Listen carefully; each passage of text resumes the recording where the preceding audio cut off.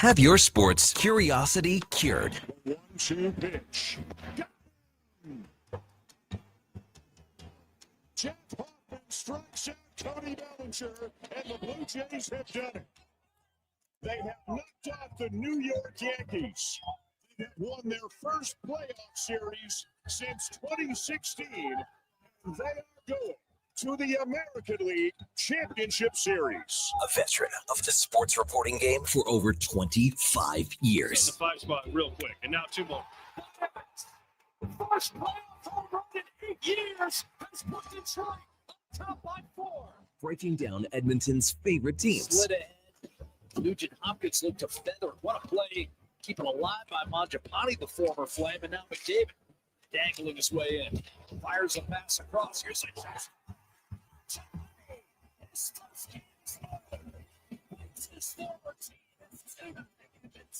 This is Sports 1440 and the Kevin Karius Show.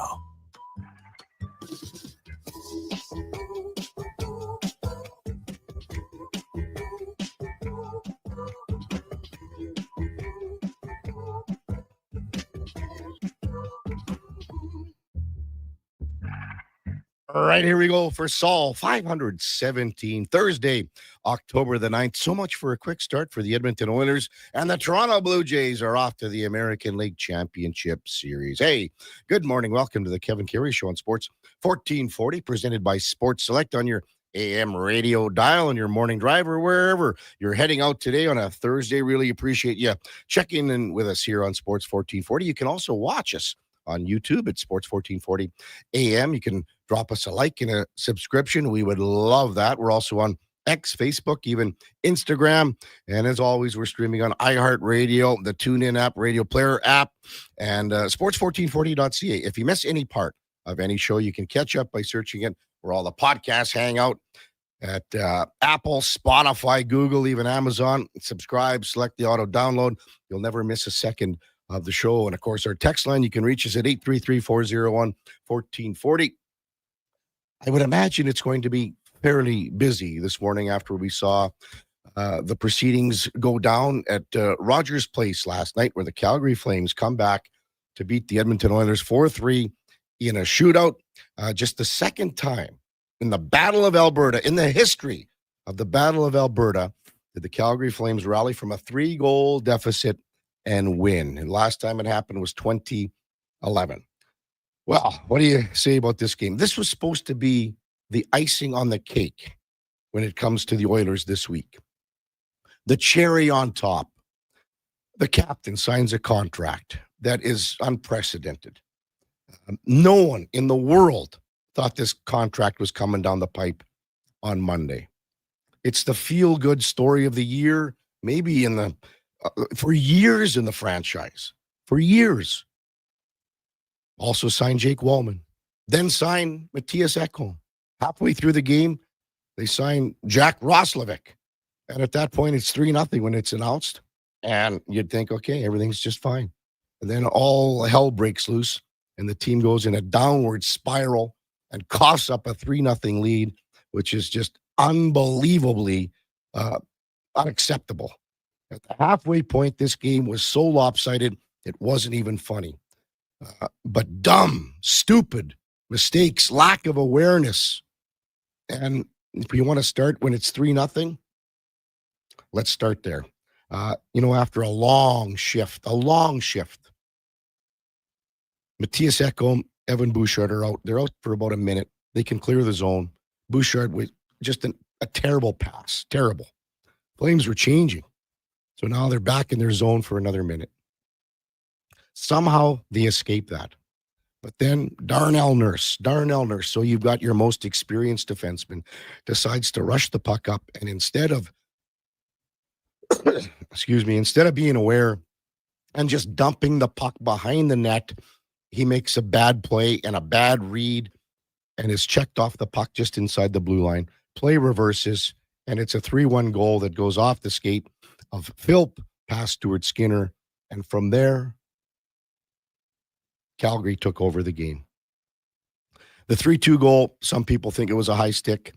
If it was called a goal on the ice, the evidence wasn't enough to overturn it. if it would have been called no goal on the ice, that probably would have been the call when they went to video review. Whatever, 3-2. Let's get to the third goal. Stu Skinner, absolutely unacceptable. Again, it's awareness. Some people can talk about Evan Bouchard, and maybe they're moving the puck to the corner. Just cover the puck. Cover the puck. It's 40 seconds into the shift to start the third period. Be aware of your surroundings. It's a simple play. Don't even think about shoveling the puck to the corner. Just cover it up. Guys are changing. It's so bad that Matthias Ekholm went off in a change. Alex Regula comes out. He gets caught with the minus. It's the same old for the Oilers. They did get it to the shootout and had actually in overtime had the power play, but really nothing dangerous. To get it to the 8th round in the shootout, had a couple of opportunities. So did Calgary. Posts that Calgary had 2 of them. Kapanen hit the crossbar. Finally, 8 shooters in it goes. And Nazem Kadri gets the game winner. Thanks to all the texts. I'll try to get through the show. Yes, the voice, I know it's a little bit off, but we'll give it the best that we can here for the next 4 hours or so. But the news again during the game, the signing of Jack Roslovic, 1 year, $1.5 million. So a roster move has to be imminent here. We'll see what happens, what the Oilers do in the sense that they have some options. But once Roslovic comes onto the roster, they have to make a roster move or maybe 2. 22 goals last year, 526 games played total in his career, 260 points. Well, the news is a lot better on the national front, is it not? The Toronto Blue Jays are off to the American League Championship Series thanks to a total team effort, 5-2 win over the New York Yankees. 8 chuckers, man. 8 chuckers go and give up virtually nothing. Vladimir Guerrero, unprecedented performance in the first 4 games of any series in playoff history with 3 home runs, 5 runs in 4 games. 2 big plays in the game. The error by Jazz Chisholm allows Nathan Lucas to come up with the big hit. A couple of ribbies to give Toronto a 4-1 lead. Now they await the winner of Detroit and Seattle. Game 5 of that series goes tomorrow in Seattle, and that will be game 1 Sunday in Toronto. Let's welcome in the Duke of Delburne here. 8 minutes is pretty hot for me, Duke, with this voice right off the hop, so you're going to have to help. We're all here to help you through, Kev. You're battling, you're grinding. It's an admirable effort. Never mind, though. You were out late last night with a Tropicana Orange men's game. Yeah, 10:30 puck drop up at the Glengarry north side. Late one, but hey, we got the win. Mm-hmm. Victory between the pipes for your boy. And listen, we've got lots of other stuff to talk about. Yeah. I know nobody gives a lick about my beer league games, but I know you'll get a kick out of this, and maybe some of the listeners will too. I can't wait to tell Laddie about it when he gets in. So we're up. It's 4-2 in the literal final seconds of the game. We're win. They cleared their zone at the other end. I kind of look up, right? None of their red jerseys are in pursuit of it. Final 2 seconds are ticking off. I put my blocker hand on my mask to like pull it up right on top of my head, like I'm about to embrace the group as they come back. The guy on our team, this is my best friend. He's just back on the team for the first time this year. He got married back at the end of August.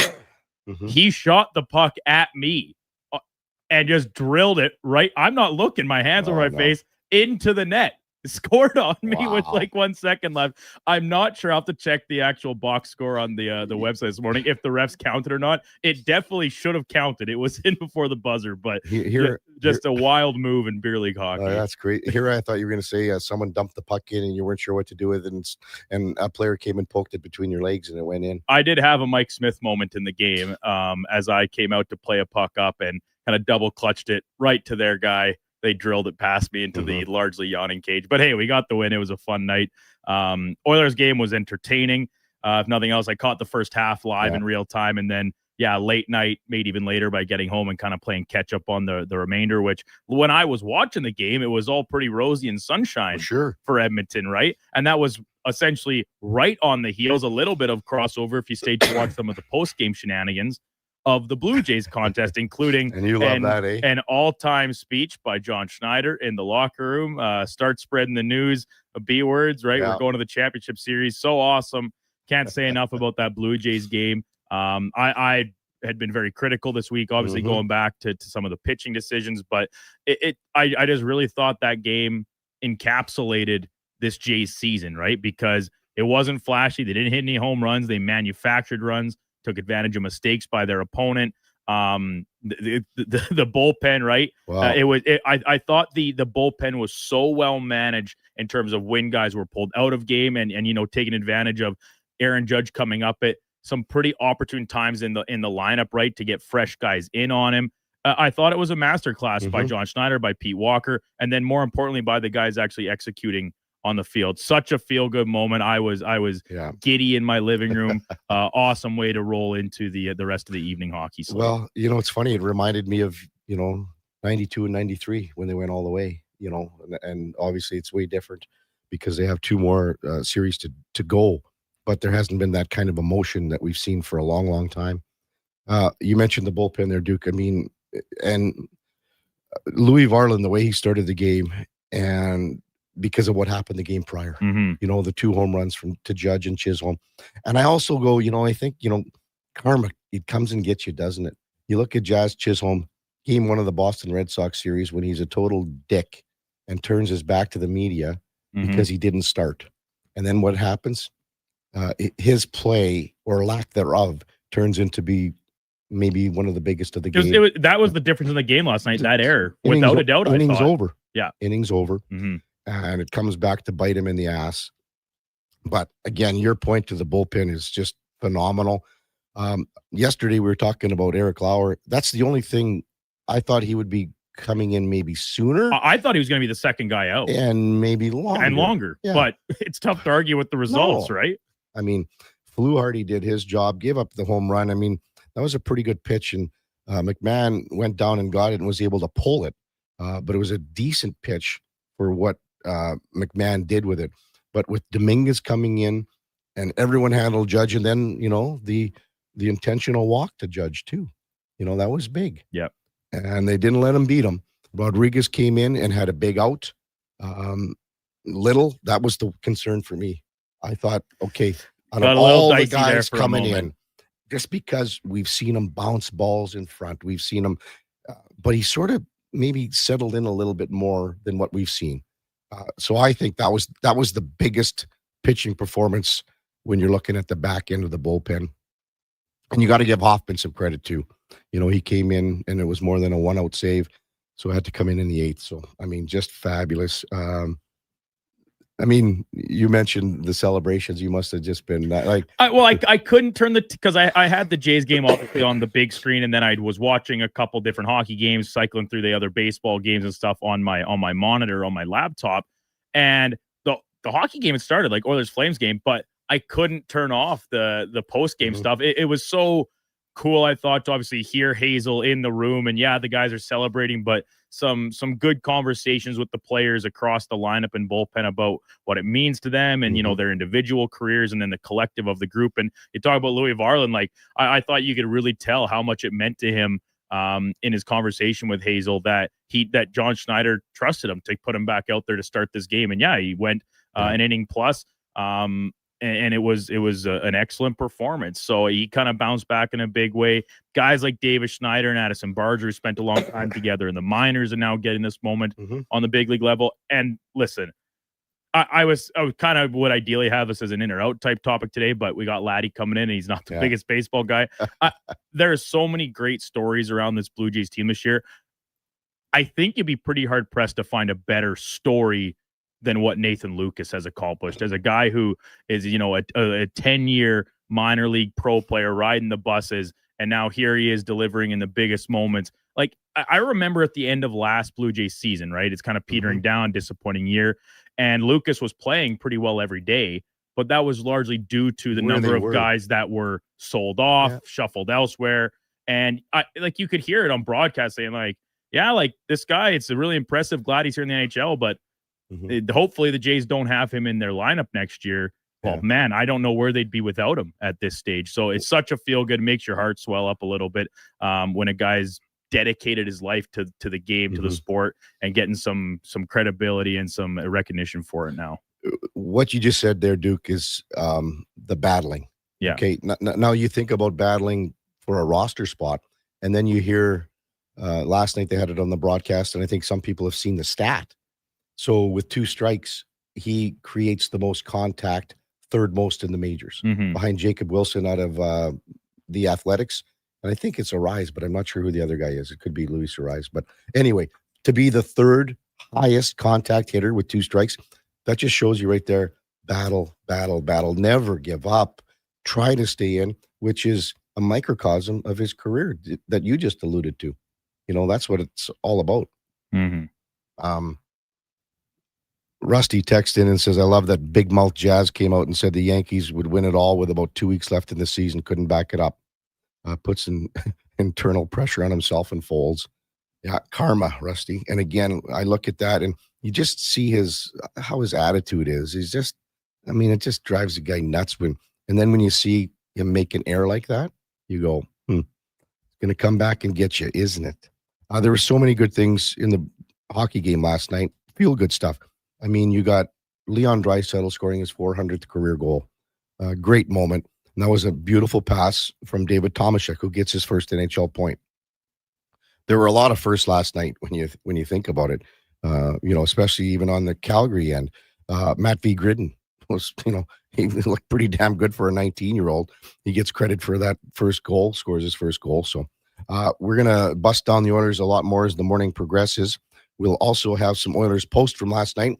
We'll check in with Stu Skinner, who owned up on the 3rd goal, and well, he should. Again, it's just some people are even saying, and even Stu's saying, well, I should just make the read quicker and shovel it off to the corner. Your team's changing. Like your one defense partner is going off. Cover the puck up. It's just a simple play. And again, I felt bad for Alex Regula, who actually right now, it's just one game. Regula looks better than Ty Emberson. If you're going to have your 6 D-man, Regula is that guy right now.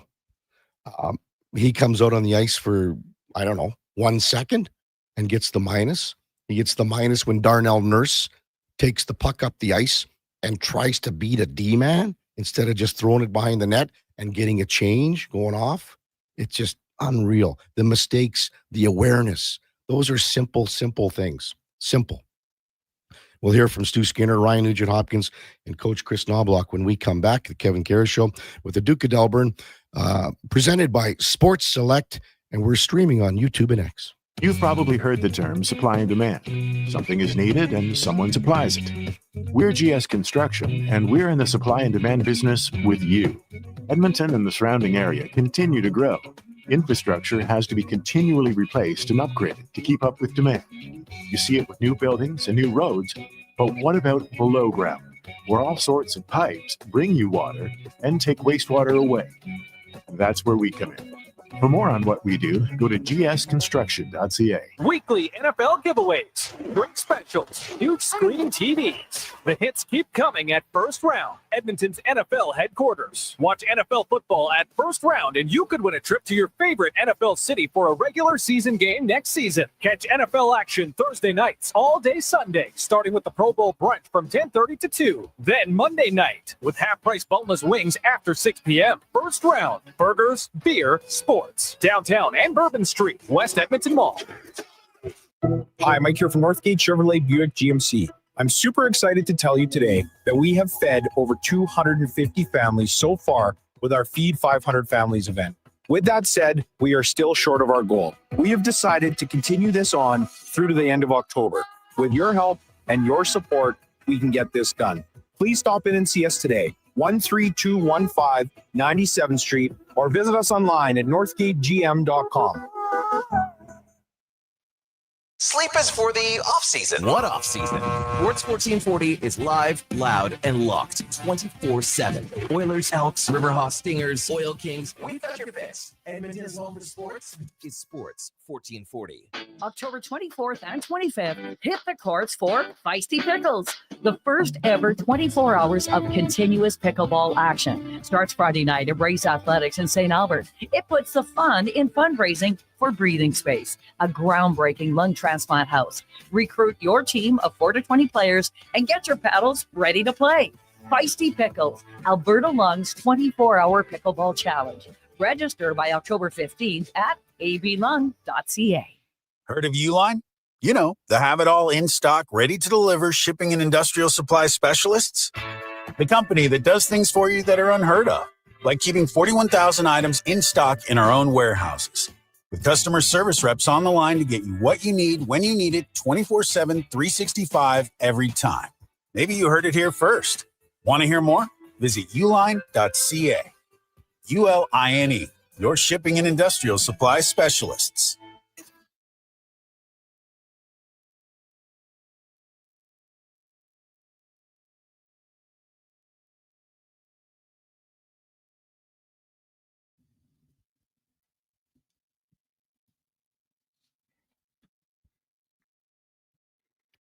Portions of this hour are brought to you by Nectar.io, transforming field data into boardroom insights. Nectar.io is the all-in-one solution for your fleet, safety, time tracking, and material management needs. Nectar.io, your business made better. Have your sports curiosity cured with the Kevin Karius Show. This is Sports 1440.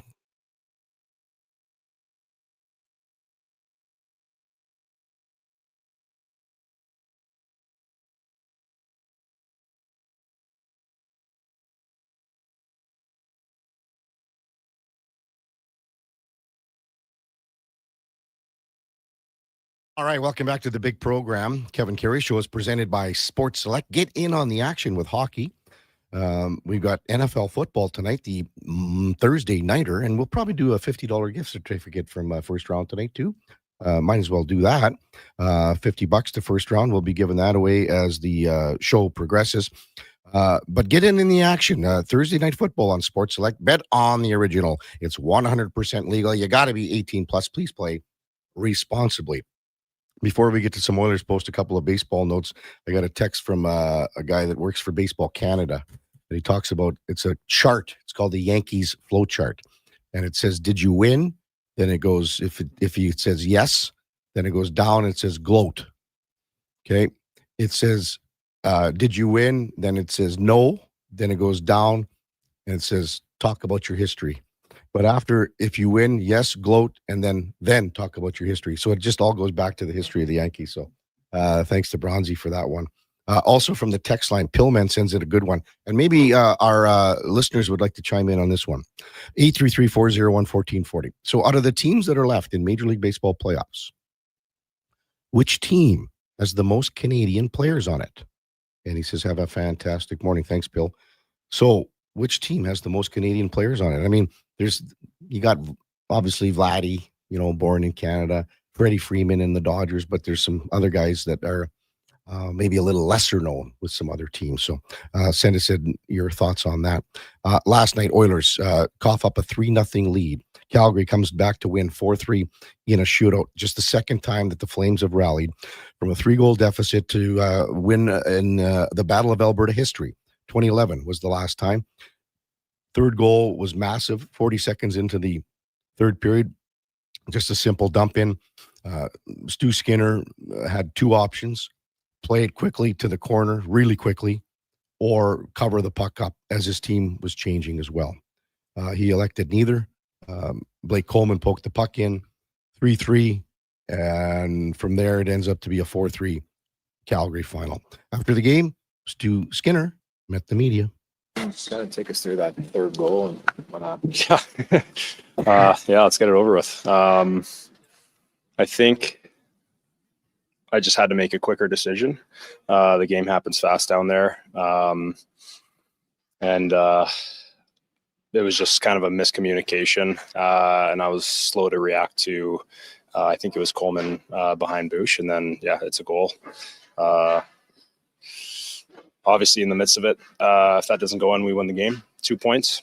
But you know what? I think the way that we responded as a team was fantastic. We were able to get into OT and be able to get out of there in OT as well, I think is huge, especially the way that it happened, us getting on the PK in the first, 40 seconds in the overtime. So overall, I thought the way that we battled tonight was fantastic. So lots of guys play the game tonight and make different mistakes along the way, and they don't necessarily, life of being a goalie. Yeah. Because otherwise, it was a pretty good night for you, but that one thing. Yeah, it's one bad decision, and it makes you look really bad. And that's just kind of how it goes. Yeah, the other two, I thought the first one obviously pretty fluky. The second one, I think it's pretty borderline. I'm not too sure what you guys think, but yeah, it was just, I don't know. Honestly, I felt good about my game, and I will say that how we played defensively tonight was superb. Is that the way the game goes? Sometimes you guys look like you're cruising, bad bounce, questionable call, and then suddenly everything turns on.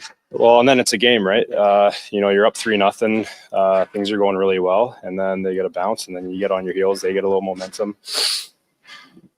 Second goal. And then, they're right back in at 3-2. And then starting of the third period, just making a decision like that just kind of really kills momentum, makes it 3-3. So, yeah, it was just kind of a weird night, but I think overall we played really good. Can you see the goal? So you stopped 6 of 8 in the shootout. You make a bunch of big saves after that goal. But is that the one you kind of go to bed thinking about at night? Is that just the liking of goaltending? I won't be thinking about it, no. It happens. It's probably the easiest fix I'll probably make this year. Quick decision, throw it in the corner. That's that. When you see, him playing at the other end, you were making some big saves late. He was too. The shootout kind of like the looks of this matchup in net against this team. Like it was a good battle. Yeah, it was a great battle. Wolfie made some spectacular saves. He's so athletic. It really is, really fun to watch. I thought he played a great game. I thought I was able to battle and, make some good stops too. I think that was one of my better shootouts that I've had. So I feel like I've gotten better in that aspect. And yeah, that's Battle of Alberta, going to the shootout, going 8-9 shooters. It's a fun game. It's been a while though since we been in the shootout. You guys didn't have a lot last year. Yeah, when you got our first line going out 3-on-3, we tend to do some damage. But yeah, no matter what, as a goaltender, you always got to be ready for those chances and being ready for the shootout. So yeah, it has been a while, especially with long playoffs and stuff. What have you worked on? Why do you feel you gotten better in the shootout? Yeah, I think, Peter's brought up some good points just on depth management and also just seeing kind of what's happening in front of me. And yeah, I'd love to get in the greedy details, but I'm going to keep that for myself. Skinner, following last night's 4-3 loss, I can't disagree with him more, to be honest with you, on that play. If he's saying that he should have made the call earlier and sweep it to the corner, 8 guys were changing. The only 2 guys that were still on the ice that weren't changing were Bouchard and Coleman. Cover the puck up. The play isn't swiping it to the corner even. The play is covering it up. And I think that has to be recognized here. The fact that he said in his post-game comments, make a call earlier, swipe it to the corner. Well, what's Bouchard supposed to do then when Coleman's right on his ass? Just cover it up. Also following the game, Ryan Nugent-Hopkins, we'll hear from him as the morning progresses. 3 points, man. Good start for the Nuge. But the coach as well held his media availability, and here are those comments. What do you think happened there that shifted it in their momentum? What did you guys get away from? You think? Turnovers. As soon as we made it 3-0, we made some turnovers, and the first goal was an unfortunate bounce in front of our net, but should never have been in our end. 2 previous shifts right before that, we had a chance to get it in. We end up getting hemmed in because we didn't get a puck in deep. We didn't get change. It started there, and then right before the goal, we had a turnover on the attack, and they come down and score. Even their power play goal, that they got the power play goal right off a turnover. We turn over the puck in the offensive zone. They go down. We take a penalty right there, and then that's 3-2. So That's a turning point right there. As soon as we made it 3-0, we got really sloppy with the puck. Before that, I thought we were outstanding with it. But that was definitely the turning point. Stu obviously took ownership of that third goal scenario there. And goalies are the last line of defense, right? They make a mistake. Often it goes in. Is that an understandable scenario, or is that just something that can't happen? Yeah, that happens throughout the season. Pretty tough to go through a whole season without something like that happening. If it happens more often than not, then we've got an issue. But, it's an unfortunate play. It's something that you don't want to see, but it happens. You got to be looking for consistency out of your goaltender. That's a goal that, turns the game. It's a minute into the third period. Is that still a gut punch for this team when that goal goes in?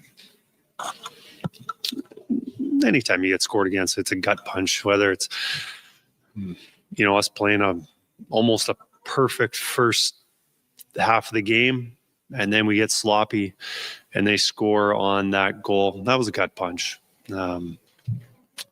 So I don't know. We had the 3-2 lead. We should be fine, but it happens. It's hockey. You played, like you were saying, you're playing a great game in the first half hour. You're never going to play the perfect game. There's going to be ebbs and flows. I guess is the key to when you get a bad bounce, when you get a bad break, is kind of just the way you recover. Like Stu kind of recovered pretty well after that and made some big saves for you. But is that really a big key for this team, is to just be able to absorb that and move on? Yeah, he handled that really well. He made some big saves, get it to overtime. Didn't rattle his confidence. And I've seen that from Stu numerous times where, things are rockier. And the night before he didn't play very well. The next night he plays really well. He doesn't get too high, too low. And that maybe a rookie goaltender gets rattled by that goal. But he made some big saves after that. What do you think of Tomaszek's night? I mean, he had a nice assist, but wound up in the penalty box a couple times as well. Yeah, it's overall, I thought a pretty good game. I thought our power play was good, and I thought he had a lot to do with that. Overall, that so-called fourth line had many scoring chances. I thought overall they played really well, especially early in the game. And, all three of them had solid games. So, I was very happy with his game. I'd just like to take out the penalty. You haven't coached in a lot of NHL shootouts. Do you go into a game 1 through 18 if it goes that long, or did you adjust on the fly tonight? We've got our top 3 that we're going to go with, and probably an idea of who our next, probably 3 or 4. And then after that, it's some discussion on the bench. Chris, kind of an odd situation. You made a signing during the game. I don't know how much you talked to Stan about it prior, but can you give us your thoughts on Roslovic and what you think he'll add? A player that'll add speed to our team. Last year, I believe he had 22 goals, 1 on the power play. So that shows us that he can score 5-on-5. Typically he hasn't been much of a power play guy. But I think just adding some more speed to our lineup and a little more depth scoring 5-on-5, I think that's a great addition to our team. So now for us to decide exactly where he goes and how soon he comes in the lineup. Missing training camp, and I know he's been skating. We'll find that out more. But right now I think he'll add, as I said, the depth scoring and the speed, which you can never have enough of. Do you think Saturday would be a possibility? Friday, would that be soon enough, or do you think you probably need another practice? Well, after Friday, we don't have very many practices. We, practice Friday, play Saturday. We'll practice on Sunday, and then we're traveling out east. So our schedule doesn't really allow him to get some practices under his belt and fit in with the team. So it'll probably be sooner than later. That's head coach Chris Knobloch yesterday. One point that I wanted to make there about the shootout, because a texter KP came in a little while ago, almost right during the interview, and I agree with him 100% on this. Why no Mangiapane in the shootout? And I was thinking that last night as well, and we were probably going to talk about it as the morning progressed, but totally agree with you, KP. Thought Mangiapane should have been there.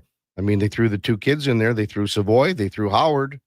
I'd have no reason why. Don't know why Mangiapane wouldn't have been considered even ahead of those guys. But maybe the numbers aren't there for Mangiapane in his past. But after he rifled that shot past Wolf for his first career goal as an Oiler, I probably would have went back to him because, that was a wicked shot. He was probably going off for a change before he saw Connor pick that puck up too. So that was a wicked shot. Also Kapanen, bar down. The Flames had 2 posts as well in the shootout, and then Kadri wins it in the 8th round. Text line 833-401-1440. Tyler from Mill Woods. He says on the 3rd goal, my point about covering the puck up. He says, you don't just give the team an O-zone faceoff. This is mostly on Bouchard. You don't skate towards the goalie in that situation and do nothing. You either take the puck or box out the defender so he can cover. Still a bit on Stu, but mostly on Bouch, in my opinion. I couldn't disagree with you more, Tyler. This is all on Stu. Again, he has to recognize the fact that 8 players are changing, 4 on his own team. The only 2 guys on the ice again are Coleman and Bouchard. Just smother the puck, live to fight another day. And I mean, when you think about it, the guys on the ice, because Connor McDavid went off for a change. Leon went off for a change. So the change happens. Bouchard's still left on the ice. Kapanen comes out. Philp comes out. Regula comes out. Podkolzin comes out. They're on the ice for, 1 second each, and they get the minus. The play is cover the puck. The plays cover the puck. When we come back, Zach Lang from Oilers Nation. Man, he's that would have been a wild night for Zach. Obviously, huge Blue Jays fan and does Blue Jays stuff on Oilers Nation as well. But you go from the Blue Jays winning, and again, you're up 3-0, and you're thinking, this is going to be a great night. And then it ends the way it is for the Oilers. That's coming up right after the break. Kevin Karius, Duke of Delburne on Sports 1440, presented by Sports Select. We're also streaming on YouTube and X. Seriously, another door knocker? I really want to go solar, but these high-pressure tactics are exhausting. And their prices are unbelievable. Before we do anything, let's call Great Canadian Solar. There's a better way to go solar. Great Canadian Solar provides honest advice and fair pricing to save you from overpaying. They're easy to deal with and will never put pressure on you to buy. As a trusted local business for over 15 years, Great Canadian Solar will support you in your solar journey. Visit GreatCanadianSolar.com and call today to get started. At Fountain Tire, we're fluent in saving you money. Fluent? Yes, we've mastered the language of deals. Like right now, you can save up to 25% off select tires and up to $125 off a set of 4 select Goodyear tires. Plus, $50 off $150 service when you buy those tires. All until October 18th. I'm sorry, I don't speak deals. Spend less, save more when you buy round black things from us. Oh, got it. Restrictions apply. Book your appointment online today. Fountain Tire. We're on this road together, Canada. Getting in on the sports action you want is as easy as playing at sportselect.com. Simply make your picks online, generate your QR code, and lock in your bet at your local Lotto Spot retailer. Then sit back, watch the game, grip your chair, and high-five anyone nearby. Every bet is 100% legal with the chance of winning cash in hand. Sports Select. When you're ready to play, bet on the original. Must be 18 plus to play. Play responsibly. Edmonton's home for sports is Sports 1440. After every game this season, tune in to Andrew Walker for the post-game show. Let's talk some hockey. Let's talk about the game on Sports 1440. So I took this pumpkin to Metal Supermarkets for carving. Turns out they don't do that, but that's okay. They did help me with a new steel shelf for my garage, cut and bent to my exact specifications in no time. Can't wait to build it this weekend. As for this big orange pumpkin, I think I'll just toss on a toupee and call it Mr. President. Too easy. Metal Supermarkets, the local convenience stores for Southside, West End, metalsupermarkets.com. Backed by popular demand, Folsom Prison Revisited. The story of one of the greatest concerts in history returns to the Jubilee Auditorium. November 22nd. Step back in time before, during, and after this iconic Johnny Cash performance, featuring Devin Brain from $1 Million Quartet and an all-star band. You'll relive an event that changed the life of Johnny Cash and changed music forever. Tickets at Ticketmaster.ca and at the Jubilee box office. Brought to you by Stars and Stories Live.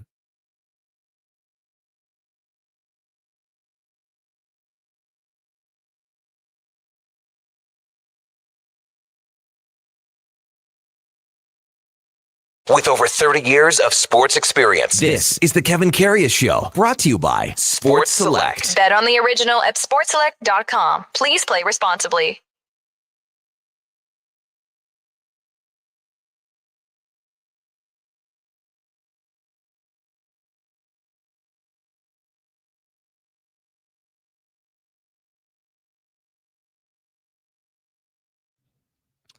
All right, welcome back to the big program. 7:40 in Edmonton. Kevin Karius, Duke of Delburne with you on a Thursday morning. So glad you could check in with us here on Sports 1440. We're also streaming on YouTube and X, Facebook, even the old Insty, as we like to call it around here. Time now for the Puck Report, brought to you by Fountain Tire. Hey, the leaves are falling. So are the prices at Fountain Tire. Until October the 18th, you can get up to 25% off per tire instantly, $125 back on a set of select Goodyear tires, and $50 back on $150 service with your purchase. Check them out at fountaintire.com as we welcome back Zach Lang from Oilers Nation. Morning, Zach. You're with Kevin Karius. Thanks for jumping on Sports 1440 this morning. Appreciate it, as always. Hey, good morning, Kevin. My pleasure. Pretty exciting day in the sports world yesterday, to say the least. Wasn't it ever? And I was even just thinking, and I mentioned it like halfway through the Oilers game, it's 3-0 and the Jack Roslovic rumors are rumbling, and then it comes to fruition. The Jays had wrapped it up. I think it was at the 11:09 mark. I wrote it down in the first period. They had wrapped it up with the last pitch by Hoffman to close out the series. So, yeah, it was a great night to just watch and kind of be involved. Where do you want to start? Let's just start with maybe the Blue Jays before we get the Oilers, and how that was such a total team effort to get through to the American League Championship Series with that 5-2 win. John Schneider said it best in words that I can't repeat over the airwaves last night. But yeah, it was an absolute team effort. They go with the bullpen day, and it worked to perfection. Just a great job all around from, the pitching staff and getting this one done. I think there was a lot of concern about this game and this bullpen day, right? Max Scherzer, Chris Bassett, both getting left off the roster, and they both kind of got beat up towards the end of the year last year. We all know how dangerous this Yankees lineup can be, and they showed it at times throughout this series. They just didn't show it when it mattered most last night, and credit to the Jays bats, because they started to come alive there late in that game and really helped close this one out. The Duke brought up a great point regarding Nathan Lucas. And going back to last year and just his journey and the battle. And then, you heard that stat about being with contact after 2 strikes, third best contact in Major League Baseball. Maybe just your opinion on some of the lesser lights again, like Lucas. And, we saw Schneider be a big part of things. And even a little thing like Miles Straw last night, he came in for Santander and did a fantastic job. Yeah, absolutely. And I think Santander is even a guy we can maybe give a little bit of credit to here as well. His game doesn't really show up well on the box sheet last night, but boy, he had a couple of at-bats there where he was up to 10, 11, 12 pitches going up against their starting pitcher. So, that was another really impressive performance. But Nathan Lucas, another great game from him here. It's been kind of weird because at times you kind of look at him sitting second in the order there and you're kind of like, ooh, really? Like, is there nobody else that, they could slide up into that spot? And then he has a game like last night where it's just, a couple of really clutch hits to get himself on base and drive in some runs. And it ends up being the difference maker for this Blue Jays team. So, there's a lot of guys I think that can deserve credit along the way, like a guy like Addison Barger, right? You look what happens in game 3, he kind of drops that ball after coming into the game. And then last night, he's absolutely rock solid, goes 3 for 5, a big part of the victory last night. So yeah, really impressive stuff all around, and credit where it's due, because there was a lot of guys who really stepped up. Yeah. And another guy, when you look at Vladimir Guerrero's series here, first time ever, 9 hits, 3 home runs, 5 runs in a 4-game, the first of a 4-game series that ended in 4. That's never been done before. But a guy that was so quietly under the radar that was such a key contributor here is Ernie Clement. Man, did he get some big hits. Unbelievable. Hit 643 in the series. I mean, this guy just could not stop getting on base, left, right, and center. Didn't matter if it was a lefty, if it was a righty, if it was a starter, if it was a reliever. Incredible series from Ernie Clement here. What a story this guy is, right? Basically left for dead more or less in the world of baseball, and he finds a way to get onto the postseason roster here after another solid season from him. Quickly has become one of my favorite players here on this Blue Jays team. Yeah, I mean, he, again, so many leadoff hits. It seemed like that bottom of the order, even Jimenez, some critical hits, some key hits, and the timeliness of everything last night was almost like a microcosm of their season. Hey, who's a better matchup here, Detroit or Seattle? I don't know. It's a good question. I mean, both teams been playing really good baseball. I don't know if I necessarily lean one way or the other. I think whoever is going to be going up against the Blue Jays is going to be in tough. I mean, I think it's going to be a tough series, whether the Tigers pull through here or the Mariners pull through here. It seems like maybe Seattle's given the Jays some more fits over the years. But in the same breath, too, if they are able to go up against Seattle, little chance for revenge from a couple of years ago here. So I don't know. I think either way, it doesn't really matter for these Blue Jays. You could put any team up there right now and they'd be scrappy and trying to find a way to close out that series. Well, the one thing I would say here, Zach, is I think it's Detroit because Scubo's going to go tomorrow night. That means he's not going to at least game 3. So you might only see him once in the series. So to me, that's a big deal. Travel's another one. You're just going to Detroit instead of Seattle. Having said that, Seattle, depending on how many tickets they let Canadians buy, could be like a home game out there. So could Detroit. Yeah, it's true. I mean, both cities pretty close to the Canadian border. So it would not surprise me in the least to see some more pilgrimages from Toronto down to either of those cities. Yeah. Zach Lang with us from Oilers Nation, also big with the Blue Jays. So what did you make of last night's game where the Oilers coughed up the 3-0 lead, Zach, to lose 4-3 in a shootout? Well, you really like to see them get a 3-0 lead. That was a really promising start to the game as far as I was concerned. It really felt like through the first half of the game or the first 28 minutes, let's say, the Oilers were in absolute control. Leon Draisaitl gets it going in the first period. Andrew Mangiapane, gets himself on the board. That Draisaitl goal on the power play in the second period. I mean, what a play by David Tomasek. That was a great little feed to find Draisaitl on the back door there. And then, man, it just kind of felt like they just took their foot off the gas for some reason. Just kind of was weird. Started playing sloppy, started turning pucks over, and they really just let Calgary kind of come back into the game. And it got to the point where it comes down to essentially a coin flip in the shootout. I mean, you go 8 rounds in the shootout and, what are you going to do, right? So not a performance that I necessarily loved, especially that last half of the game. But I thought it was a pretty promising start at the very least. Yeah, maybe just look at the miscues that happened. The third goal, the first goal. I mean, I didn't like the first goal with Darnell Nurse not getting the puck deep, and then it resulting in a lucky goal. The second goal could have gone either way. If it's called, in my opinion, if it's called no goal on the ice, it probably would have been no goal after review. Maybe just touch on a few of the breakdowns that you saw last night, Zach. Yeah, I mean, bad bounce on Matvei Gridin's first NHL goal.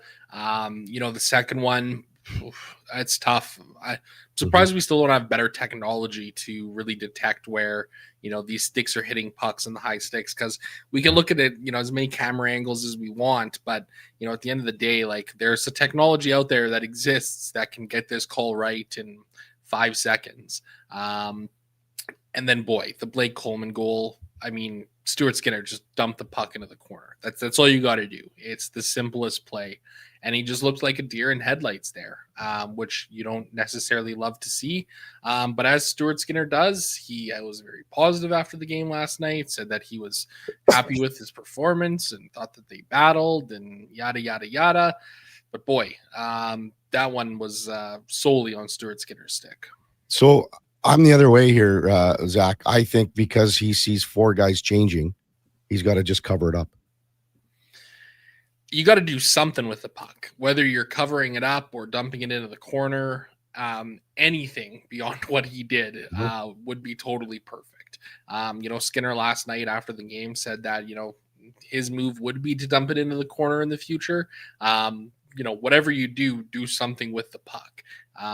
Just kind of a weird one, and hopefully it's good, I guess, that, he gets a really weird one out of the way like that. And I don't know, hopefully settles down for Saturday. Got a text in from Steve from Drumheller. Zach, good morning, everyday listener. Can you tell me where Jack Roslovic fits in? Where do you see that, Zach? Yeah, great question. Really good question. I'm not entirely sure at the moment. I kind of like the look of this forward group right now, the way that it is. But hey, listen, this is a guy in Jack Roslovic who, 22 goals last year, 21 of them came at 5-on-5. I think at the very least, it's going to create some more competition here, which is exactly what we want to see. And at the end of the day, Connor Ingram and Jack Roslovic are coming to Edmonton within the last, week and a half for free before the season starts. I think at the end of the day, it's hard to argue with this being a negative move. Like, I don't think anybody really could, because this is a guy who's put up points. He's scored 40, 45 points in the NHL. He's played up and down lineups, can play on the first line, second line, third line, fourth line. He's literally played everywhere in the last number of years. He can play the center. He can play on the wing, a very versatile forward. And I think that's a good thing for this Edmonton Oilers team to have. So, going to create some more competition. Guys like Noah Philp, Kasperi Kapanen, Vasily Podkolzin, it's going to be up to them to prove that they can, continue to stick at the NHL level here, because, I think Roslovic's somebody who can come in here and play within the middle 6 of this team, or, let's just say second, third, fourth line minutes.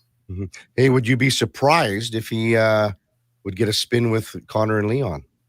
Not at all. Mm-hmm. Not at all. Honestly, I didn't think Trent Frederick looked great last night up there.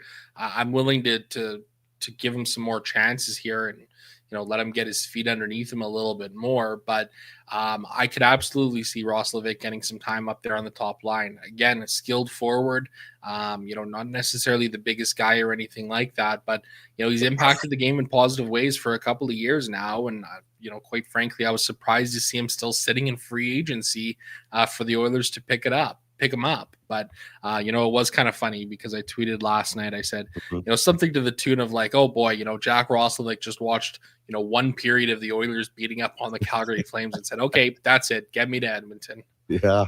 I mean, he's betting on himself. He was offered more money and longer term on July 1 with some teams, but no one came a calling. And again, bet on yourself. This is a great opportunity for him.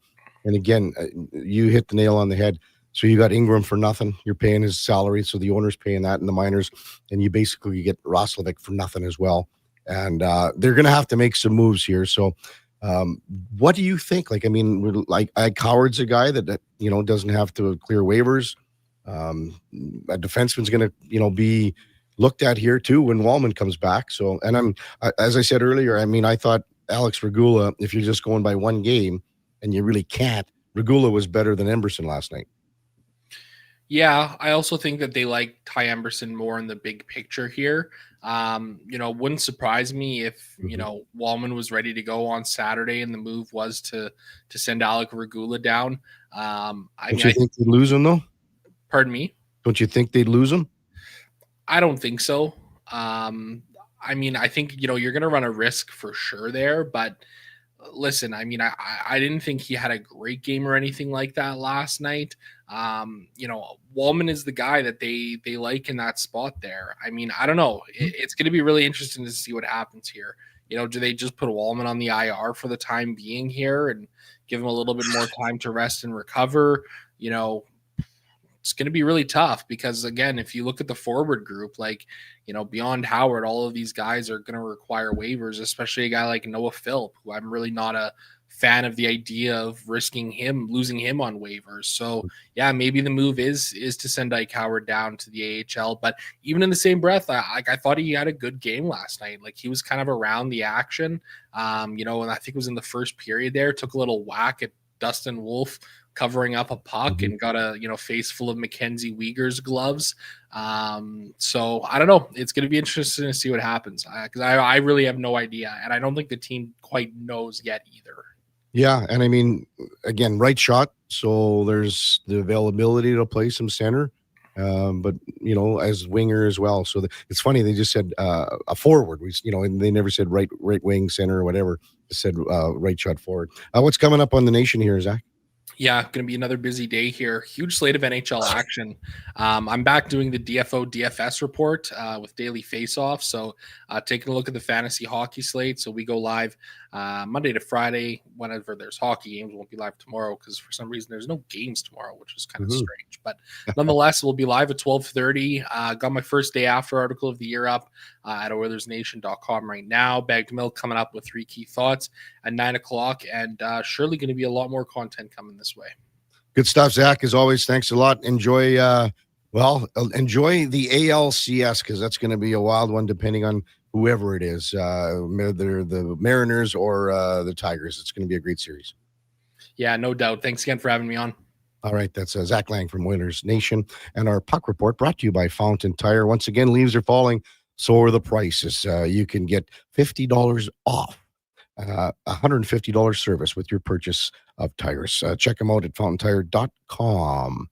When we come back, top of the hour, we got Mark Spector from Rogers Sportsnet, also Frank Saravalli from Frankly Hockey and Victory Plus TV. That's all straight ahead in the 8 o'clock hour. Before that time now for a Sports 1440 update brought to you by Nectar.io. Learn more about how we can help your business automate processes, streamline operations, and save money at Nectar.io. Nectar.io, your business made better. Here is the Duke. This is a Sports 1440 update.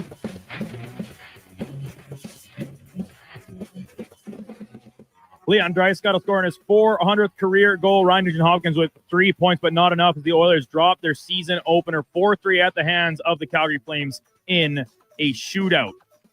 During the game, Elliot Friedman reporting the Oilers signing forward Jack Roslovic to a one-year contract carrying a cap hit of $1.5 million. Roslovic had a career-high 22 goals last season alongside 17 assists, just 28 years old.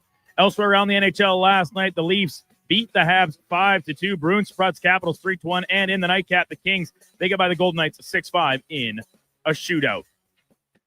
Former Devils forward Mikey McLeod returning to the KHL on a 3-year deal with Avangard Omsk. The league announcing this morning. McLeod spent the 2024-25 season in the Continental Hockey League and, of course, was cleared earlier this summer of sexual assault charges, along with a collection of other former NHLers. MLB postseason yesterday, the Blue Jays are through to the American League Championship Series. They beat the Yankees 5-2, used 8 pitchers in the game, manufacturing all 5 runs. They await the winner of the Mariners and Tigers. Other postseason matchups, those same Tigers force a decisive game number 5, beating the Mariners 9-3. Cubs stay alive with a 4-3 win over the Brewers. They trail that series 2-1. And the Phillies also force a game 4 as they beat the Dodgers 8-2. Coming up in hour 2 of the Kevin Karius Show, we'll be joined by Sportsnet's Mark Spector and Frank Saravalli from the Daily Faceoff. From Victory Plus TV. I'm Brandon Douglas. That's your Sports 1440 update. Sports 1440 in West Edmonton Mall and Wetaskiwin. CKJR is a Stingray radio station. Download the free radio player app and listen wherever you go. Is your company drowning in paperwork and administrative tasks? Do you need more data to make better decisions? Nectar.io is your company's all-in-one solution for fleet and materials management, safety, time cards, and GIS-based project management. Now is the time to capture and transform field, site, and shop data into boardroom-level business intelligence, all with one login.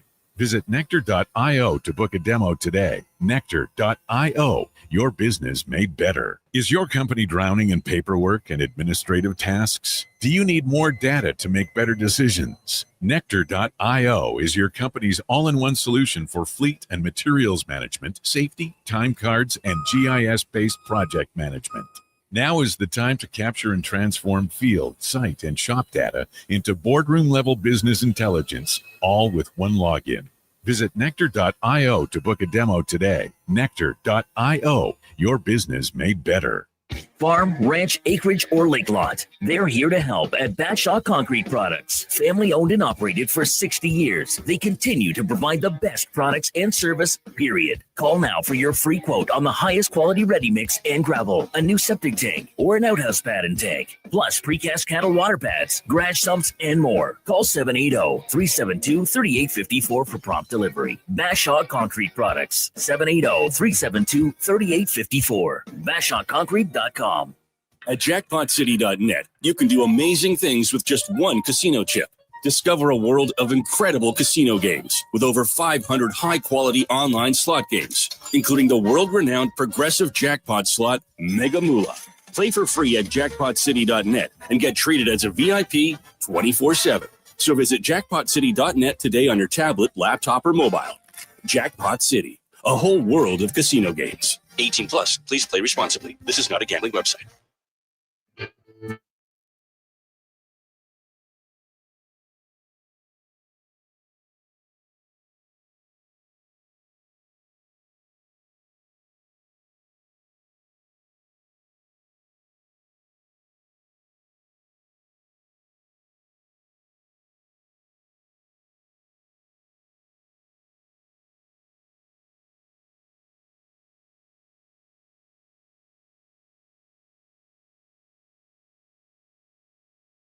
This is the Kevin Karius Show on Sports 1440, a proud presentation of Sports Select. In store or online at sportselect.com. Please play responsibly.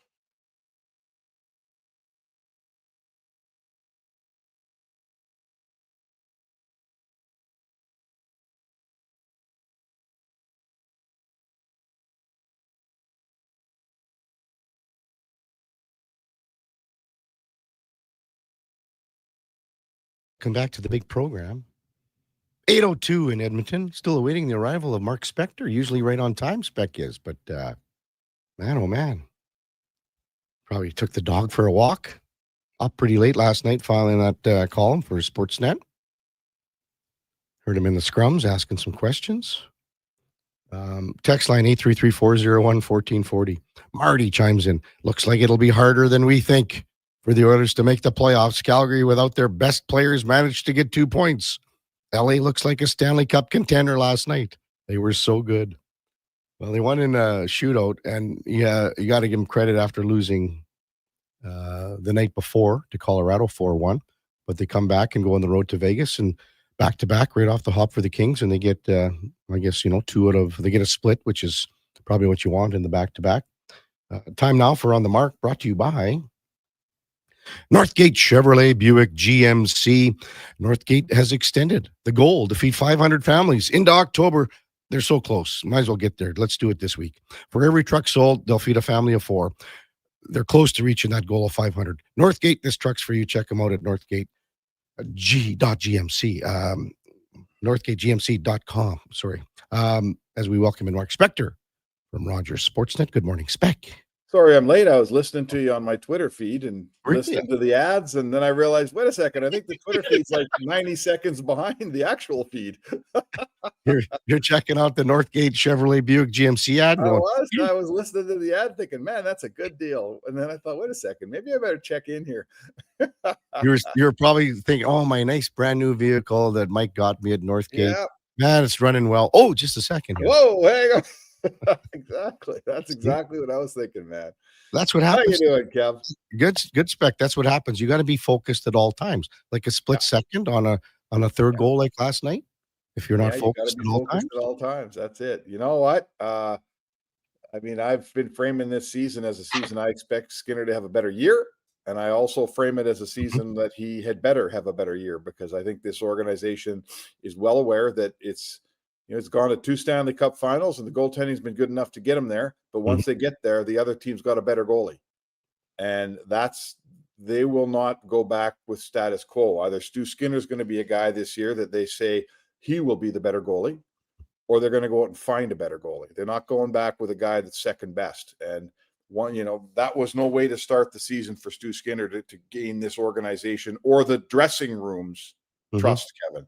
I agree on a lot of those points, Spec, but the one thing I'm on the other side with is that he was the better goalie against Vegas and Aiden Hill, and he was the better goalie against Dallas and Jake Ottinger. So that's fair, and that's true. But he wasn't the better goalie in the finals, I'll give you that. And he wasn't the better goalie last night. No, it wasn't a better goalie last night at all. I mean, they have lost. They're losing games. I mean, they lose another game where the other guy's a better goalie. And at some point, when you get down to the fine margins, goaltending isn't just a little part of the game. It's a huge part of the game. And it's only one game. I'm not here to overreact on one split-second play. It was a horrible goal. It was inexcusable for a goalie of his experience to make that play at that time and freeze and let that the bench sags, the team sags, the building sags. My point would be we've seen this enough times in different. We've seen different variations of that goal for a long time now. And if they don't stop, things will change. Yeah. I mean, even just the acquisition of Connor Ingram. And that's a long ways away, Spec. No, but it's there. It's there.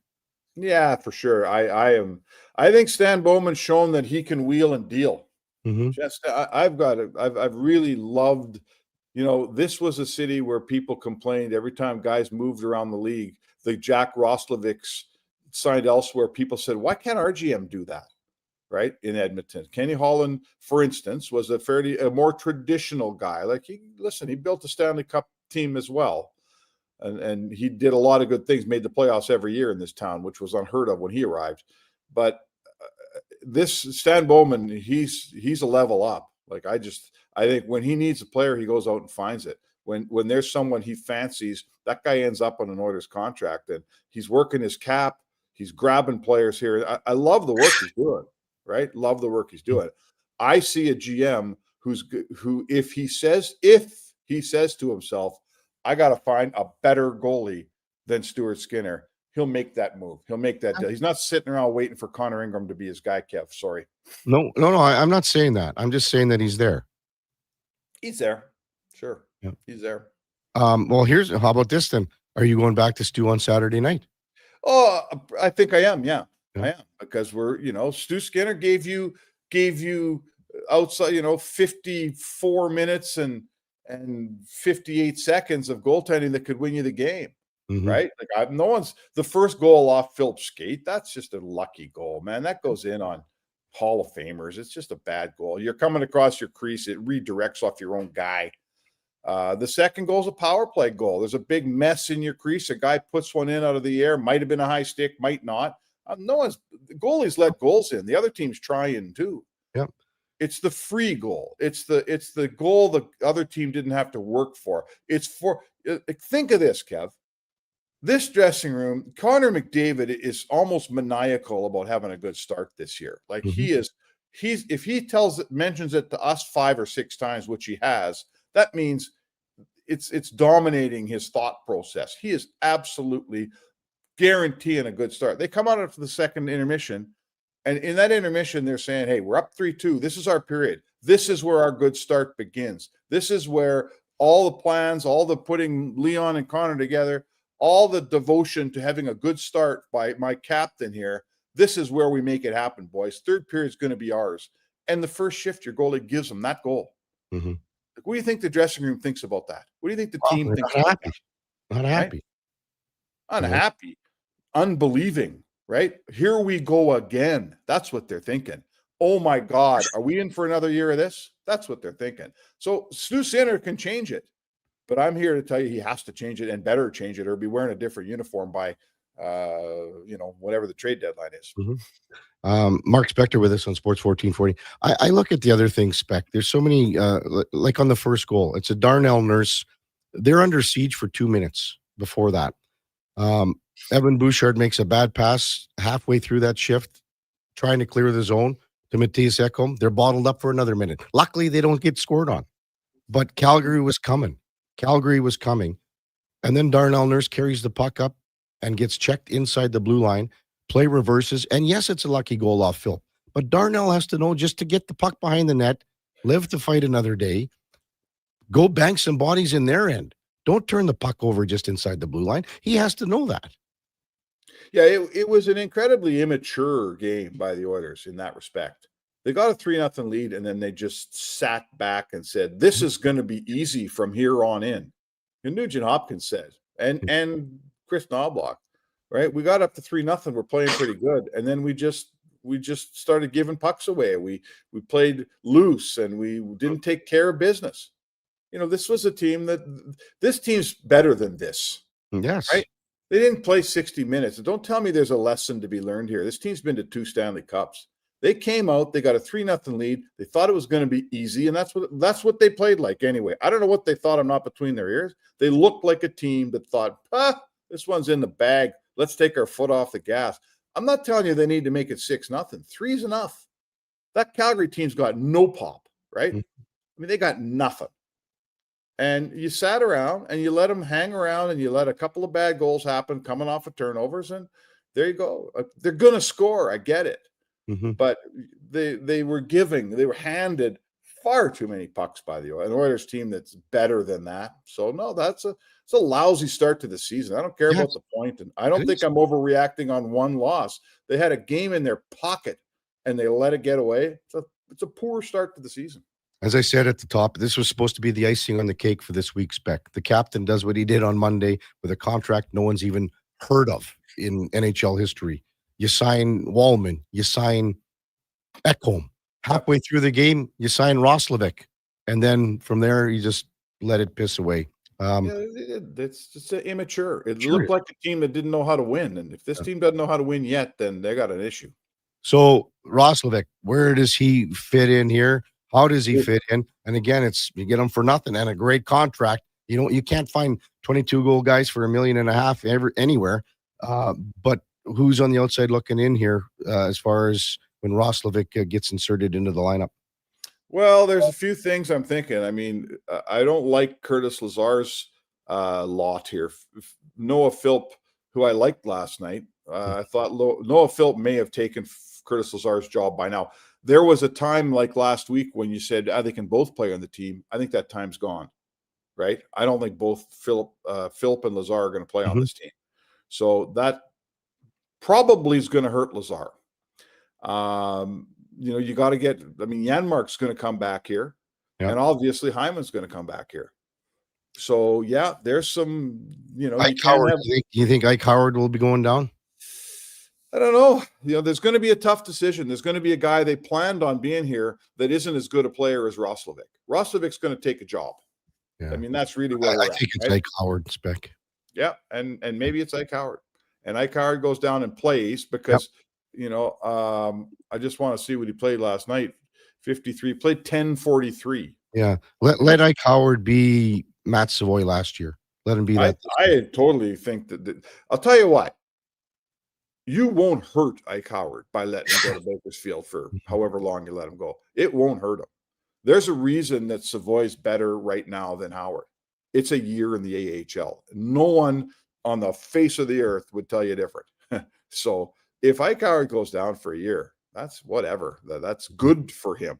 It's good for him. So sure, that's your guy, Kev, could be your guy. But Roslovic won't be going anywhere. He's playing here, and someone else going to have to move over.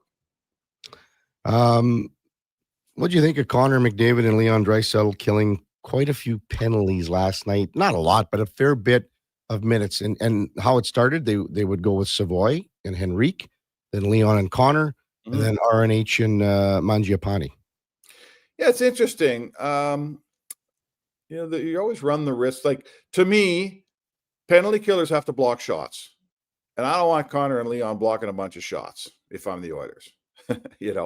So can you be, Kevin, a successful penalty killer and not sell out and block shots? Well, I don't know. I'd say no. If it's a yes or no question, I'm saying no. I'd say no too.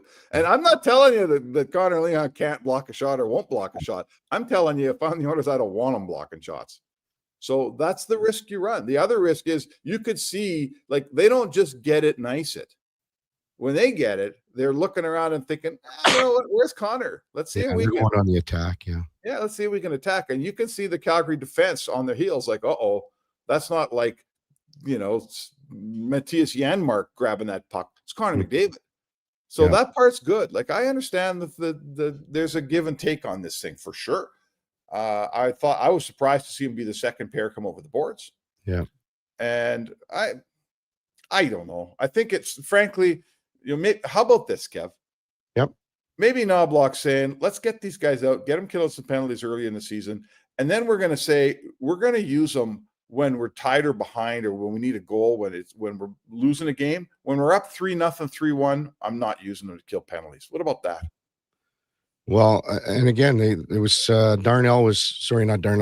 was 3 minutes, I think, shorthanded killing. What do we got? Yeah. And Leon was 256. Connor was 158. So that's a fair bit for one game. Sure. Exactly.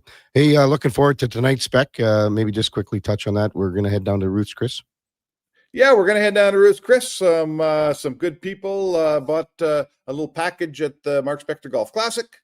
And Jason Gregor and I and a foursome from the tournament are going to go down to Ruth's. Brendan Connolly, kind enough at Ruth's Chris to donate a nice package for us. We got a nice little room for 7 people, and probably have a steak, maybe drink a glass of wine. And you're the guy that orders chicken at a steakhouse, right? Yeah, no, I don't order chicken at a steakhouse, buddy. Okay, bud, we'll see you tonight, Spec. Thanks, man. Looking forward to it. That's Mark Spector from Rogers Sportsnet on the Mark, brought to you by, powered by Northgate Chevrolet. This truck's for you. When we come back, Frank Saravalli from no, not the DFO, from Frankly Speaking on Victory Plus TV. That's coming up right after the break. Kevin Karius, Duke of Delburne on Sports 1440, presented by Sports Select. We're streaming on YouTube, X, Facebook, and Instagram. Today on Hey Culligan, how smart is your water? Here's Tracy. Hey, Culligan. I think my water might be dumb. Good news, Tracy. Your water's not dumb. It's just not talking to you. You can make my water talk. No, but the new Culligan Smart Drinking Water System can talk to your phone to tell you when your water filters need changing and help you meet drinking water goals. Now that's some brilliant H2O. You said it, Tracy, and we're already on the way. Let us help you out with a free in-home water test from a local Culligan water expert at Culligan.ca. At Fountain Tire, get up to 25% off select tires, up to $125 off a set of 4 select Goodyear tires, and $50 off $150 service until October 18th. Restrictions apply. Book today. Fountain Tire. We're on this road together, Canada. Hey, sports fans, we've got a clear choice for you. At Crystal Glass, we provide customers with the perfect glass for any job. From home to auto and even commercial, installation or repairs, we're your team. Call 310 Glass or visit crystalglass.ca. Crystal Glass. They're not just a grocery store. They're a butcher, a baker, a cafe, deli, rotisserie pizza, and restaurant, all under one roof. Loca Quality Market does food differently with 2 locations to serve you. Edmonton and Sherwood Park. Visit loca.ca. Looking for the perfect used ride? Now's the time. Drive away for as little as $25 bi-weekly. Go Auto has over 7,500 used vehicles in stock with something for everyone. From budget-friendly cars and road trip-ready SUVs to powerful work-ready trucks. With around 70 locations across Canada, your next vehicle is closer than you think. Whether you're upgrading, downsizing, or buying for the first time, we've got the right ride at the right price. But don't wait. These deals won't stick around forever. Start shopping today at goauto.ca. Monopoly Double Play is back at McDonald's. So let's practice winning. You just won 25 grand and go. Yes! I said 25 grand. That's what I'm talking about. Yeah! Much better. Okay, now you just won a brand new Chevrolet Corvette. I think she just fainted. Impressive. Feel like a winner on pack and in-app. Monopoly Double Play is back. While supplies last, 1 in 5 chances to win game piece prizes at outset. Chances to win draw prizes depend on number of entries in each draw. Cash prizes payable by e-transfer. See rules in-app. Edmonton's home for sports is Sports 1440. After every game this season, tune in to Andrew Walker for the post-game show. Let's talk some hockey. Let's talk about the game on Sports 1440. Missioner Allen Auctioneering's 3-day Calgary, Edmonton, Winnipeg public unreserved heavy truck auctions are next Thursday at 9 a.m. with Tritum, tandem, and single axle trucks, including tractors, diggers, decks, dumps, plows, vacs, man lifts, pickers, refuse trucks, and more. Info at maauctions.com. When it comes to choosing a hair clinic, the difference is in the doctor. I'm Dr. Van Selliot. Transforming how you feel about yourself is a very personal experience, and I'll work directly with you every step of the way. Physicians come from all over the world to learn from Dr. Elliott. When your personal goal is to help other people achieve theirs, you must deeply understand the latest treatments. Want to feel confident and comfortable? The difference is in the doctor. I'm Dr. Van Selliot at drvanselliot.com. Missioner Allen Auctioneering's 3-day Calgary, Edmonton, Winnipeg public unreserved equipment auctions are next Friday at 9 a.m. featuring a large selection of surplus municipal graders plus backhoes, dozers, wheel loaders, man lifts, skid steers, telehandlers, plus commercial trailers and more. Info at maauctions.com.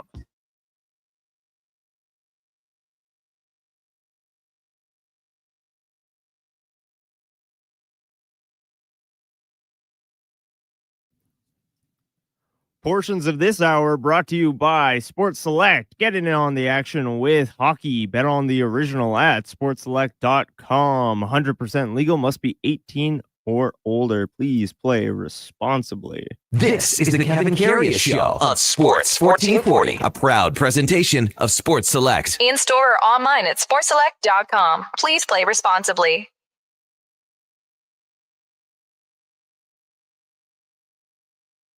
Anyone in Edmonton, Kevin Karius, Duke of Delburne with you on Sports 1440, presented by Sports Select. We're streaming on YouTube and X and Instagram and Facebook. And time now for the headliner of the day, brought to you by Mr. Rooter Plumbing, draining clogged pipes like 3-pointers for all your plumbing needs. Go to mrrooter.ca as we welcome in Frank Saravalli from Frankly Speaking and Victory Plus TV. Morning, Frank. How you doing, Kevin?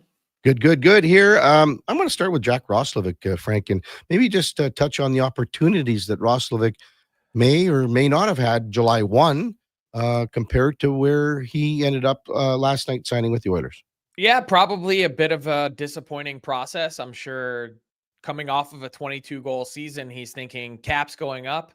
I'm going to be in a spot to earn a big ticket deal, whether it's 3-4 years, something like that, to really put down roots in a place, and then to go the entire summer without reaching a deal.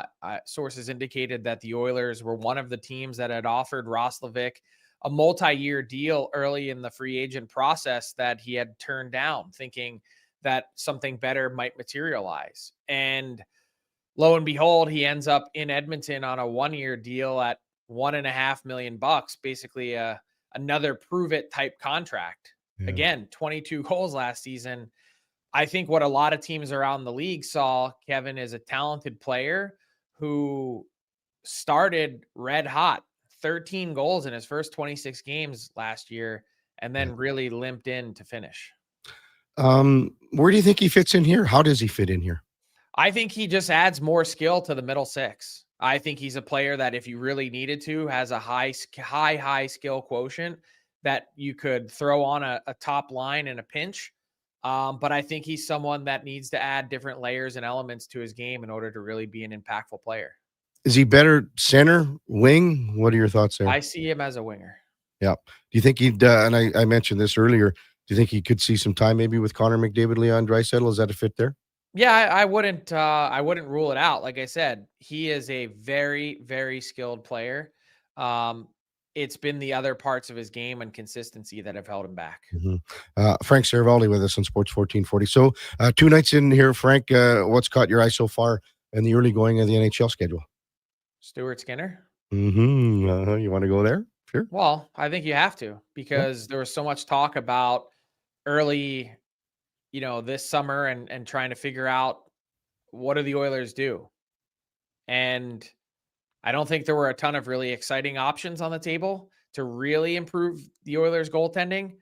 And someone might say, Frank, you've been too harsh on Stuart Skinner. He's taken them to 2 straight Stanley Cup finals. He has.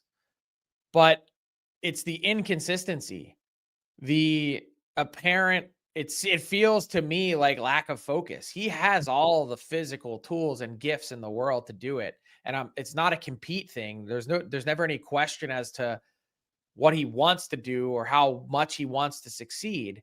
It's in the end a results oriented business. And the inconsistency, if I were the entire Edmonton Oilers organization, I don't know that I sleep comfortably at night with that. So this inconsistency, basically, it's one goal, because on the other 2 goals last night, not his fault at all. So it's just on the 1 goal last night. Is it?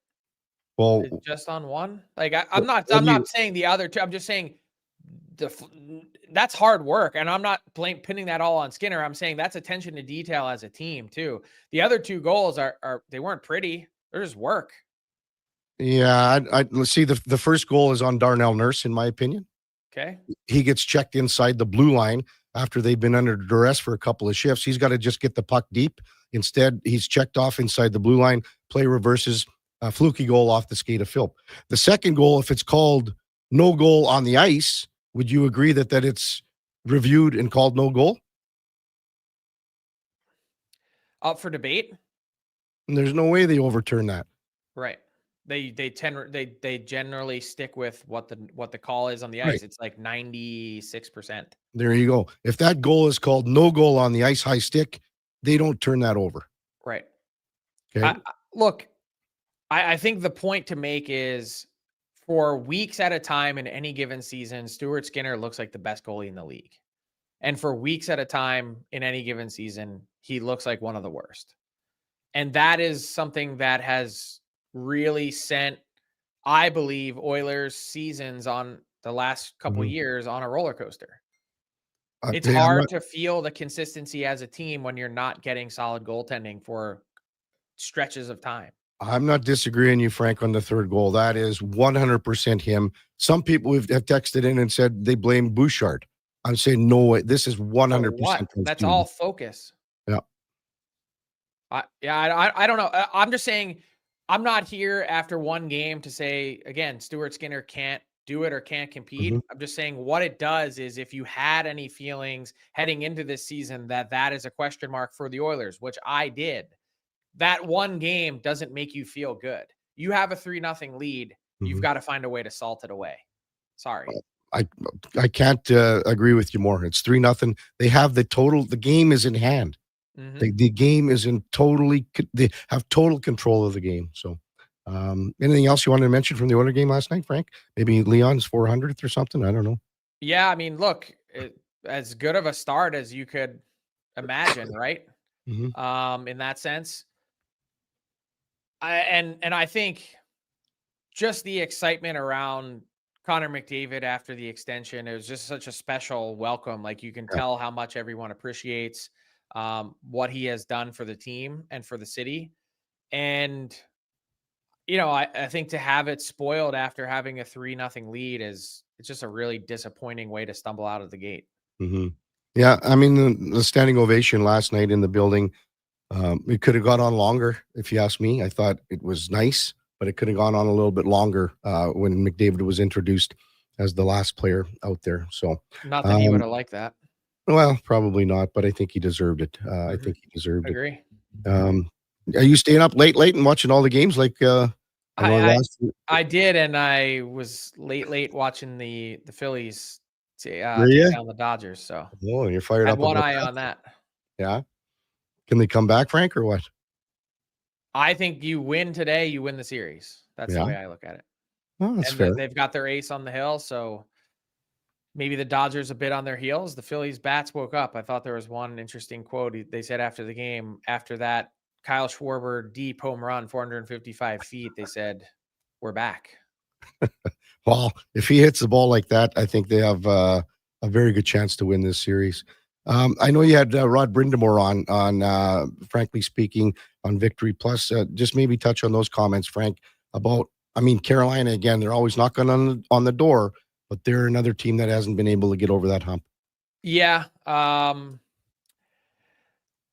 They're in an interesting spot this year because they had another good team last year and then added 2 pretty significant pieces in Nikolai Ehlers and Keandre Miller. And so one thing that I really like about what Carolina does is they add players in a really curated way based on how they intend to fit with the team. Meaning, it's not just like, hey, and I'm not saying the Oilers did this, but it's not just like, hey, Jack Roslovic, decent player for free. Let's just add him and see what happens.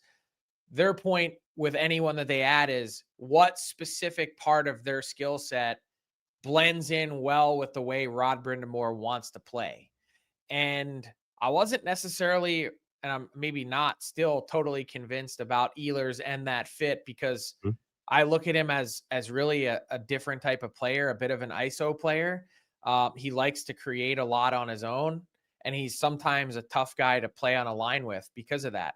So I'm curious to see how that meshes. But if you're trying to add a 65-point scorer to give your team a boost in the playoffs where you struggle to score, maybe he's the type of player that can get them over the hump. And maybe Keandre Miller's athleticism will help them in a big way on their back end if he's paired with a guy like Jalen Chatfield, who brings a hard edge. So I like what Carolina's doing. I think they've got a wide open path to get to the Stanley Cup final in this year where the Atlantic Division might not be the same as it was previously. Is the Canes goaltending good enough to go that way, Frank? No. Okay, so you think they make a change too? I think they should consider it. I think they're in a spot where, look, the other part to keep in mind is they'll probably tell you, hey, we started this way last year with our goaltending. It was no good for the first 4 weeks of the season, and then they kind of rounded into form. So I just think another position that leaves a lot to be desired. Frank Saravalli with us on the Kevin Carey Show on Sports 1440. Jack Eichel, Frank, what'd you make of the contract with Vegas? I thought it was really fair for both sides. And I think we've kind of become numb to how big of a contract this is at $108 million because of what Kaprizov signed for, because of what, I mean, Kyle Connor signs for $96 million on Tuesday or Wednesday, and it's not even the biggest deal signed that day. Imagine that. Yeah. So I kind of felt like a fait accompli. Both sides knew where this was trending. Jack Eichel called it a partnership last night. He just built a massive new house in Vegas. They knew he wasn't leaving. They knew he was tied in, and he didn't want to go anywhere.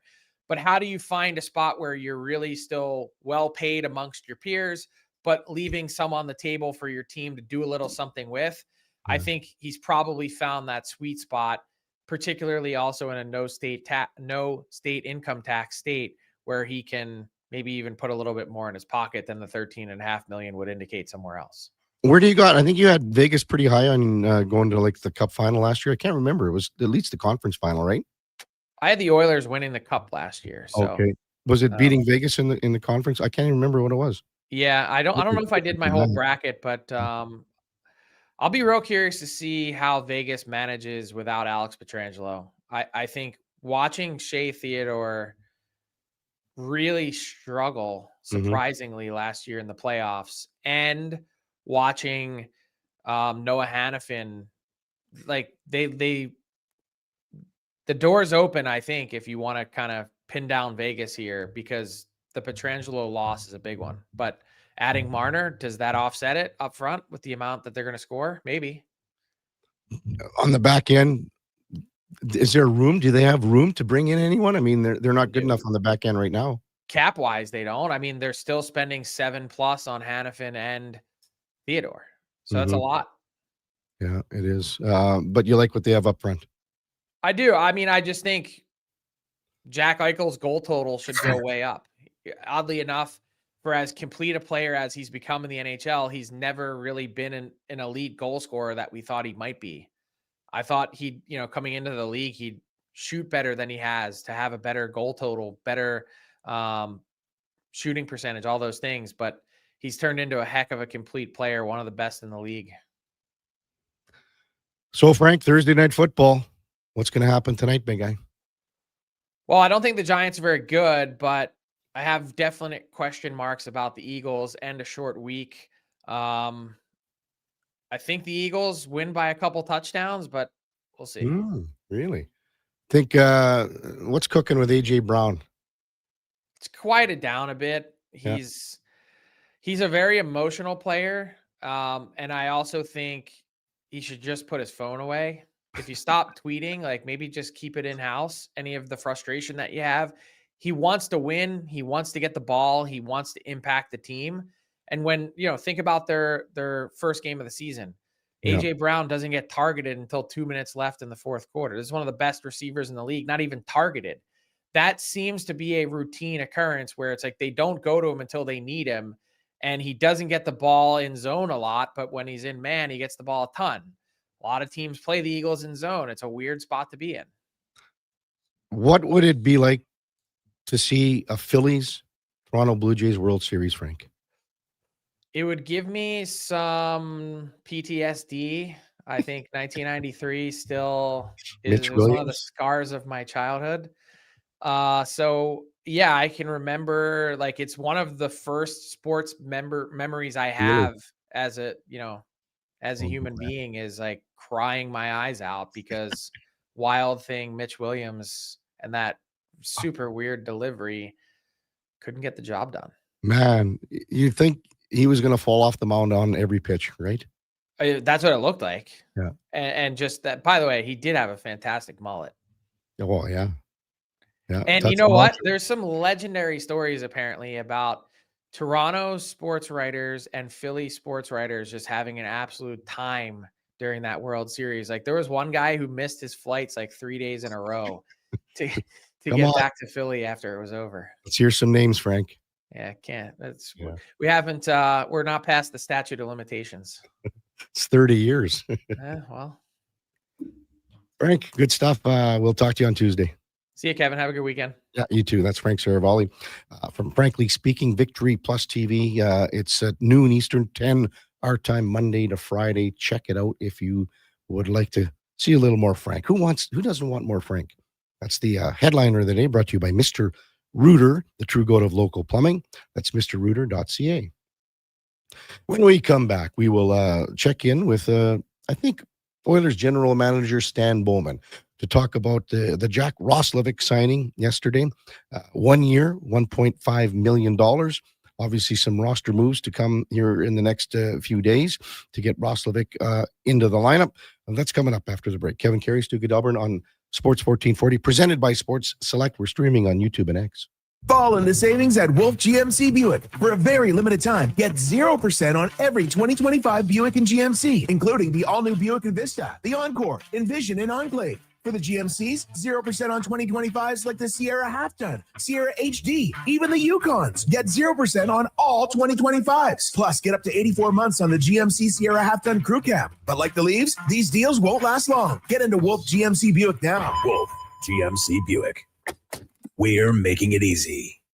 Well, get ready for a silly hockey fans. Your partner in power just skated onto the ice. EWEL.ca, the new e-commerce website for electrical wholesalers Edmonton, is ready for the Power Play 24/7 365. UL skates to where the puck will be in 5 years. Now that's forward thinking. Killer selection, slamming products from the best brands, and legendary service. Don't sit on the bench. Get your account today at ewell.ca and win that project. Plug into your partner in power. Get an EWEL.ca account today. Whether you're a craft beer connoisseur or more of a wine aficionado, there's always something new to discover at Sherbrooke Liquor, a unique family-owned independent liquor store. The selection, incredible. The non-alcohol section is also very impressive. Sherbrooke Liquor, expert, knowledgeable staff with a passion for unique finds. More than just a liquor store, we're a community. Alberta's best, the one and only Sherbrooke Liquor. Wine, spirits, and oodles of beer. Visit SherbrookeLiquor.com. Wing Wednesday at First Round. Whether you're coming for the first round, the last round, or a few rounds in between, they've got you covered. With half-price wings every Wednesday night. Half-price wings. Over 35 delicious flavors like Cajun salt and pepper, maple bacon, and Inferno wings. Now half price every Wednesday night. Wash them down with a cold pint of Canadian or Coors Light for only $5.75. Half price Wing Wednesdays at First Round in West End and now downtown. First Round, burgers, beer, sports. It's Midnight Madness at the Brick. Stores close Friday to lower prices, then reopen at 5 p.m. with incredible 7-hour deals. The first 10 customers get $50 to spend on anything in store. Score free local delivery when you spend $4.99 or more. Plus, buy any TV or appliance, get a $50 credit to spend on furniture, decor, or mattresses. And take 5 years to pay with 0 interest on your Flexity card OAC. Terms and conditions apply. See in-store for details and exclusions. The Brick, saving you more. Sleep is for the off-season. What off-season? Sports 1440 is live, loud, and locked 24/7. Oilers, Elks, Riverhawks, Stingers, Oil Kings. We've got your fix. Edmonton's home for sports is Sports 1440. When you have lifting and material handling needs, Northwest Crane delivers. Western Canada's Sandy dealer. Backed by the industry's toughest one. 3 years, 3,000 hours, no compromises. They service all crane makes and models with skilled technicians and deep industry expertise. Alberta owned with locations in Leduc and Grand Prairie and fully equipped service trucks. Northwest Crane keeps your operation lifting. For more information on sales or service, visit northwestcrane.com or call today. At Wendy's, $4 gets you more than just a burger. It gets you a Dave's Single, made with a 1/4 pound of fresh, never frozen Canadian beef. All for just $4 at participating Wendy's. Taxes extra. But hurry, this deal ends October 26th.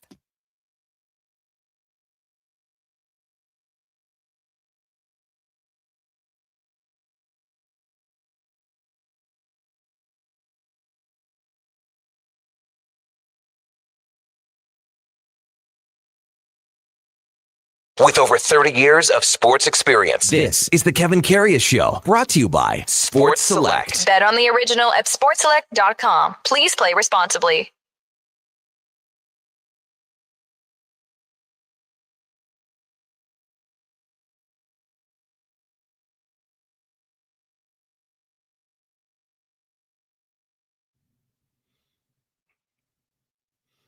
All right, welcome back to the big program. 8:41 in Edmonton. Kevin Karius, Duke of Delburne, with you on Sports 1440. We are presented by Sports Select. Get in on the action, and playing Sports Select is easy.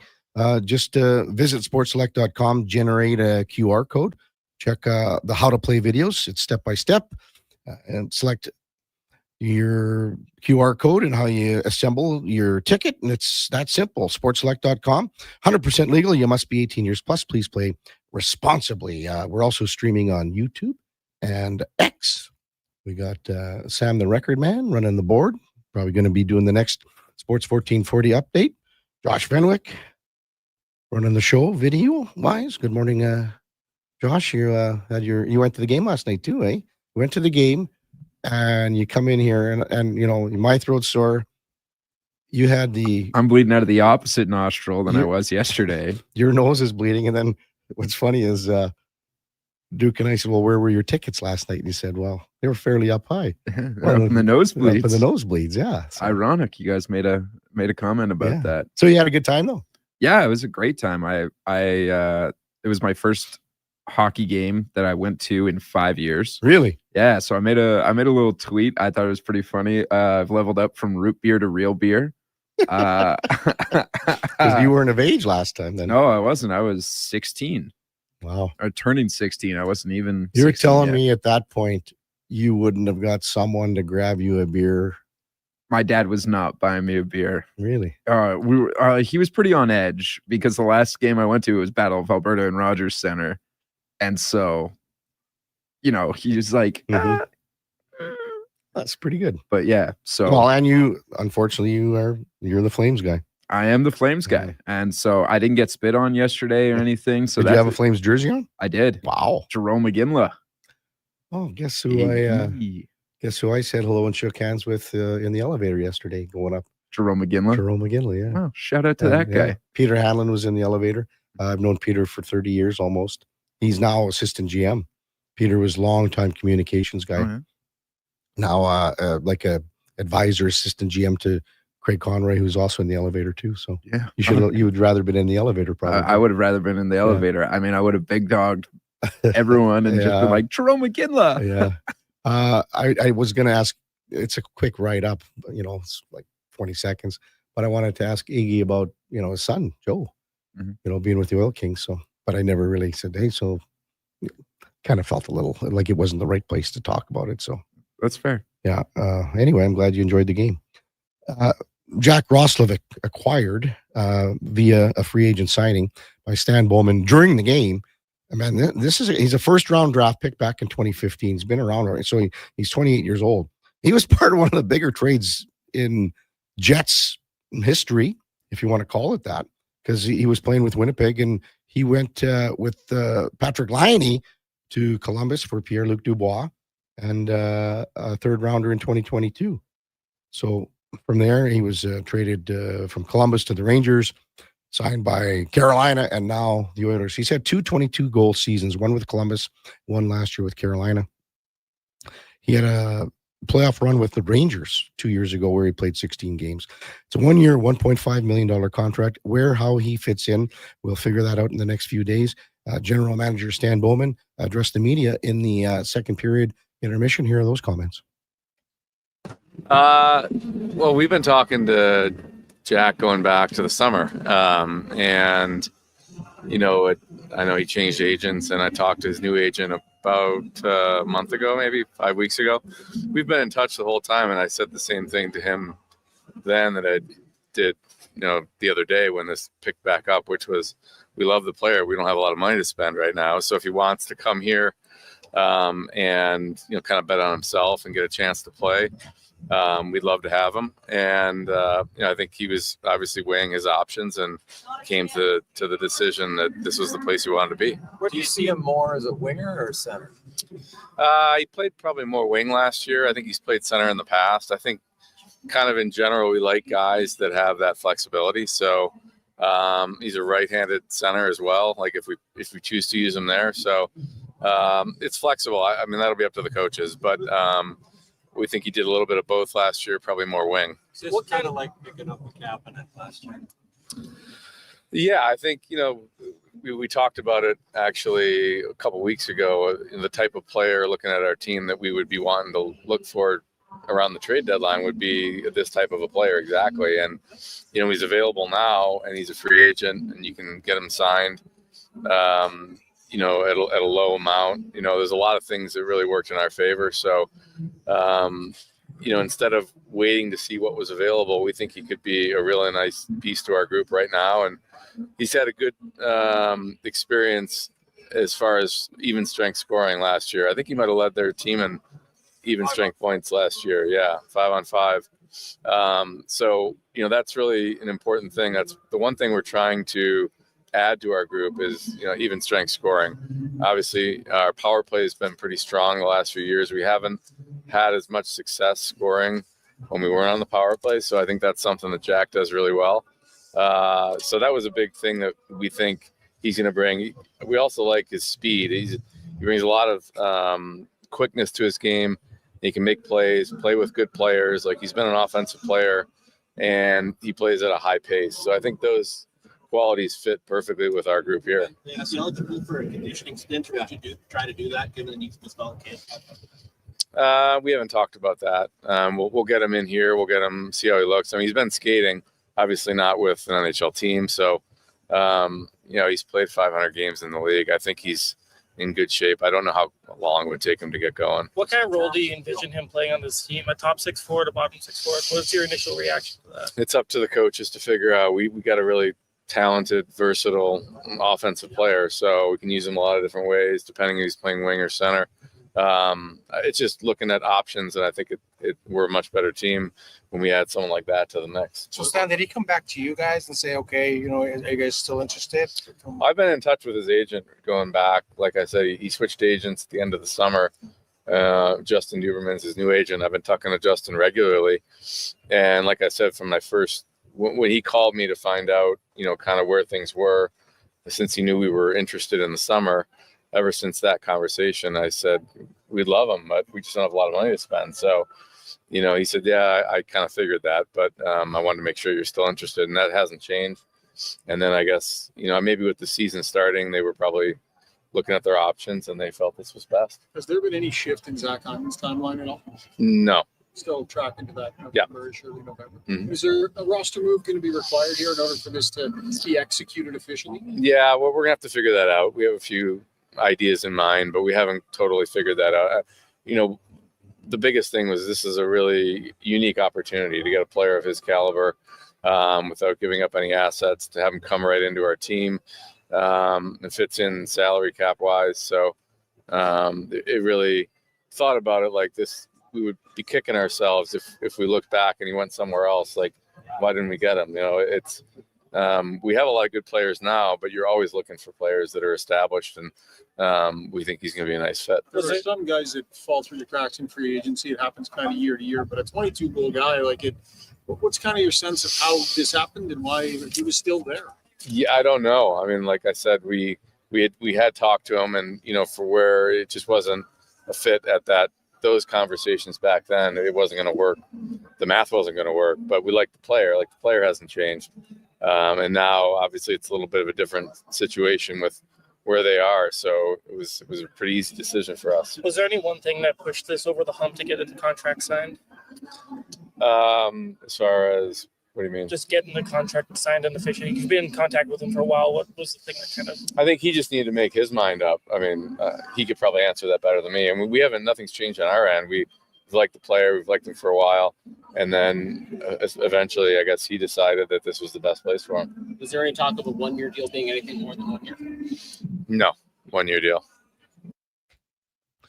That was Stan Bowman in between the second and third periods there in the intermission upstairs, just kind of where the media hang out.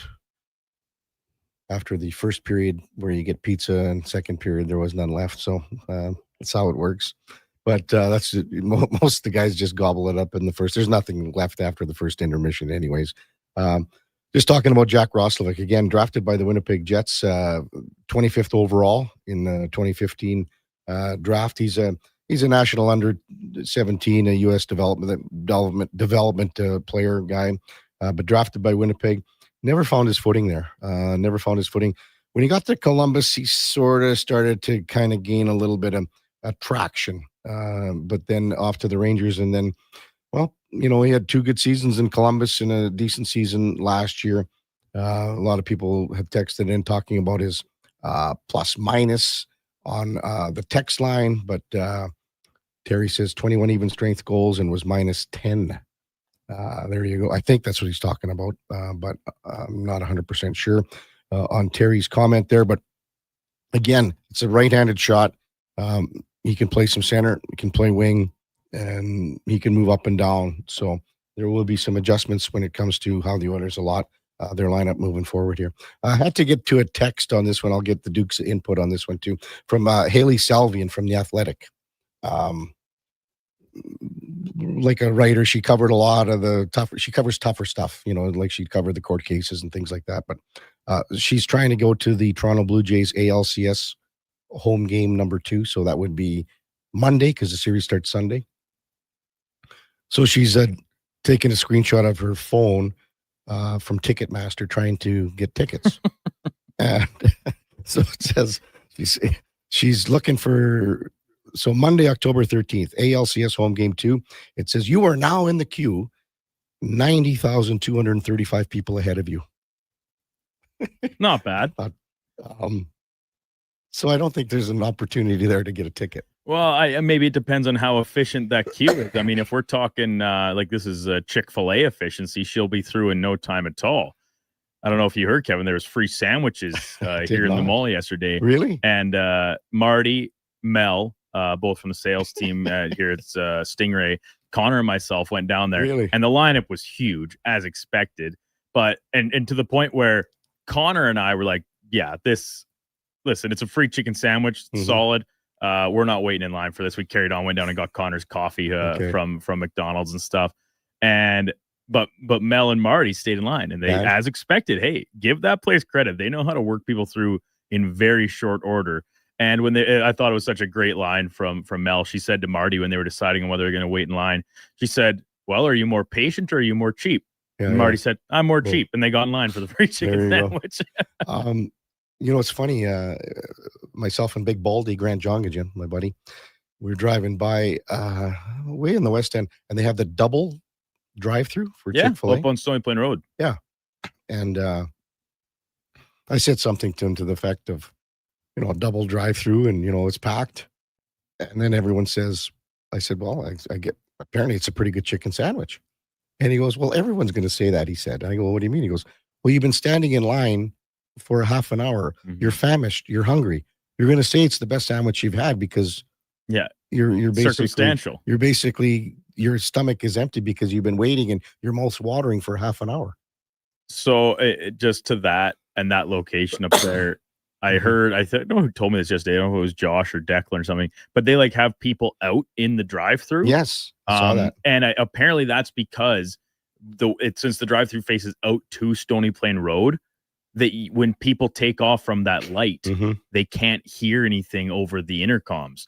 So they need the physical people out there to take orders and stuff because obviously, this is Alberta. This is Edmonton. There's lots of large trucks, and especially on that road, like semi trucks and stuff that they straight up park can't in hear there them and then walk in. Can't hear them. So that's kind of funny, I thought, when I heard that. Yeah, no kidding.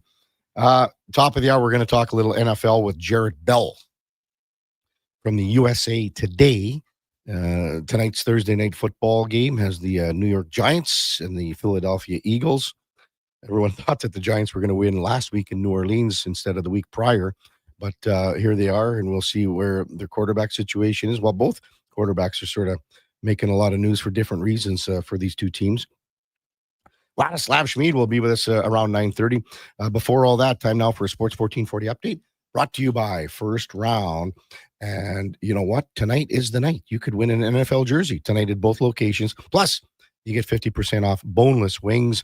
First Round, Edmonton's NFL headquarters, right here at the mall that has it all, or on 104th Avenue. Here is Sam, the record man.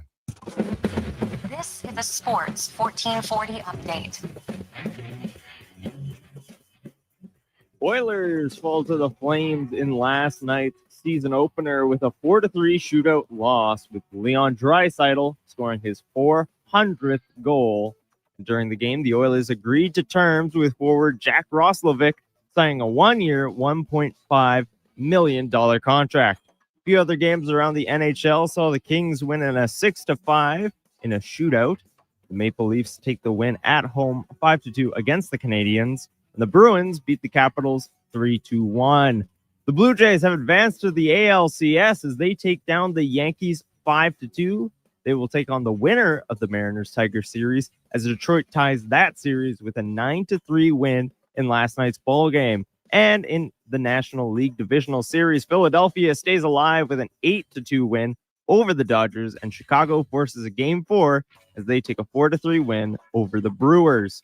In the NFL, the Jacksonville Jaguars have traded cornerback Tyson Campbell to the Browns for their cornerback Greg Newsome. The teams also swapped late-round draft picks in the deal. WNBA playoffs sees the Aces take another win in their series against the Mercury, with Aja Wilson with a dominant 34-point double-double. The Aces currently lead 3-0 in that one. Coming up at the top of the hour, we'll be joined by Jarrett Bell to tee up Thursday Night Football. And this has been your Sports 1440 update with Sam Wilness.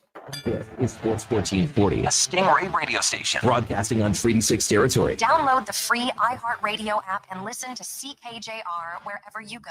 Experience more at the Edmonton Expo Center. Come for Canada's largest trade show, the biggest names in entertainment, exhilarating sporting events, and more. Stay for the experience, but it doesn't end there. Maximize your brand exposure with Edmonton Expo Center's new cutting-edge feature screens, spanning Western Canada's largest venue space. Captivate an annual audience of over 1 million visitors during iconic events like Pro Rodeo, Disney on Ice, Glow, K-Days, and so much more. To learn more, call 780-471-7380 or visit EdmontonExpoCenter.com today. It's an action-packed long weekend of Oil Kings hockey at Rogers Place, starting Saturday afternoon against the Moose Jaw Warriors. Then it's a Thanksgiving Monday matchup with the Lethbridge Hurricanes. Bring boxes of mac and cheese to use as noisemakers, then donate to Edmonton's Food Bank after the game. And at every home game, score Calma Kids food combos for $10 or less. The value is king-sized. Edmonton, Moose Jaw, Saturday at 2 p.m. Oil Kings, Hurricanes. Special holiday Monday noon puck drop. Great seats at Rogers Place start at only $20 a seat at oilkings.ca. Hey everybody, it's Jason Strudling. How would you like to join me and the superstars of hockey on an exotic holiday? Join us on a 7-night cruise through the Mexican Riviera, leaving from Los Angeles and including Cabo, Mazatlan, Puerto Vallarta, and more. While we relax and cruise the tropical waters, you can attend an intimate meet and greet with legends like Bill Ranford, Fernando Pisani, Kelly Buckberger, Ron Lowe, Gene Principe, Jack Michaels, Louis DeBrusque, and more. There's still time to get in on every hockey fan's dream cruise. Book now and save $500 per couple. The Edmonton Hockey Legends Cruise. Price start at just $23.99. Part of the proceeds support the Ben Stelter Foundation and Kids with Cancer. Visit cast.tours/Edmonton. Call 1-833-347-7678. Call now to book and save $500 per cabin when you mention promo code Stingray Radio. That's cast.tours, 1-833-347-7678. Getting in on the sports action you want is as easy as playing at sportselect.com. Simply make your picks online, generate your QR code, and lock in your bet at your local Lotto Spot retailer. Then sit back, watch the game, grip your chair, and high-five anyone nearby. Every bet is 100% legal with the chance of winning cash in hand. Sports Select. When you're ready to play, bet on the original. Must be 18 plus to play. Play responsibly. Diablo Boots sells only Canadian-made work and biker boots made by Canada West. No American or boots made in China, so no tariffs. All of Diablo's boots have replaceable soles and heels for longer life. Sizes 6 to 14 Triple E. Buy quality, buy Canadian. And support Canada West and Diablo, the two best names in the boot business. So save on boots by Save On Foods. That's Diablo Boots, 3340 Gateway Boulevard on the east side of Save On Foods. Buy Canadian. They're terrific.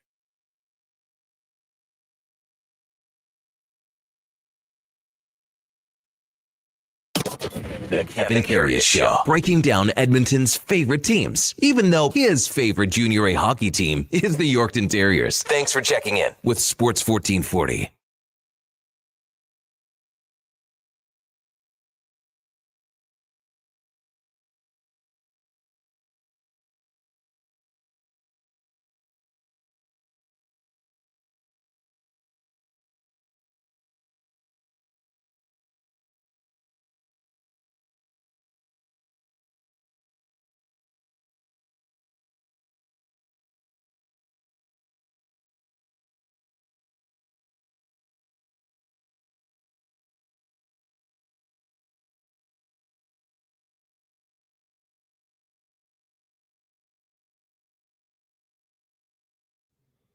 All right, welcome back to the big program. 9:01 in Edmonton.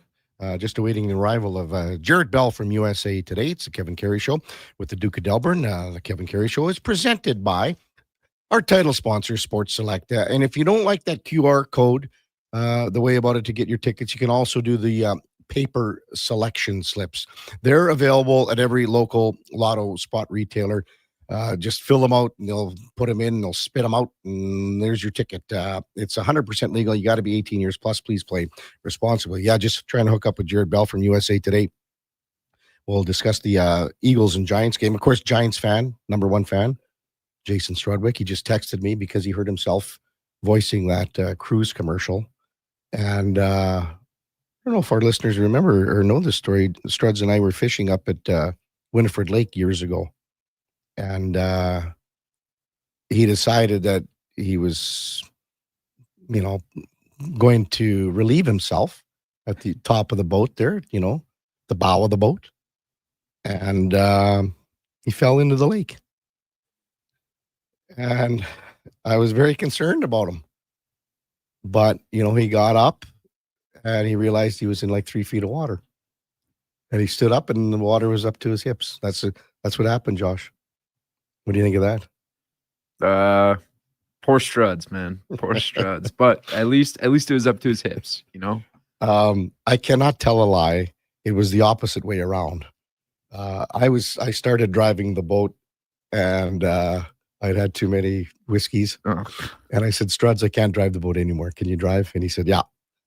And so anyway, I was at the top of it, like at the bow, and So you were the Struds. I fell in, and Struds, but I mean, he was so worried. I was a little bit too. But then when my feet hit the ground, I was like, okay, no big deal. And when I saw his face, he was, that big ha ha ha, the big laugh. Yeah. And of course, he called me the pike champion up there too. So, well, they were looking for something to nibble on there. Well, they were, yeah. Time now for the game of the day, brought to you by St. Albert Dodge. The biggest sale of the year is on right now. It includes the all-new 2025 Jeep Compass. It's a Jeep. It's a 4x4. It's got the 8.4-inch touch screen. It's got the keyless entry. It starts at $34,900. It's only at stalbertdodge.com. As we welcome in Jared Bell from USA Today, covers the NFL. Good morning, Jared. You're with Kevin Karius. Thanks for jumping on Sports 1440 this morning. Really appreciate it. Hey, Kevin, how you doing, bud? We're doing great up here. Of course, we're so fired up about the Blue Jays winning, baseball-wise, and the Yankees losing. So we're talking a lot about baseball this morning and looking forward to a little football talk, too. But are you a baseball guy, too? Did you catch any of the games last night, Jared? I caught some Phillies last night, and I thought the Dodgers were going to close them out, and people started hitting home runs. That thing changed. But I don't watch a whole lot of baseball until this time of year, and then I'll watch, the playoffs and stuff. But shoot, I got enough stuff to keep me busy. You got that on my right. job. Yeah, for sure. You better believe it. You're a busy guy for sure. Jared Bell from USA Today with us on the Kevin Karius Show on Sports 1440. Hey, let's just touch on this Thursday nighter to start things off with you, Jared. What do you make of what's been going on with the Giants, the change at quarterback, and then also, not controversy, if you want to call it, in Philly, but, Jalen Hurts and A.J. Brown, they're creating some headlines as well there. Maybe just touch on those two aspects to start things off, Jared. Yeah. The Giants, made the move to the rookie quarterback, and, he's 1-1 and hasn't, exactly set the world on fire, but he is 1-1. And then, it's going to be a tough time tonight against Philadelphia because the Eagles, A, coming off a loss, B, Saquon Barkley going back to the Meadowlands. It's just going to be a tough deal. But, Jackson Dart, they think the world of him, and, he's going to have to take his lumps, sooner or later. So why not now? Here's the deal with the Giants, though. Brian Daboll, the coach, and Joe Shane, the general manager, they've got to be in some kind of hot water. Especially the coach, because it works that way generally. The coach is on a hotter seat than the GM in most cases. But the whole thing about replacing Russell Wilson and going with Jackson Dart, it smacked of desperation. So that's kind of where they are. Yeah. And are they going to extend their possibility of coaching and GMing longer? Maybe something will really hinge on the rookie quarterback. Now, to the other side, Philadelphia side. There's controversy. It seems like for a team that was undefeated until last Sunday, there's a whole lot of controversy about the Eagles. And some of it was unnecessary because they were winning games, even though they weren't collecting style points. But then, A.J. Brown, had the cryptic tweets a week ago about his, lack of action in Jacksonville when they won that game. And then, he got a bunch of balls the other day against Denver. But guess what? They lost. So do you want to have a bunch of balls or do you want to win the game? And interestingly, that last Hail Mary, it looked like it had a shot to Devontae Smith, and who comes in and crashes into his teammate with A.J. Brown. Yeah. But an even bigger, takeaway from that loss against Denver was the fact that Saquon Barkley had just 6 carries, and that is just crazy. And so, you want to feed your receiver and squash some of the drama around that, but to not get Saquon as involved in a game that they were up by 2 touchdowns in the fourth quarter, and he only had 6 carries, that's atrocious. And so fully expecting to see a heavy dose of Saquon as he goes back to play his former team. Yeah. Jared Bell with us on the Kevin Karius Show on Sports 1440. Hey, what did you make of Saquon after the game, Jared? Like he said something to the effect of to the media, you guys say if I get 25 carries, it's too much. If I get 6, it's not enough. What do you want? Some happy medium? And he kind of just said, all I want to do is win. That's all he cares about. Yeah. And, that's taking the high road, no doubt. But again, it really, and I understand exactly what he's saying. It just depends on kind of the flow of the game. But when you talk about a game when you're up and you need to run the football to milk the clock, to keep the football out of Denver's hands, and just to kind of work the strategy better, it seems like a no-brainer that you're going to give the ball more to Saquon. So it's not his style to come out, and that's kind of the exact opposite of A.J. Brown a week earlier. Even though A.J. didn't come out in the media per se after the game and blast his coaching staff, but and with the tweets after the game that were cryptic, it did just that, and it generated a lot of conversation in Philly. Well, Barkley did the opposite. He said the right thing in the moment to kind of squash the controversy. But they've got a lot. They've got a lot of problems that a lot of other teams would love to have. No kidding. Yeah, you lose one game in a calendar year, and you'd swear the sky was falling in Philly, right, Jared? Yeah.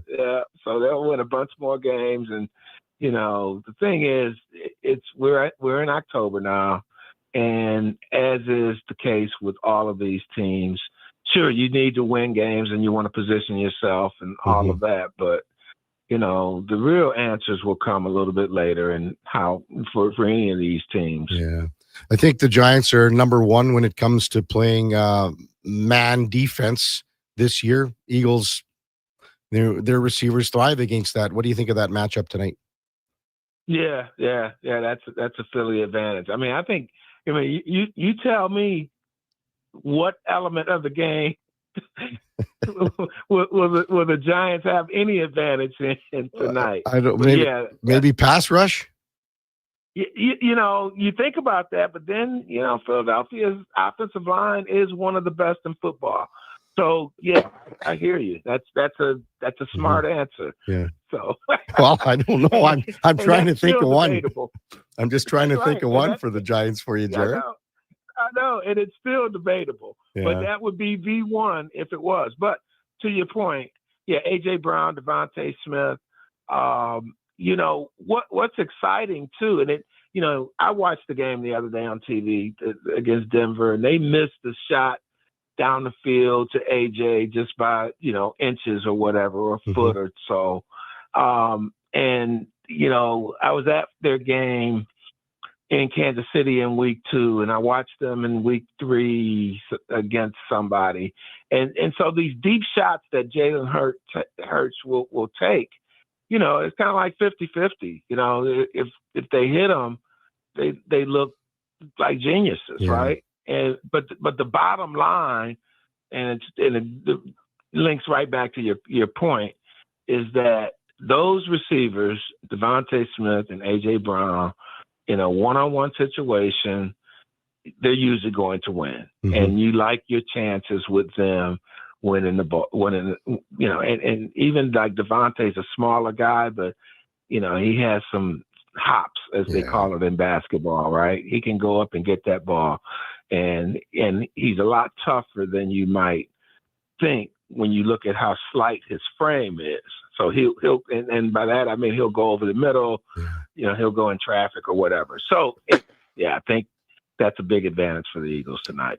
USA Today's Jared Bell with us on the Kevin Carey Show on Sports 1440. It's just so tough for the Giants, even with Malik Neighbors being out, and it just sucks when a great player like that is out. But maybe just your thoughts on Cam Scatable, what you've seen from another rookie that's come in here with the quarterback dart, and what you've seen from Scatable so far, Jared. Yeah, I saw him have an interesting play in New Orleans the other day where, he trucked some linebacker and then he kind of gave him some extra business, and then the linebacker got up and that's right and pancaked him. It was kind of funny, but he did win the first round of that little skirmish. I watched him in college, and I was just so impressed with just kind of, his style of play, rugged, almost like a Mike Allstat type, Yeah. physical guy. So we'll see if that continues. And, so I don't have a whole lot to give you on him at this point, except for say I like his moxie, and I think that's the thing they obviously liked about him at Arizona State and enough to draft him. And, that first game that Dart started, Scatterbo, I think he had a touchdown and so on and so forth. So is he the future? We'll see. He's definitely not the replacement for Saquon Barkley. Yeah, you got that right. Jared Bell with us on the Kevin Karius Show on Sports 1440. When you look at Baltimore right now, Jared, how much trouble is this team in right now? Yeah, it's a lot of trouble. And, they stumbled last year early in the season and they still came back and won the division, right? Part of that was because the Steelers, stumbled down the stretch. They still have to play the Steelers twice. So that gives you an opportunity to make up some ground. So the season's not over by any means, but I don't know. I bet you there's a stat out there that says if you start 1-4, your chances of making the playoffs are like, minus 6%, something like that. But yeah, the injuries just have, devastated them. But even before the injuries, I think the thing with the Ravens that's kind of perplexing to a lot of us who have watched for a long time, and I'm going to assume that's you too, is that, Baltimore used to really have an identity of having that tough defense, being a physical team, obviously, but, having a defense that didn't mess around. Those days are long gone, even though they've got some talented guys in spots on defense and, like back in the secondary with Humphrey and they drafted this Nate Wiggins guy who looks like he's going to be pretty good. But it's just, they got Roquan Smith. They've got some players on that defense, but it just is not the same as it used to be. And it's tough to compare any unit to one that had Ray Lewis and Ed Reed. Okay, I get that. But it's like you just can't trust the defense anymore. And it's been that way for a while. And now with the injuries, it's all that. And so there's so much on Lamar Jackson, which, he's a great player and any great quarterback. You could say the same thing about Josh Allen in Buffalo. There's going to be a lot on that type of quarterback, on any, star quarterback, Patrick Mahomes, so on and so forth. So that's not so much the issue, but you still have to support those great quarterbacks with some balance, and you've got to be able to protect the lead once you get a lead. That is the mark, really, of a great defense, right? It's one thing to create turnovers and have sacks and, wreak havoc on the other team's quarterback. Yeah, you want all of that from your defense, but bottom line, if you get a lead and it's the fourth quarter, you need to be able to trust that defense to hold that lead. And that's the mark of a great defense, and great teams have to have that if they're talking about championships, and the Ravens haven't had that in a long time. I'll tell you what, Jared, we should play your last 30 seconds here for our hockey team up here that lost 3-0, or we're up 3-0 and lost 4-3 last night. The Edmonton Oilers. So maybe your little 30-second speech there might have been able to help them out last night. So Jared Bell with us from USA Today. They needed it last night, Jared. I can guarantee you that. Hey, just one more for you. On the other side of the spectrum, when I asked you about a team that is in a little bit of trouble, and it's Baltimore. Can you believe the start that the Indianapolis Colts have got off to here at 4-1, and then home to Arizona right now this weekend? So they pretty good chance they can go 5-1. Yeah, so we were talking about the Giants a couple minutes ago and not having Saquon. Well, they had their quarterback too, and Daniel Jones, it looks like, right?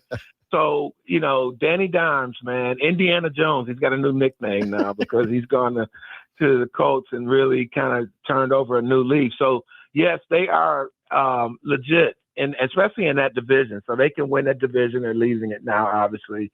But the thing about the Colts is that, they've put together a pretty balanced team anyway, in the trenches, with the running game, with receivers. So that really takes a lot of pressure off of Danny Dimes. And so that's a plus for him. But the other thing, too, when you put him in the context with some of these other quarterbacks who were high draft picks and they failed in, with their original teams and start, the list, Carson Wentz is on that list and Sam Darnold's on that list and Baker Mayfield and Daniel Jones is on that list as well. And you go, well, these the same players or not?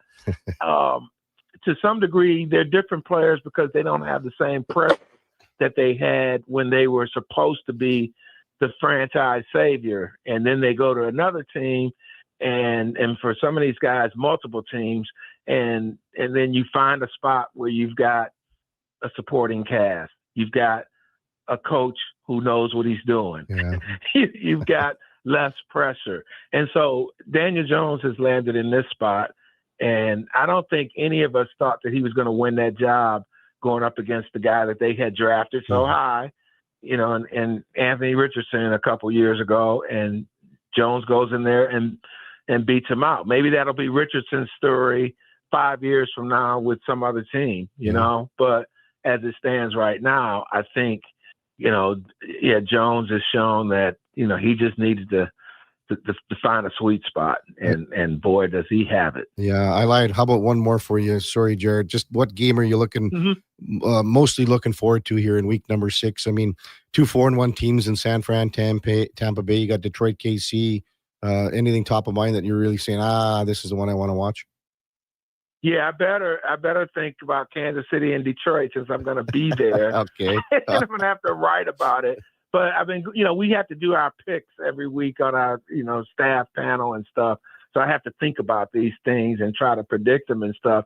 And, had Kansas City won on Monday night at Jacksonville, which they had a chance, and then they kind of, stubbed their toe on that one. I would have thought, okay, yeah, they can afford to lose to Detroit. Well, now Kansas City, with the way Denver's coming on, and who knows if the Chargers win too, Kansas City's, it's still very early in the season, but this is a game they need to win. But it's so tough against Detroit, and we saw what Detroit did against Baltimore. So, yeah, I think that's the game I'm really going to be interested to see, because I think it could go either way. I think Detroit can go in there and handle them. The Lions have been playing great football, probably better than anybody else. Jared Goff playing quarterback as well, if not better than everybody else. But Kansas City, Steve Spagnuolo, the D coordinator, has a way of coming up with stuff. So I'm looking forward to that one. But you mentioned Tampa Bay. I've been bullish on Tampa Bay ever since I went to training camp and got a close-up look at Ibuka, Emeka Ibuka, and I said, "Oh, you're adding him to this," and so the 49ers have just been so gritty in dealing with their injuries, but it's going to be tough. It's going to be tough in Tampa, but yeah, there's some stuff to pay attention to, no doubt. Well, you got to say KC, Jared, because you get some of that Kansas City barbecue, don't you? What's the media meal like at Arrowhead? Yeah, it's not so much the media meal. I mean, it's cool. It's okay, but they've got enough restaurants. It's the night before that really tends to get me. Yeah, well, don't eat too much. After or whatever. Exactly. So I was there in week 2, so. But I've got a couple favorite places, like I said, a couple or 3 favorite barbecue places. So, yeah, thanks for the heads up on that. And thanks for taking some time with us this morning, Jared. Enjoy week 6, and then really, especially enjoy your time in Kansas City. Thanks for coming on. All right, Kevin. Have a good one, man. Yeah, you too. That's Jared Bell from USA Today, covers the NFL. Man, you can't get a better place than heading to Kansas City for week number 6 and having that Kansas City barbecue. You got Detroit, you got the Lions coming in. It's the Sunday night game. So if you want to go out and maybe enjoy yourself on a Saturday night, you don't have to really worry about too much during the day until you get down to Arrowhead for a late Sunday night game. Yeah, Jared Bell, USA Today. And our game of the day brought to you by St. Albert Dodge, where the biggest sale of the year is on right now for the 2025 Jeep Compass. It starts at $34,900. Can't beat it. Only at stalbertdodge.com. When we come back, Ladislav Schmid will be in the house at some point. That's coming up. Kevin Karius, Duke of Delburne on Sports 1440, presented by our title sponsor, Sports Select. We're also streaming on YouTube and X. At Leading Edge Physiotherapy, we believe that life shouldn't hurt. Now, that doesn't mean that we don't know that sometimes it really hurts. I mean, we've seen people at their worst moments in life, when they feel they have nowhere to turn, or at a time when they felt like their problem just wouldn't ever go away. We've also seen people who thought to themselves, it'll just go away on its own, or this is no big deal. I don't want to bother anyone about this. Don't know where to turn to, or think it's no big deal. Either way, we have the technology, techniques, and skills to help you get back to it, whatever your it may be. Life shouldn't hurt. LeadingEdgePhysio.com. At Fountain Tire, we're fluent in saving you money. Fluent? Yes, we've mastered the language of deals. Like right now, you can save up to 25% off select tires and up to $125 off a set of 4 select Goodyear tires. Plus, $50 off $150 service when you buy those tires. All until October 18th. I'm sorry, I don't speak deals. Spend less, save more when you buy round black things from us. Oh, got it. Restrictions apply. Book your appointment online today.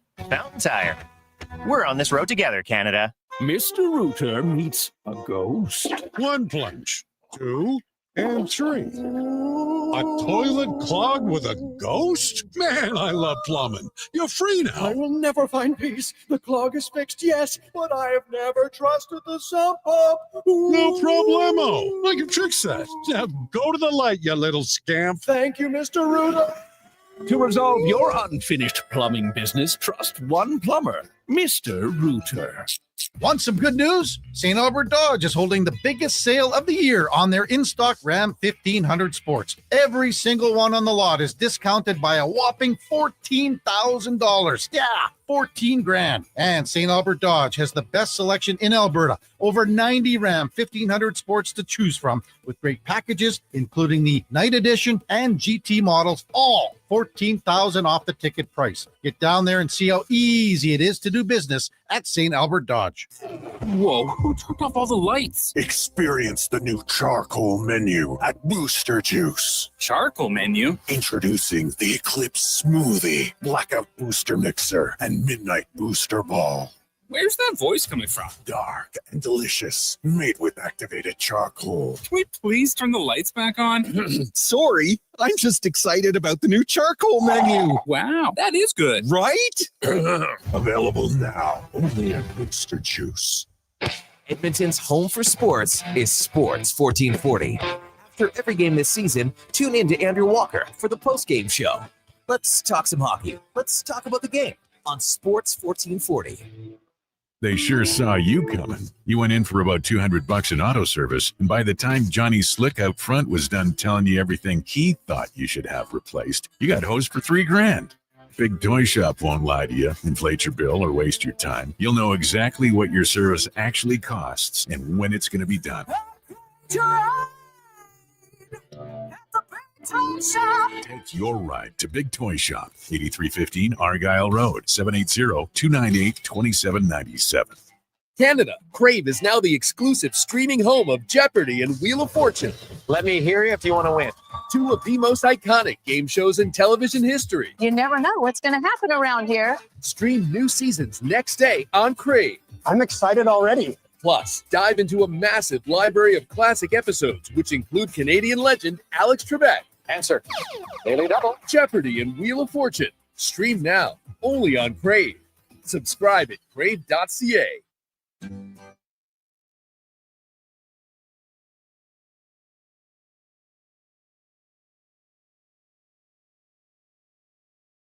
A veteran of the Edmonton sports scene for over 3 decades, the Kevin Karius Show, powered by Sports Select. Bet on the original at sportselect.com. Please play responsibly.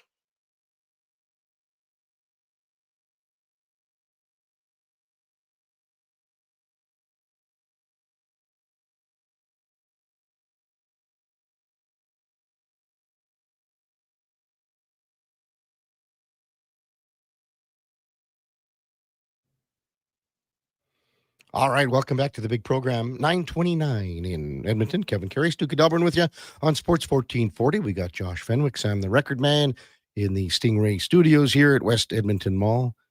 Duke, you've danced to that one many times, I would imagine. Many, many times. Well, sometimes it calls for a slow jam. Get out there and a nice, easy tour around the dance floor. Why not? A slow jam? A slow jam. Is that like, you know... A jam is a synonym for like a song, Kevin. I get it, but like, is that her head on your shoulder, or what are we looking at here? For that song, it could be, I suppose. Like, it's not exactly dancing to Rope the Moon or something. It's got a little more pace to it, but... What if you were dancing with a woman you would have taken to the Riverhawks game in the Tall Queens, Short Kings? Then I guess she could just rest her head on the top of my head. Hopefully I've had a recent enough buzz that it's not too prickly. It's just nice and smooth, like a goose's ass. Eh? Yeah. Oh, I would pay to see that. That would be a pretty funny sight, actually. Text line 833-401-1440. Old buddy Troy Jurtis texts in. Hey, KK, it's not all bleak with the Oilers losing that game yesterday.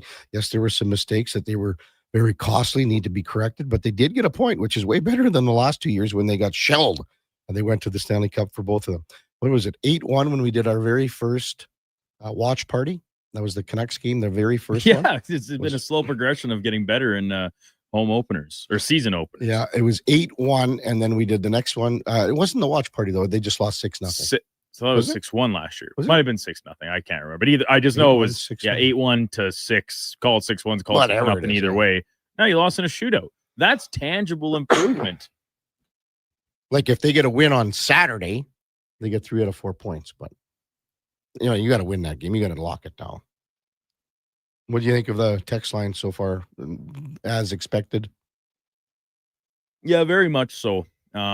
I mean, it's the usual suspects, and I think some warranted criticism. We've talked about it all morning, right? And some just like mental errors more than anything, right? When you talk about the first goal of games for Darnell Nurse, like it's cliche, but like it's just not heads up hockey. Like you talk about, you never want to be turning the puck over in that area of the ice, right? Kind of 10 feet on either side of the respective blue line, but especially when you know that your kind of team's going for a change, like that's a possession type area where you wait for reinforcements and live to fight another day, even if you just have to roll it into the corner and spin back and be ready to defend. So tough spot on that one, the high stick one. Yeah, I mean it's kind of unfortunate.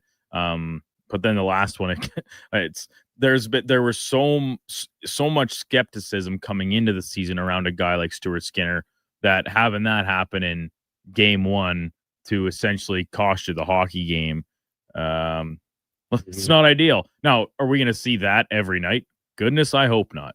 Yeah, but yeah, it was a rough start for the team, but there were plenty of positives in the course of the game, I thought, to draw from, even if the final result isn't maybe what you were hoping for. Well, again, off the top, in player introductions, it was great to see a nice standing ovation for Connor McDavid. As I said to Frank, I thought it could have went on a lot longer. Not a lot, like, another 30 seconds or 45 seconds. I don't think anyone would have said, let's get going here. But I think just because of what we saw on Monday with how he decided to move forward with his contract, I thought, he deserved it. And I think the fans were very appreciative of it as well. But as I said, I just thought it could have went on a bit more. I thought the Mangiapane goal was fabulous. He was going off on a change. And then he looked, maybe I'm going to hang around for a split second more, and a great pass from Connor McDavid. That goal, that's a shot.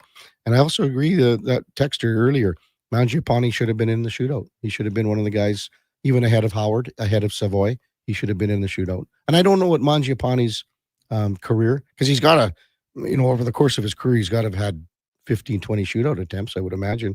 I'm going to check that out and see what we look at there. We're going to take a quick break because Ladislav Schmid has entered the building and he's looking good. He is not as always. When we come back, Ladislav Schmid will be with us. It's Kevin Karius, Duke of Delburne on Sports 1440, presented by Sports Select and streaming on YouTube and X.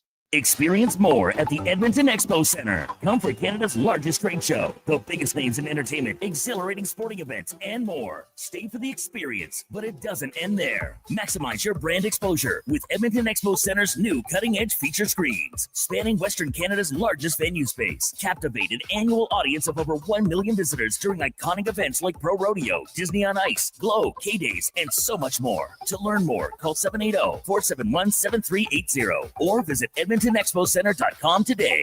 Mr. Rooter meets a ghost. 1 plunge, 2, and 3. A toilet clogged with a ghost? Man, I love plumbing. You're free now. I will never find peace. The clog is fixed, yes, but I have never trusted the sump pump. No problemo. I can fix that. Now go to the light, you little scamp. Thank you, Mr. Rooter. To resolve your unfinished plumbing business, trust one plumber, Mr. Rooter. Getting in on the sports action you want is as easy as playing at sportselect.com. Simply make your picks online, generate your QR code, and lock in your bet at your local lotto spot retailer. Then sit back, watch the game, grip your chair, and high-five anyone nearby. Every bet is 100% legal with the chance of winning cash in hand. Sports Select. When you're ready to play, bet on the original. Must be 18 plus to play. Play responsibly. Carve out for a cause at the Jason Greger Pizza Pig Out, presented by GS Construction. Thursday, November 6th at the Canadian Ice House, indulge in unlimited pizza from amazing local pizzerias while you help raise some dough for Kids Sport. Then vote for your favorite slice to help crown the People's Choice Award winners. Tickets to join Edmonton's biggest and best adult pizza party are just $30. Head to jasongregerpizzapigout.com for more details and to buy tickets. Edmonton's home for sports is Sports 1440. After every game this season, tune in to Andrew Walker for the post-game show. Let's talk some hockey. Let's talk about the game on Sports 1440.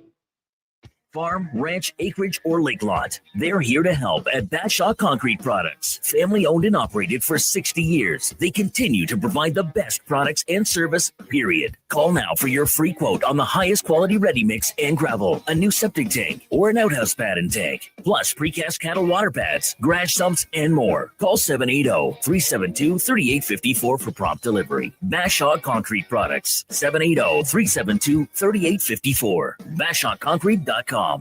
GMC's 0% event is on now. Get 0% financing on all remaining 2025 GMC models on limited terms, like the 2025 Sierra 1500 Elevation Crew Cab at 0% financing for 84 months. The 2025 Terrain Elevation All-Wheel Drive at 0% financing for 60 months. And the 2025 Canyon at 0% financing for 36 months. No matter what you need, there's a GMC for you. Ask your GMC dealer for details.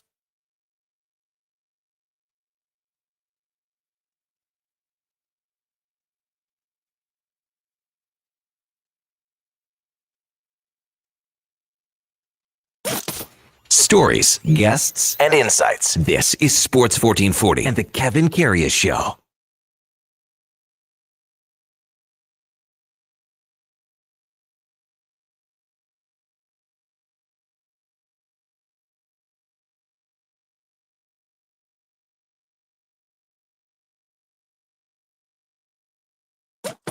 Stories, guests, and insights.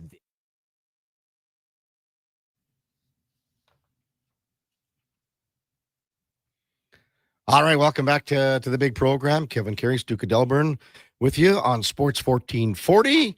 Kevin Karius Show presented by Sports Select. Get in on the action with hockey, football. We got Thursday night football tonight. It's 100% legal. Bet on the original at sportselect.com. You got to be 18 plus. Please play responsibly as we welcome in our Thursday co-host, former NHLer, former Oiler, former Flame, Ladislav Schmid. Good morning, Lad. Good morning, Kevin. See, I was just thinking. Josh said to you right off the bat, one of your former teams won last night.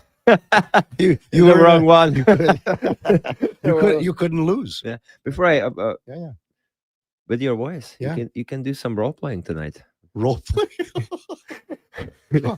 Your significant other will think it's somebody else there, well, right? We just turn off the lights. Well, some guy said I sounded like Barry White. Barry White. Barry White. I don't know. Serious. Yeah. Well, you never know. Role playing. That's out of all the things that I've been trying to deal with my voice the last 2 days. Role playing was the last thing I was thinking about. Why? Well, spice it up a little bit. Just meet somewhere at the hotel. Hey, how you doing? Just Duke like- is. Hey, well, look I at li- Duke. Hey, Duke is thinking right now with his love life. I leave that stuff up to Duke. He's got no game. I Like we know that. We established that Okay, right now. we're gonna go out for our dinner on October 18th. I know. And we have a pleasant surprise for old Dookie boy. So what? What is the surprise? Oh, are we bringing somebody there? I think I'm going to be sick that day now. Why would you- This just seems like a recipe for disaster. How are your sisters doing, by the way? They're well. They're well. Good.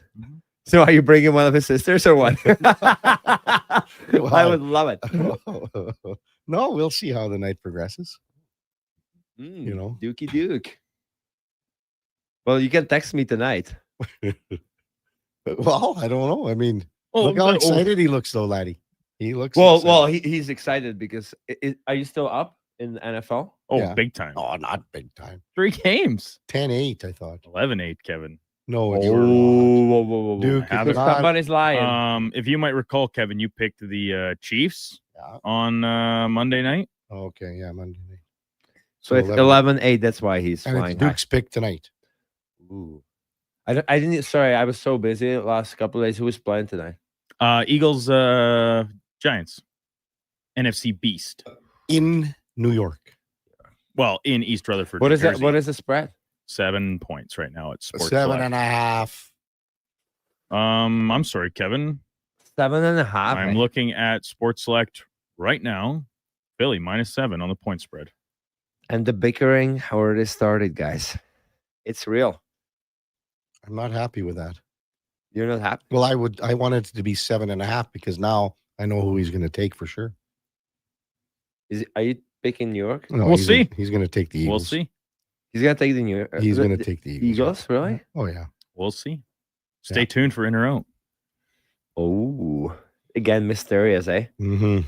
All right, laddie. That's what you call it. That's what I you call wish a tease in the biz. I wish he would be this confident when it comes to love life.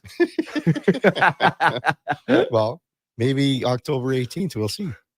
Oh my God, is this like a bachelor, some kind of thing? So we gonna be handing out roses? The Golden Bachelor, The dude. golden No, what was the farmers when they were Yeah. he's got Farming for love. farming for life. The Edmonton edition. Oh, I cannot wait. I cannot wait. Okay, let's get down to business. What did you think of the game last night? Oh, I thought we should have won. Yeah. 3-0. Nothing really going on for the Flames. It was sloppy at times from both Mhm. sides. You know, it's the first game, understandable. But yeah, like when team like Edmonton is winning 3-0, you know, I guess I can forgive them because it's the beginning of the season. And there were some bad breaks, some questionable goals.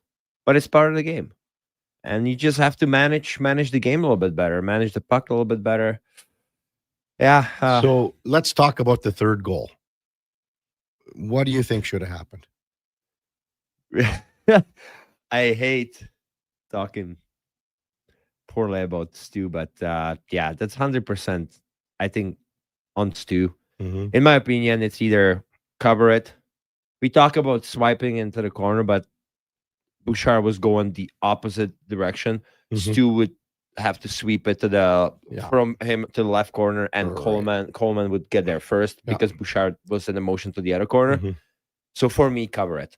And it's like it's not fair to Bouchard because like on TV I heard, well, maybe he should have grabbed it. That's what Stu was thinking. But you have a guy on you. Mhm. It happens so fast. Like in the game, it happens so fast. Like he sees Stu's stick kind of over the puck, and then he like lifts it up for like a split second. There's not enough time to react to it. So for me, cover the puck. Cover the puck. And we're gonna take a face off. Everybody was changing. Just unfortunate, little rusty at the beginning of the season, and you know what? It happens. You know, like stuff like that's gonna happen. I'd rather happen it now. Yes. So maybe they can talk about it if that situation happens again. Probably just cover it. Cover it. I've been saying it all morning. Cover it. Safe. Only because again, it's 40 seconds on. Your other 4 teammates are going for a change. Yeah. Now, here's the question that I would have for you, Laddie. When you're coming back, what would the communication be like? Is Bush is? I would imagine he's saying cover. If I'm going back, and I look over my shoulder at the end of the shift, I know I'm under pressure. I would probably do the hand gesture too. Yeah. Just cover it. Yeah. And maybe even like stop in front.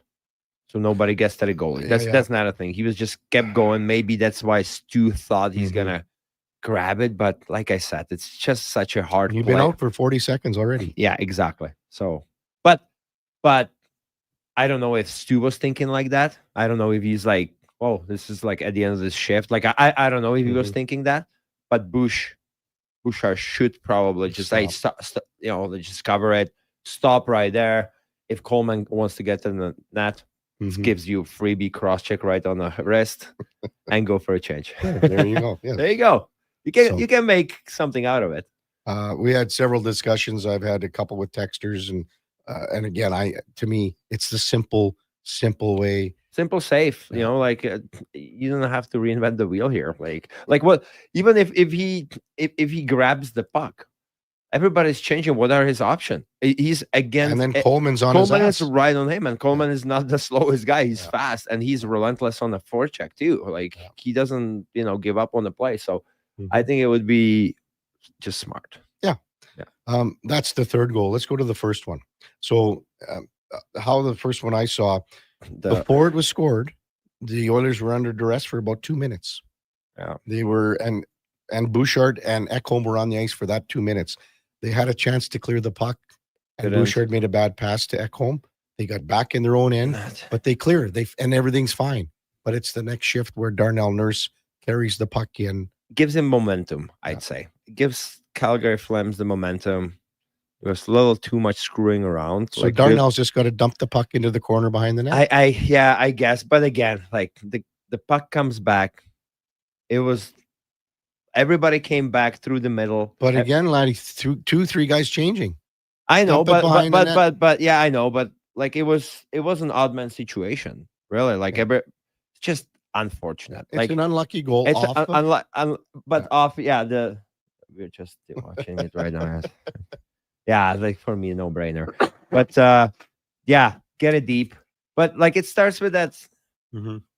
Like I don't want to say karma or anything like that because that's But like you're playing with fire a little bit. 2 minute shift. Finally, you get it out. You have a chance to do better. Get it in deep. But again, like it's just such a small mistake, and then what happens after is just unfortunate. I know people want to blame somebody, but like for me, it was an odd man situation. Everybody was coming back through the middle in the right positions. It's just like lucky break for Calgary Flames for me. But given the fact that after what happened before, we should know better. And again, that's what I was talking before. Manage the puck better. Yeah, especially early in the season. Like it depends. It doesn't matter who you play. If you play Calgary or Vegas or anybody, everybody is full of energy. Everybody is strong. Like everybody's gonna be flying. Just keep it simple.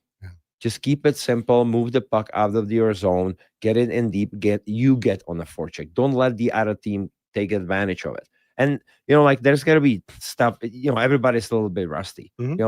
Exhibitions game are one thing. Regular season is totally different animal. A lot of energy, like I said. So just early in the season, I would like to keep it more simple, especially from the defenseman. Just get it up to the forwards. With the forward group we have, let them do the job. Ladislav Schmid with us in the Sports 1440 studios. The second goal, the power play goal by Connor Zary, that's the one that bothered you. Just like it's in a blue paint. Like it's basically in a blue paint. I don't remember who was on the ice, but just I know stuff happens again really fast, but I just feel like in a blue paint, and like I don't want to sound like I've made those mistakes too when I played, but if I look at it from the defenseman position, it's got to be battle. It's got to be a war in there. It's got to be a box out. Mm-hmm. It's Regula and Nurse in the backside. Yeah, like you have to just don't worry. So when I coach, don't worry about the puck. I tell the defenseman, first take care of the bodies in front of you or beside you. Yeah. Lift up the stick, push him out. It's a scramble. Like you're gonna get away with few cross checks, like something that's gonna hurt him. I don't think Zara is the biggest guy. No, the Braves, but he was right there. So hats off to him.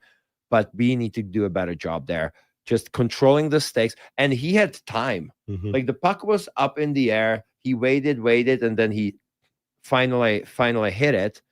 You don't know where it was. Like it's tough for referees again. It happens fast, but he was waiting. So I thought there was a chance for one of our defensemen just engage him and just push him out of the way with the stick underneath the stick and push him right away out. So, like I said, like that's I feel like always protect the house. Blue paint. This, in my opinion, shouldn't happen. Yeah. I've said in the morning, over the course of the morning, again, if that goal is called no goal on the ice and they review it, it's no goal again. But because it's called a goal on the ice, they go, well. But which direction NHL wants to go? They want more offense. They want more offense, more goals. So I'm going to say 80-20. It's going to be, it's a goal because it happens so fast and then they cannot overturn it because there's not enough evidence. Yeah. But that stuff happens. Like it happens way before that with the box out and all that stuff. And I know it's hard. It's a power play. Yeah. All of that stuff. But still, I would like to see, like I said, it has to be war. It has to hurt him. And if he wants to score, it has to hurt him. That's what my dad always told me. It has to hurt. Like make him pay the price. My dad's old school, right? Yeah. He's like, you have to break his wrist. Just break his wrist. He'll never. You're gonna get 2 minutes or like whatever tossed out. You'll see next game he won't be there. Well, yeah. I remember like Struddy told me when he played with Theron Fleury. Yeah. Brief time in Chicago, and Theo said, Struddy, there are bags and bags and bags of money lying around the goal crease. Bags of it. But you got to go and get it. Okay? I heard that story, man. That's great. It is true. It's true. And especially these days, like until Fleury play in the times where you get your arms amputated and like you were getting crushed. Survived. And especially, these days nobody really hurts you. So like it is true. The money bags lie there. Our bags, well, you can talk to Zach Hyman. Oh yeah, he's excellent at that. For sure. Excellent. Yeah, he goes there. He's smart. He knows where to position himself. Oh, we could use him. Well, yeah. Even though Tomashik made a great play, he sure did. Backhand, no looker to Leon. No, 400th goal. That's unbelievable, though. Yeah. Like, let's be honest. Your first point in the NHL is assisting on a 400 goal to Leon Draisaitl. Would they cut the puck in half? What do they do? Yeah, they talk about it on TV. I don't know what you do. Maybe you should. I didn't think about it, but like I would say cut it in half. Yeah. Maybe it would be different if it was 500. I wouldn't. Yeah, that would have to go to Leon. 500 isn't 500 usually like the Hall of Fame kind of. So 400 still like. I don't want to. I'm not gonna even say I don't want to jinx Leon. Yeah. Well, Leon, I mean, he's 2 more years. He's going to be at 500. Don't jinx it. Knock on something. Yeah, good. He's not. Just talking about Leon and Connor. Yeah. Hey, before we go to break, Alec Regula. So last night he played with Darnell Nurse. I thought there was a couple in the second period. He had a great pinch, moved up. And I thought his gap control was pretty good too. He was fine, honestly. Like you didn't notice him that much. That's what you want. Like I had no problem with him at all. You mentioned he was -2, but sometimes you're just like bystanding. What are you supposed to do there? Well, he came on because Matthias Ekholm. Yeah, on the third goal. I know. All those guys, Connor, Leon, and Frederick, all came on, and I think it's Philp, Kapanen, and Podkolzin. They get the minus. Because they just jumped over the boards. I know. Thank you. Thank you, guys. Thank you. Yeah. Yeah, but he was fine. But I said, for top 4, you needed Jake Wallman. Well, Wallman will be there. Yeah, but he will be there. But I think I want to see Regula and Cooley. I was just gonna say that. Yeah. Like it's not set in stone that Amberson to play. Yeah. It should be competition. And that's what you want. It should be competition. Who's gonna get the spot? And I don't think it's gonna be again set in stone for the rest of the year. Right. You know how the season goes. It's long. You have some up and downs. The best player should play. Mhm. But you get pretty much set your top 5. Are you ready? Are you ready to go in or out or what? I haven't. Yeah. Well, like when? After the break, we're gonna go to commercial and do in or out Right away. Right away. Why? Because we got Jesse Granger from Vegas. Oh, I have so many questions for Do you? Vegas. Like oh what? my god. On what? On what? Like Pietrangelo, Eichel. Really? Yeah, like I'm looking I kind of want to know what's going on with Pietrangelo because he said that he might be back. But then they just made the announcement that They made the announcement and the GM said that no. Well, you ask him that. I know. Like I don't think like one hand knows what the other is doing. I can't wait for you to ask him that. Yeah, I will. All right, that's coming up at 10. Because you know what, I was excited to see Pietrangelo potentially back. Like I'm his big fan. Like I think he's a really, really, really good defenseman. Okay. That's coming up at 10:20. Top of the hour, we'll go in or out with Ladislav Schmid. Before that, time now for a Sports 1440 update brought to you by AWS Welding Supplies in Nisku. Product sales, servicing, calibrating, free same-day delivery of in-stock items to Leduc, Nisku, and South Edmonton, your one-stop shop for all things welding, awswelding.ca. Here's Sam, the record man. This is a Sports 1440 update. Busy night in the NHL tonight with the Canucks heading to the Saddle Dome to take on the Flames, the Canadiens and the Red Wings facing off in Detroit. Senators take on the Lightning in Tampa. The Jets hosting the Stars, and the Golden Knights take the ice against San Jose, while the Kraken face the Ducks. NLDS continuing tonight as the Dodgers look to advance against the Phillies at 4, and the Cubs look to tie their series against the Brewers at 7. Week 6 in the NFL getting underway tonight as the Eagles and the Giants take the field with kickoff at 6:15. At the top of the hour, we'll go in or out with Ladislav Schmid, and this has been your Sports 1440 update with Sam Wilness. Sports 1440, Stingray radio station. CKJR broadcasts from West Edmonton Mall and Wetaskiwin. Download the free Stingray music app and listen wherever you go. You'll see us digging holes. No, we're not looking for buried treasure. You'll see us digging trenches as well. And no, we're not building a fort. We're GS Construction, and you'll see us in neighborhoods throughout the Edmonton area. So what are we doing? GS Construction provides rehabilitation and upgrade services to Edmonton and surrounding communities. Some of our underground utilities have served us for years and are past their useful lives. We replace them, so they're around for years to come. Find out more at gsconstruction.ca.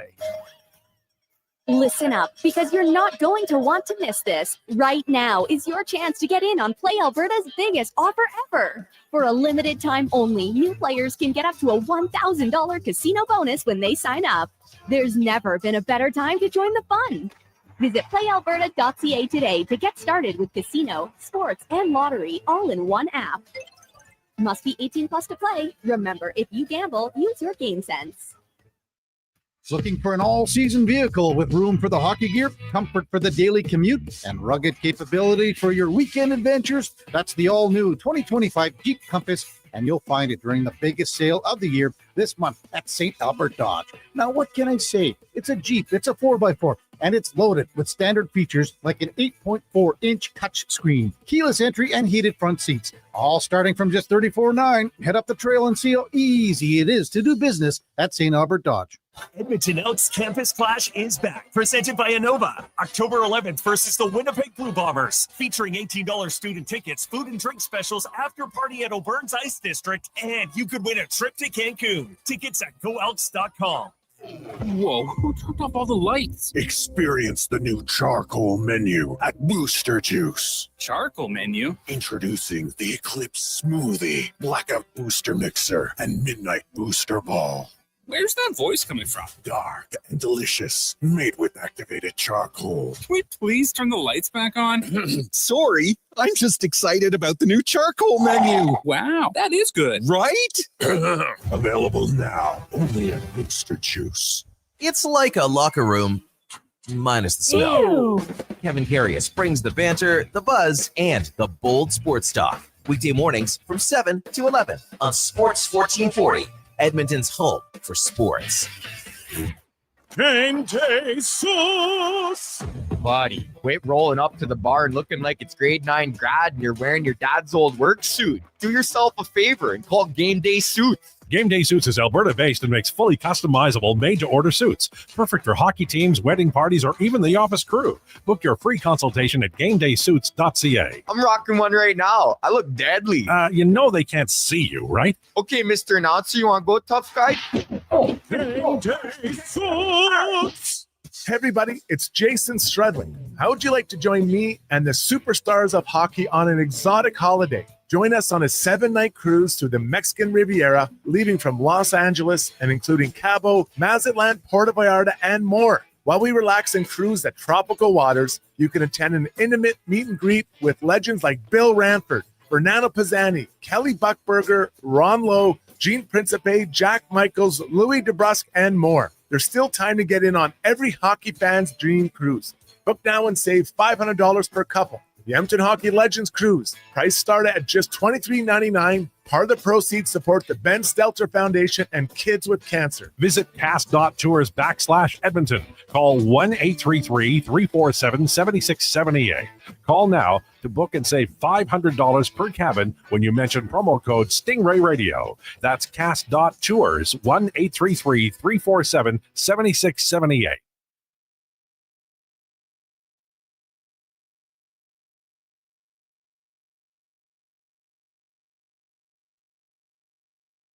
A veteran of the Edmonton sports scene for over 3 decades, the Kevin Karius Show, powered by Sports Select. Bet on the original at sportselect.com. Please play responsibly.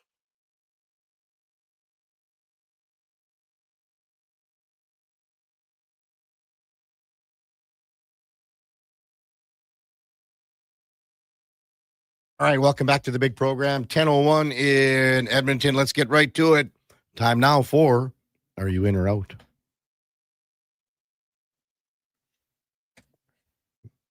Maybe not. Hey, that a boy, Sam. Wow. That a boy, Sam. Wow.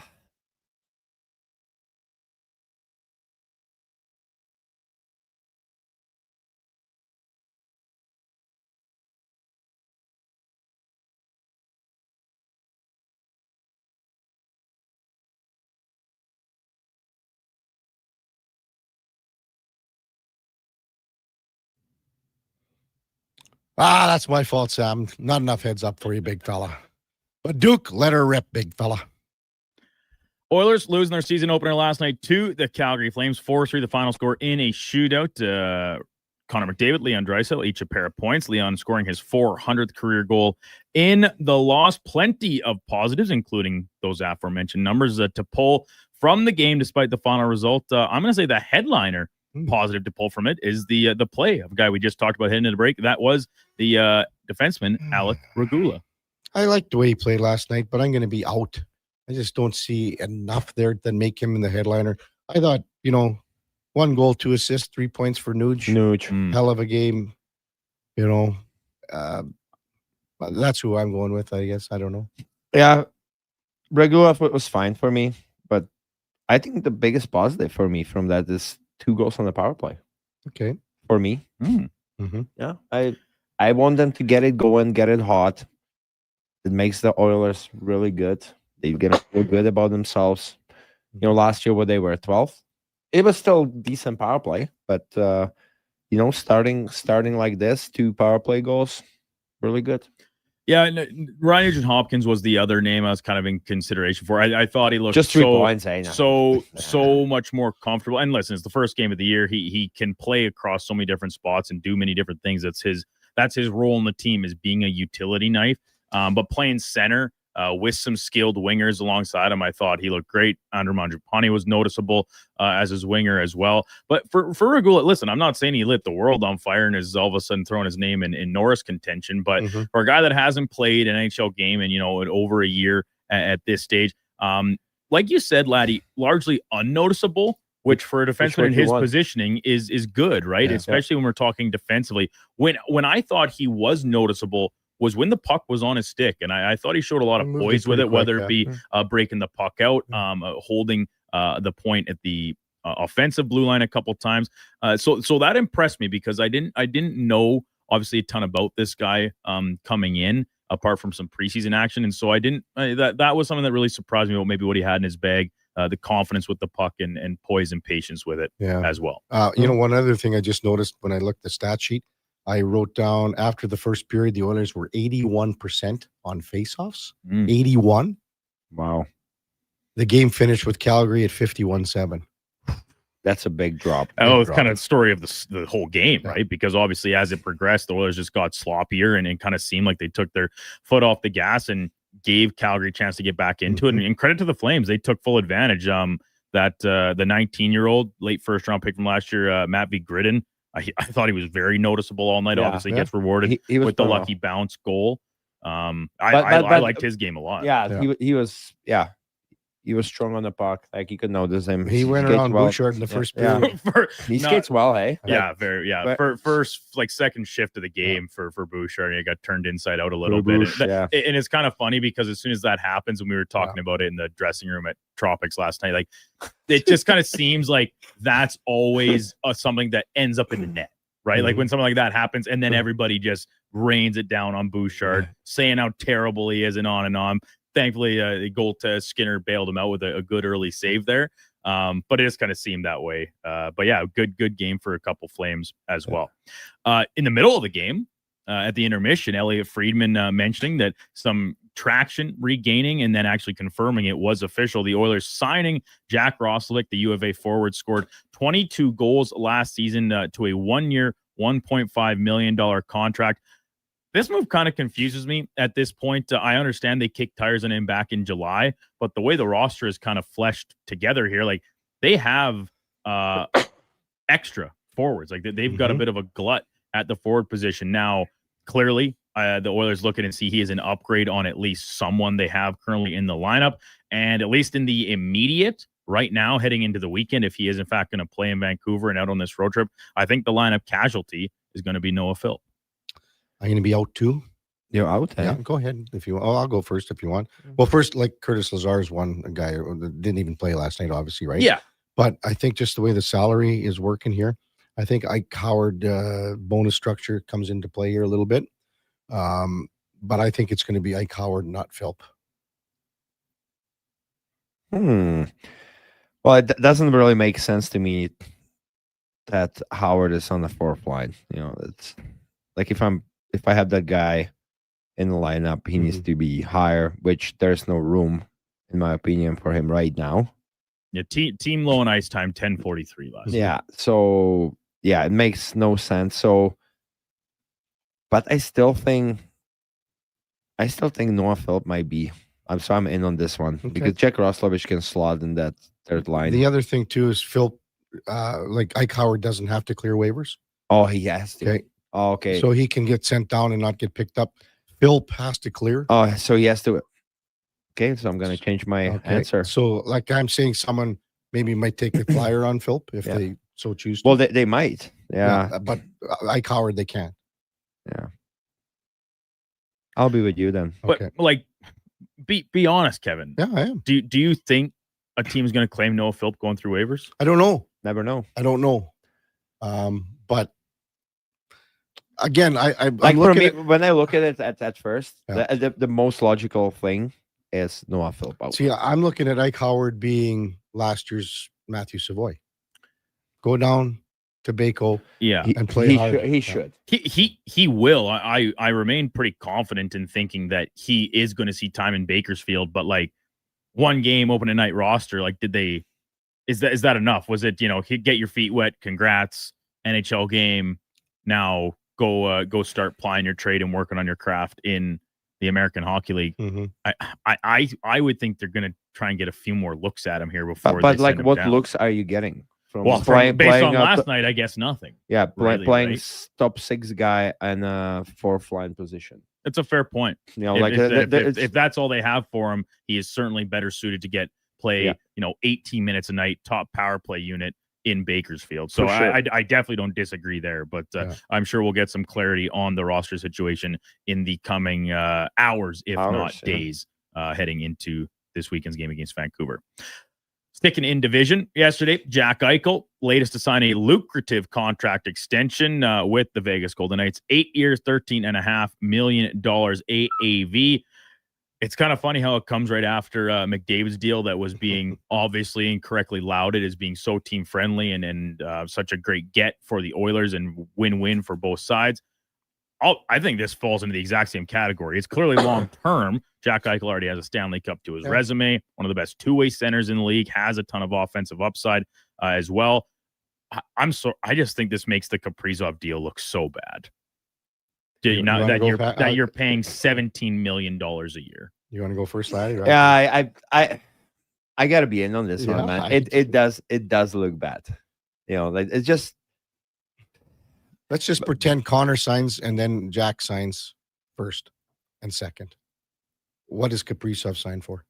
Definitely not 17 million. Yeah, not a chance. Not a chance. Maybe 14. Because that's what Leon's up, right? I could see 14 only because it was a year after Leon. Mm-hmm. Yeah, it just doesn't look that good. And you're not gonna fault the guy for if they offered him the fault. contract, you're gonna sign it. And going back to the owner's comments, we're gonna make him the richest guy in the history of the NHL. Like, it was all out there. It starts we there. We knew how it was gonna go, but you look right now, and Minnesota has to be thinking like, you're telling me that these two guys, one of which is certainly better than Kaprizov, Eichel, I would put in the same realm of player. He's both sides of the puck. Like Eichel, maybe a little less offensively dynamic, but certainly he's a Selke candidate centerman. For me, he's one of the best centermans. For sure, absolutely.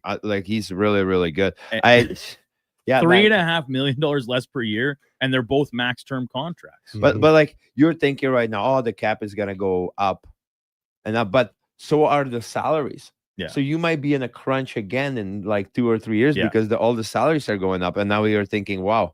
Mm-hmm. They have McDavid for 12.5. They have Eichel for 13.5 or whatever he signed. And you're stuck with $17 million. Not stuck. Like, don't get me wrong. Like, Kaprizov is I enjoy watching him. But $3 million to play with is a lot.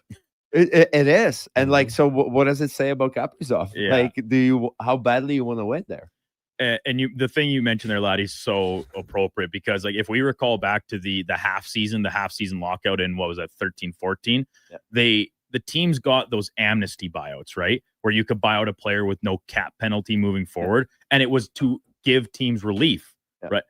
What happens that next July 1st? Everybody just goes out and spends right back to the limit again. Dumb contracts handed out, too much term, too much money. It's the exact same thing that's going to happen now. It's just the nature of the sport, nature of the business. So any flexibility where you're getting value on a deal, it's going to make an impact down the line, especially on an 8-year deal. So 100%. Thursday Night Football, NFC Beast matchup in East Rutherford, New Jersey from MetLife, the Giants and the Eagles.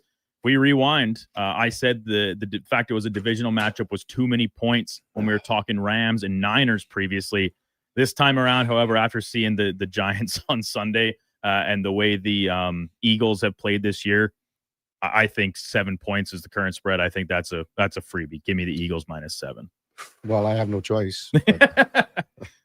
Well, you could be in, but then just like once the game starts, root for the other way. That's what happened to me on Monday, remember? I said I was on the Chiefs -3.5. It was your pick. Kickoff starts. I was like, well, I guess I'm rooting for the Jags. You think you're beating me, Duke? And what are we at, 11-8? 11-8 is the current score. Old man Baker is taking me to the woodshed right now. Like, it's not even close. I don't want to talk to him anymore. The father-in-law. We do the same thing as with the Duke. Why don't you want to talk to me? Because he's kicking my ass. You're a sour loser. Yeah. You are, hey? Yes. Not sour, sore. So it's sour. So sour loser. Oh my God, sorry. Second language. No. Well, both so are, what is the both score? are appropriate. What is the score? In what?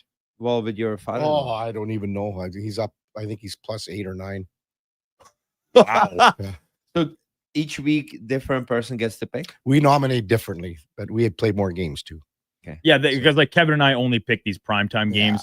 Your father-in-law do like Sunday almost night or every Sunday game, don't morning you? game with Duke. Yeah, last week Kevin on Friday because I was up so much of it. He's like, we're adding the London game to it. It was Cleveland all the way until the last play of the game. And hey, we can do the same thing again this week. We will. Jets are in London. I can't remember who they're playing. Anyway, I'm gonna. What did I say Right. last week? Overconfident. Overconfident. I'm gonna be in Duke. Philadelphia's gonna cream them. So. Me too. Like I don't see New Do you think York. they force feed AJ Brown the ball again, or they'd be like, hey, you know what we're good at? Running the ball. Let's just run the damn ball. Well, I mean, in New York with Saquon. Yeah, I think it's got to be a showcase. Whole team. Showcase spot for him. It's I mean, he was there. They're divisional rivals. They played last. it could be year twice ugly, in hey? Indy, right? It could be ugly. I think it could get ugly. Let's get overconfident. It was funny because I was getting text messages last week from both I of know. you. Well, yeah. How could I not? Yeah. It was too good. It was too good. It wasn't even close. Kevin doesn't understand football. What that was the last message. But I told you, I said, I don't want to talk to you right now. Yeah. I said, I'm watching the Yankee game. Yeah, he was pissed off. Finally, October, the fall, beautiful. Head out to your local orchard. It's National Apple Month. Pick some fresh apples. Do with them as you please. I prefer them in a dessert format, naturally. My little fat boy belly here. If I had to pick, I'm taking apple crisp, apple crumble, whatever you want to call it. Apple crumble? I'm taking that over apple pie 10 times. Go ahead, laddie. In on this one because I mentioned it to my wife the other day. I'm big fan of apple crumble. And she's gonna make it.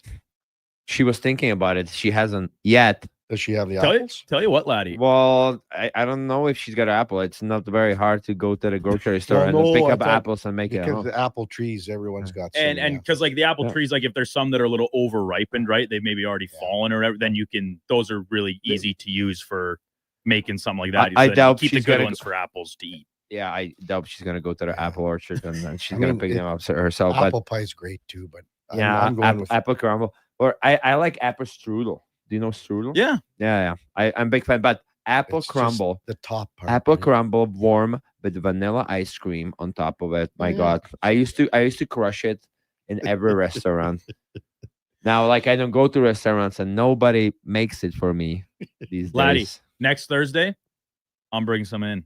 My mom whipped up like more. My mom brought home a literal Rubbermaid tub full of apples from the neighbor's place, and she made tray on tray on tray of apple crumble.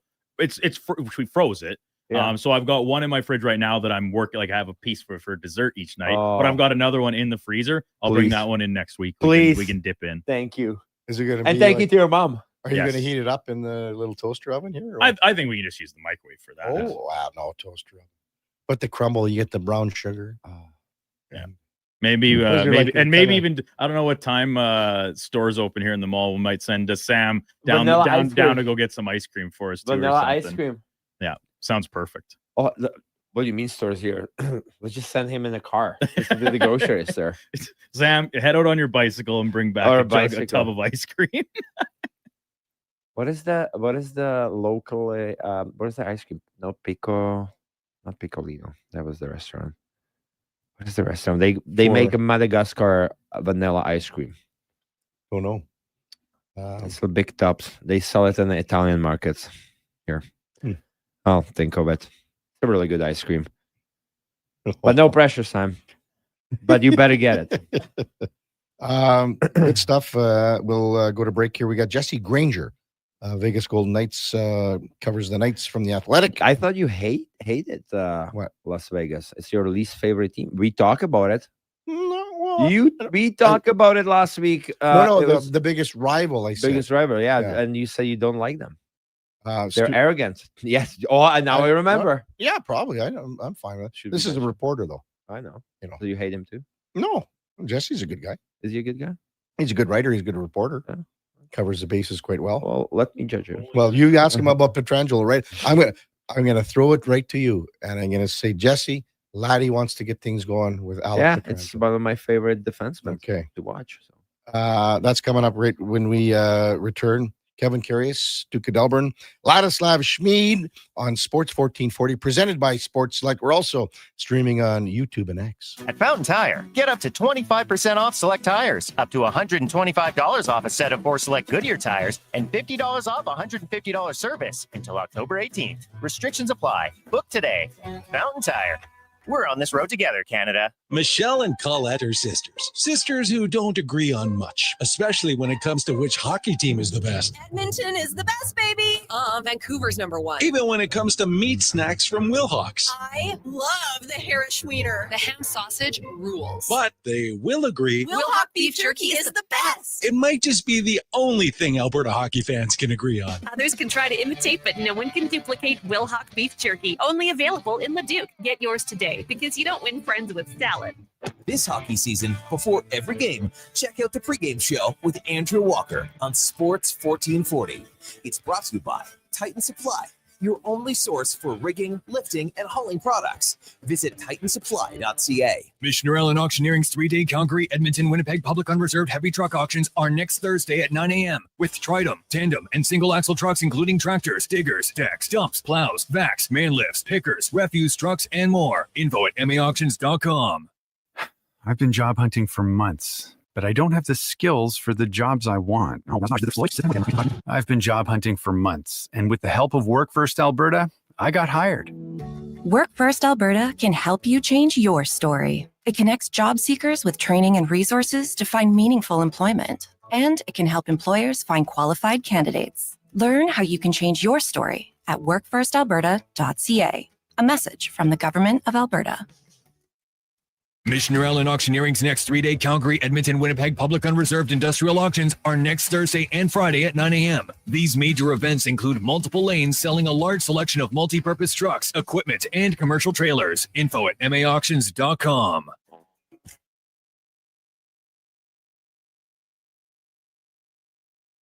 Have your sports curiosity cured with the Kevin Karius Show. This is Sports 1440.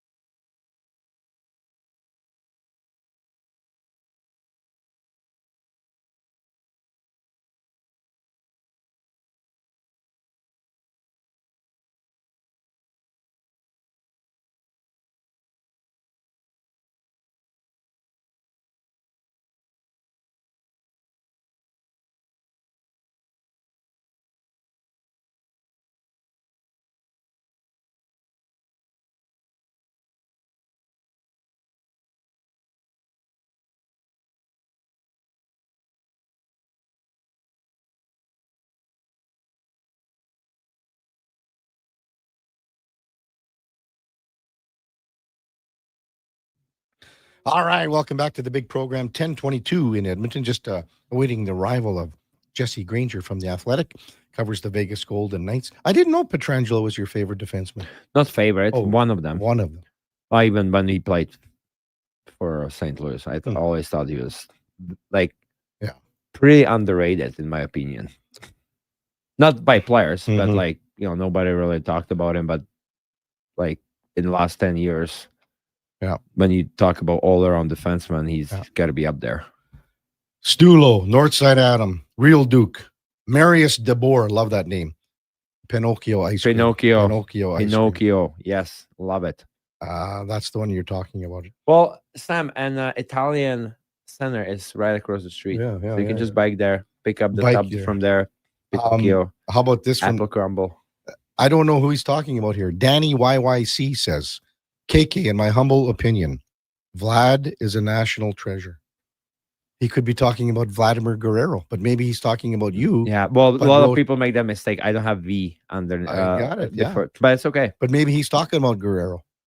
No, he's talking about me. How do you know? I'm a Czech national treasure, not Canadian. What's happening? Oh, camera. Oh, yeah. Somebody texted you. Your sisters texted. Like they want a better picture of me. Hi. We got Jesse. Okay, good stuff. Let's welcome in Jesse Granger from the Athletic. Covers the Vegas Golden Knights. Morning, Jesse. You're with Kevin Karius once again on Sports 1440 with our co-host, Ladislav Schmid. Thanks for jumping on this morning. Really appreciate it, Jess. Good morning, guys. Thanks for having me on. Well, and Laddie's got a question for you right off the bat, Jesse. So I said, Laddie, go ahead. Hi, Jesse. Yeah, well, there's only one person who truly understands hockey in the studio, so like I'm gonna kick it off.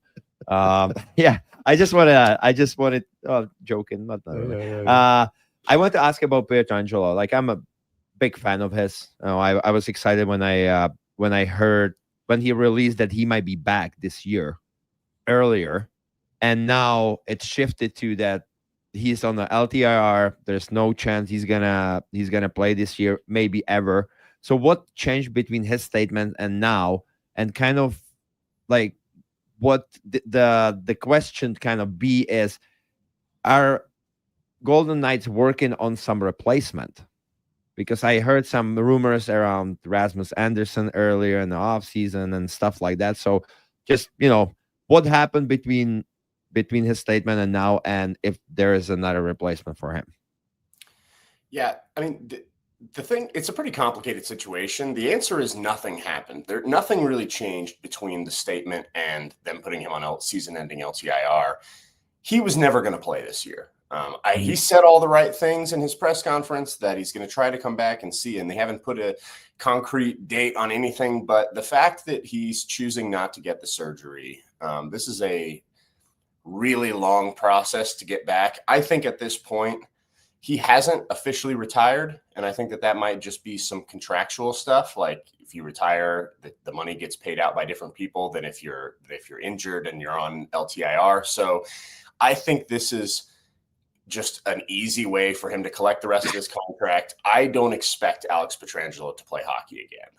Is he leaving the possibility open? Yes, but I would be very surprised if Alex Pietrangelo ever plays hockey again. And it's obviously a massive hole for this team to fill. I thought all summer the talk about adding Mitch Marner obviously improves the forward group a lot, but I didn't think there was enough talk about what the absence of Pietrangelo is going to mean to this team. He is everything for the Golden Knights. I mean, he is the workhorse back there. He played 25 minutes a night. He led the team in ice time all 5 seasons that he was here, and he took on the toughest matchups every night. So now you've got Shea Theodore and Noah Hannafin, who are both incredibly talented, but have never really handled that role, that responsibility of taking on the opposing team's top line every night. So it's a lot to ask. And we saw last night, the Golden Knights were not as buttoned up defensively against LA as they typically are. So I think there's going to be some adjusting to do for life without Alex Pietrangelo back there. In terms of adding someone like Rasmus Anderson, that would require a player to be moved out because they've only got about $1 million in cap space right now. So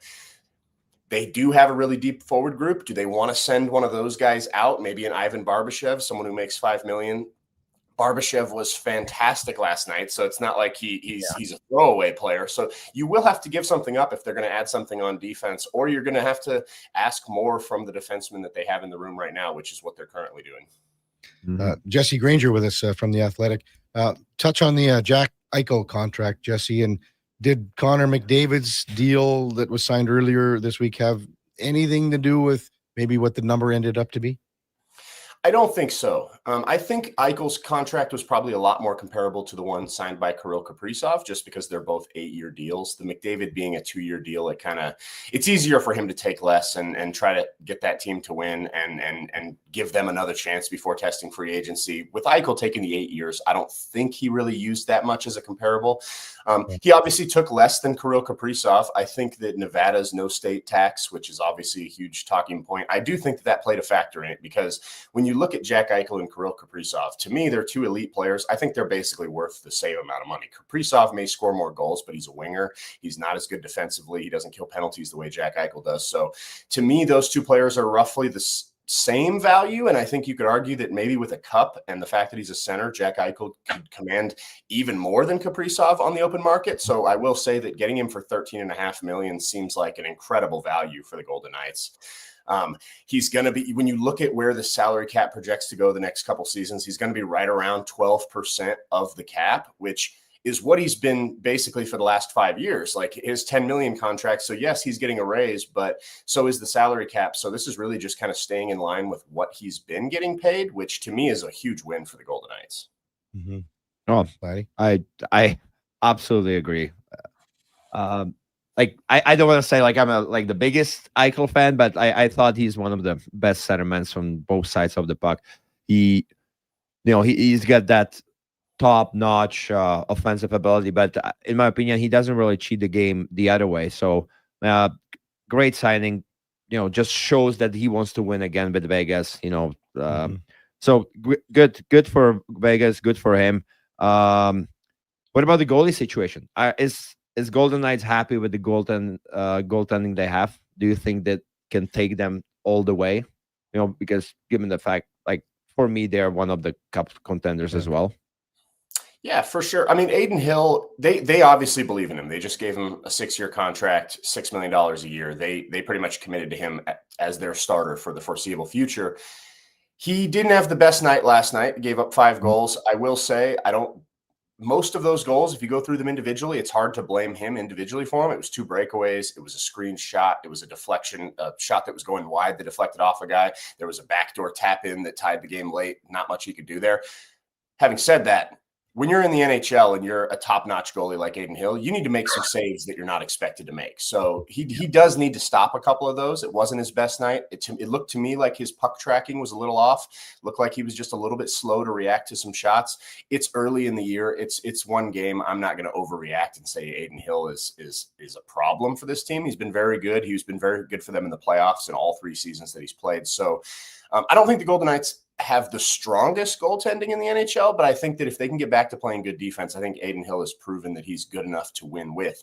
Now, in terms of will they make any additions, the Athletic's Chris Johnston has reported quite a bit that the Golden Knights are very interested in Carter Hart. Wouldn't surprise me at all if they end up adding him at some point. But even if they do, that's more of a backup to Adin Hill. I don't think that they'd be signing Carter Hart expecting him to take over Adin Hill's duties.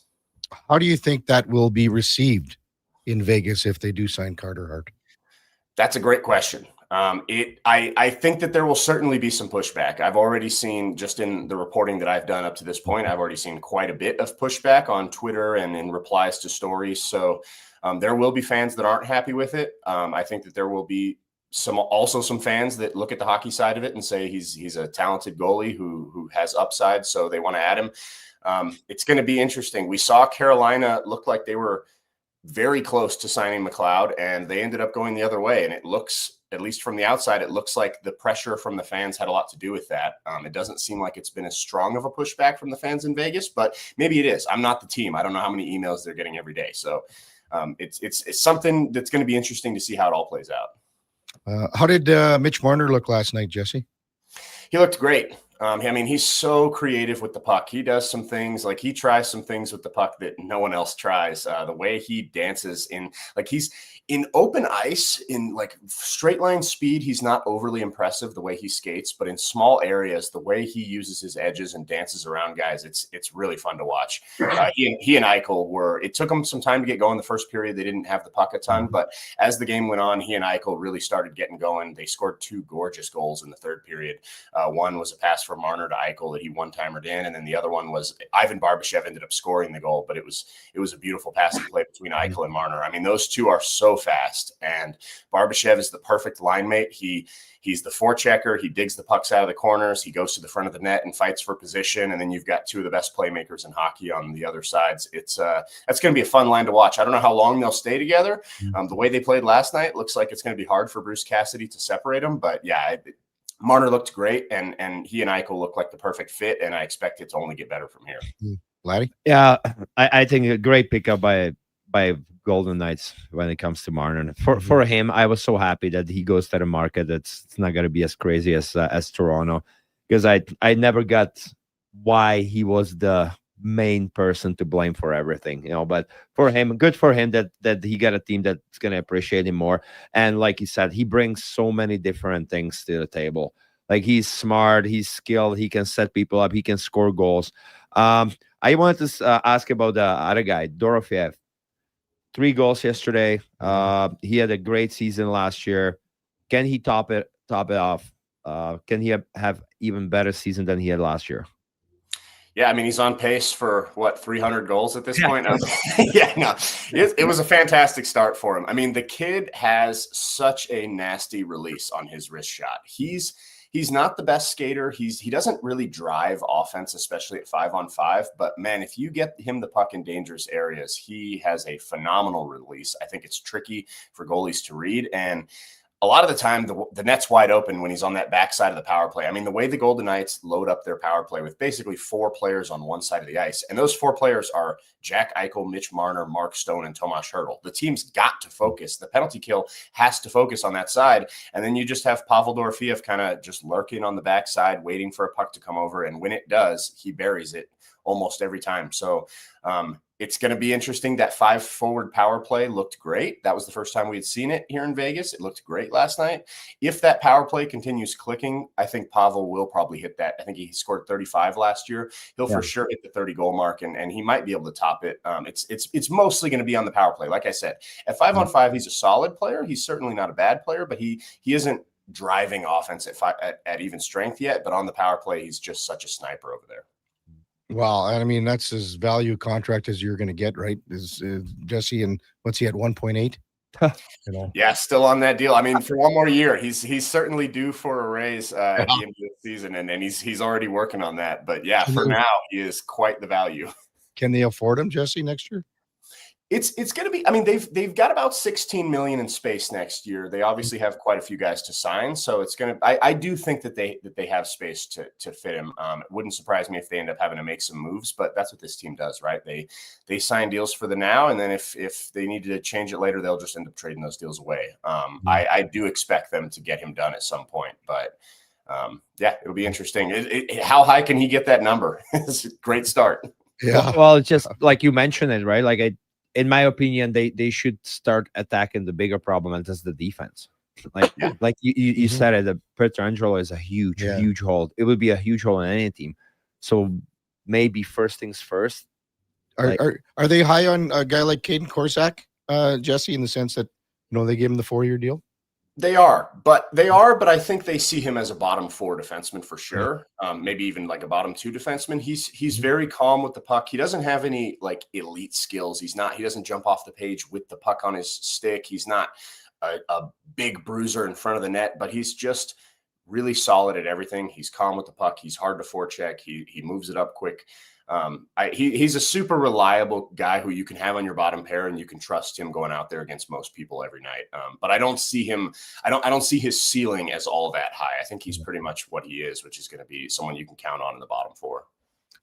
One last one for you, Jesse. Just when the Golden Knights came in, everyone knew that they were the only game in town, but everything's coming now a little bit more. And the Raiders, is there some teams like, with Major League Baseball coming, and are they starting to get a little bit of a piece of the pie that the Golden Knights had at the start when they got there? Yes. In terms of like the media attention, they can only send their news crews to one practice. So it used to be a ton of camera crews at Golden Knights practice every day. Now some days they're over at the Raiders facility and there's only a couple of us there. But in terms of the fans, I have seen no drop in interest in the Golden Knights.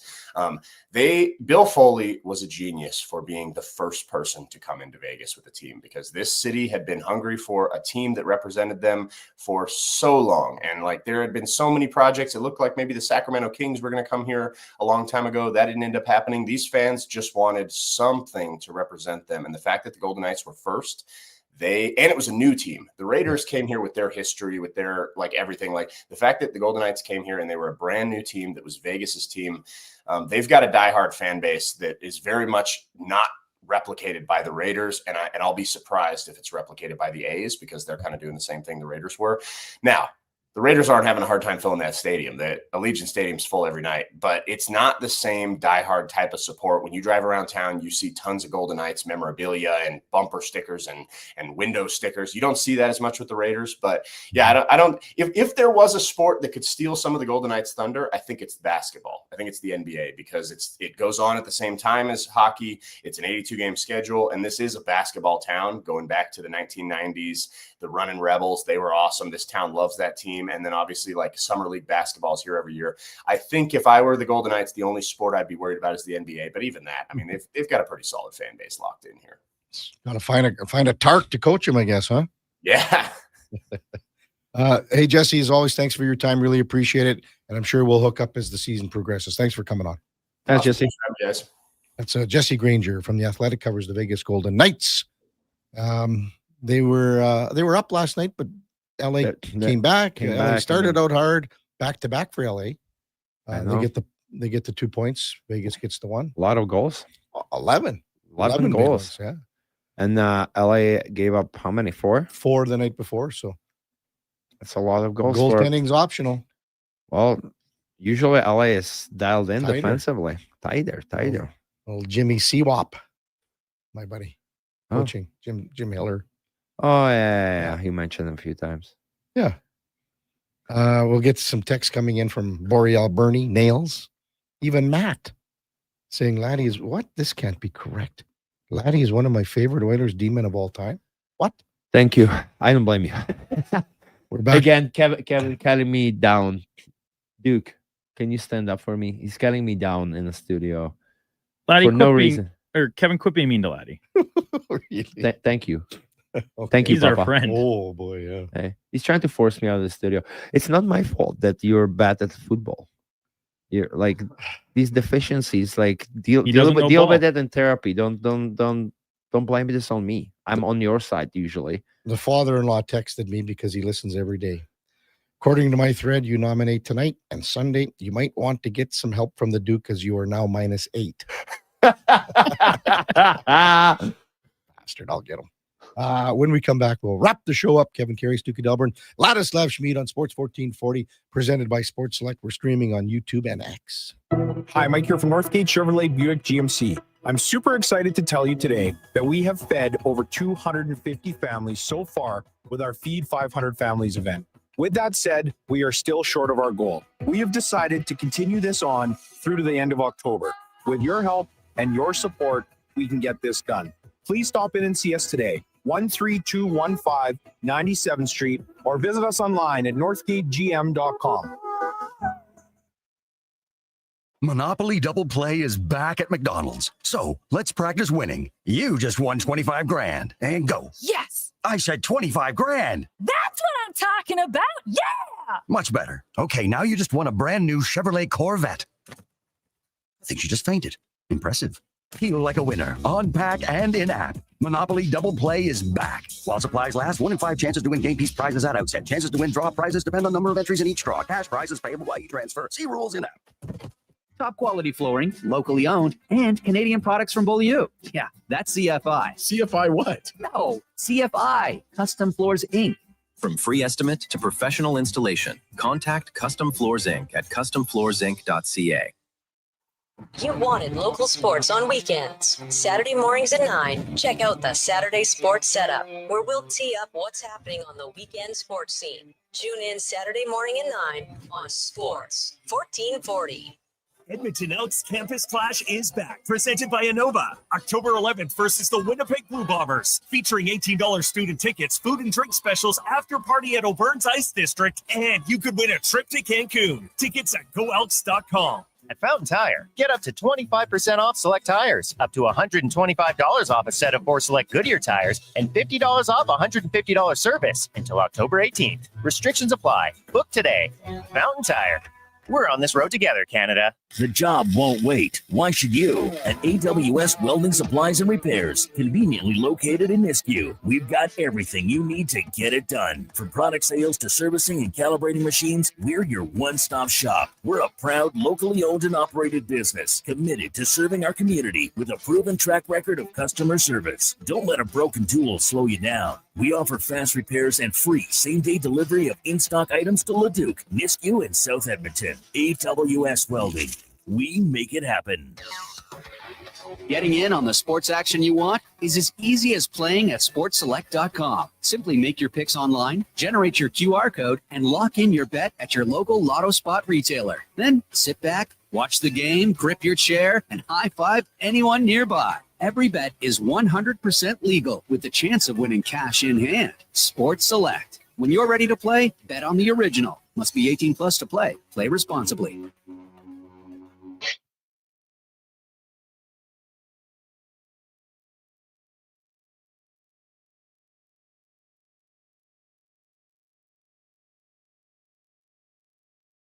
With over 30 years of sports experience, this is the Kevin Karius Show, brought to you by Sports Select. Bet on the original at sportselect.com. Please play responsibly.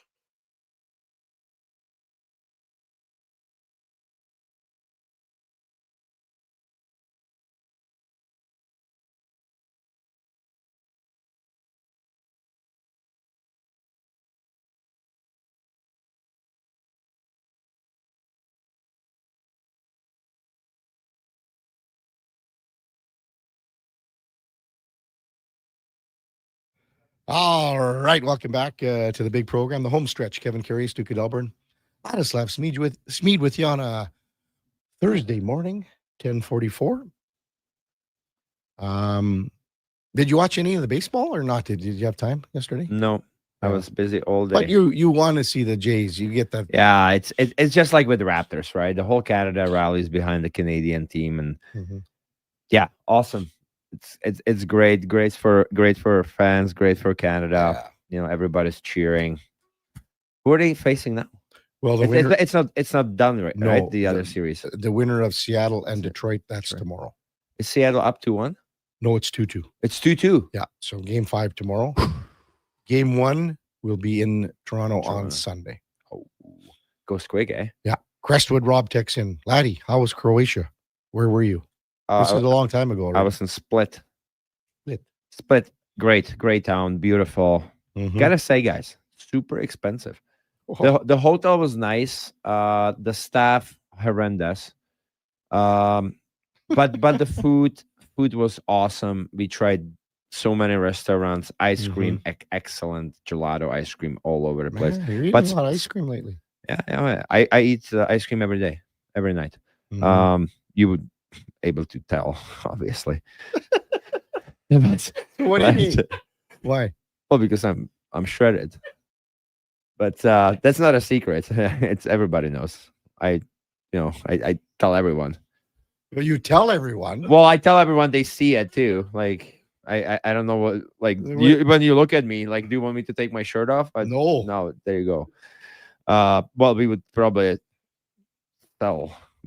get more listeners, more viewers, more listeners. Yeah, but yeah, like Croatia it's beautiful. Split was great. We went to the little island called Hvar too. It's gorgeous. You should see the yachts there. Oh my God, people do have money these days. They do. No, it was great, but like I said, very expensive. It got expensive when Croatia got Euro. Yeah. So it got the prices went up. I talked to a few Croatian people and they weren't happy with that because it makes life a little more difficult. But as a place, it was gorgeous. My wife loved it. My little guy loved it. Too bad I couldn't bring my older kids. But yeah, it was good. And again, the food, the seafood, so good. Too bad my wife doesn't like seafood. Why not? She just doesn't like seafood. I don't know. Yeah, I guess she's weird. Like nothing, not even fish. She doesn't eat fish, nothing seafood. So like it sucks for me because I'm big seafood You'd like lover. to have big a lobster or or even sushi. We go for sushi, but she only gets the vegetable rolls. So boring. Yeah. I don't know. I don't know what it is. She just doesn't like seafood. She cooks it for me, but she probably cooks it because she has to, not because she loves doing it. It's two different things. She doesn't make it with love, Kevin. Boreal Bernie says, what's the most popular apple dessert for Laddie from Czech? So it's the apple strudel. Yeah, my mom makes excellent one. She always like my dad's got really bad diabetes. Yeah. And I tell her all the time, just don't make this stuff. And she makes it all the time, and it's one of my dad's favorites. So I don't know if she's trying to kill him secretly. I don't know. But yeah, she makes apple strudel quite a bit, and I love it. It's nice soft. The cinnamony taste, and apple. I'm going to check soon. So when? At the end of the month, For 30th. For what? Tournament in Sweden. What tournament? Dude, I'm coaching with U18. How long you gone National for? team. Yeah. Are you going to do some hits for us over there? I'm going to try just 12 days. You say that all the time. And then Duke contacts you and you don't pick up the phone. Okay. Don't worry. It won't be me reaching out. Oh, because I'll be on holiday. So you'll have to be in contact with either old Joshy boy Duke's here going to or another Donnie wedding. P.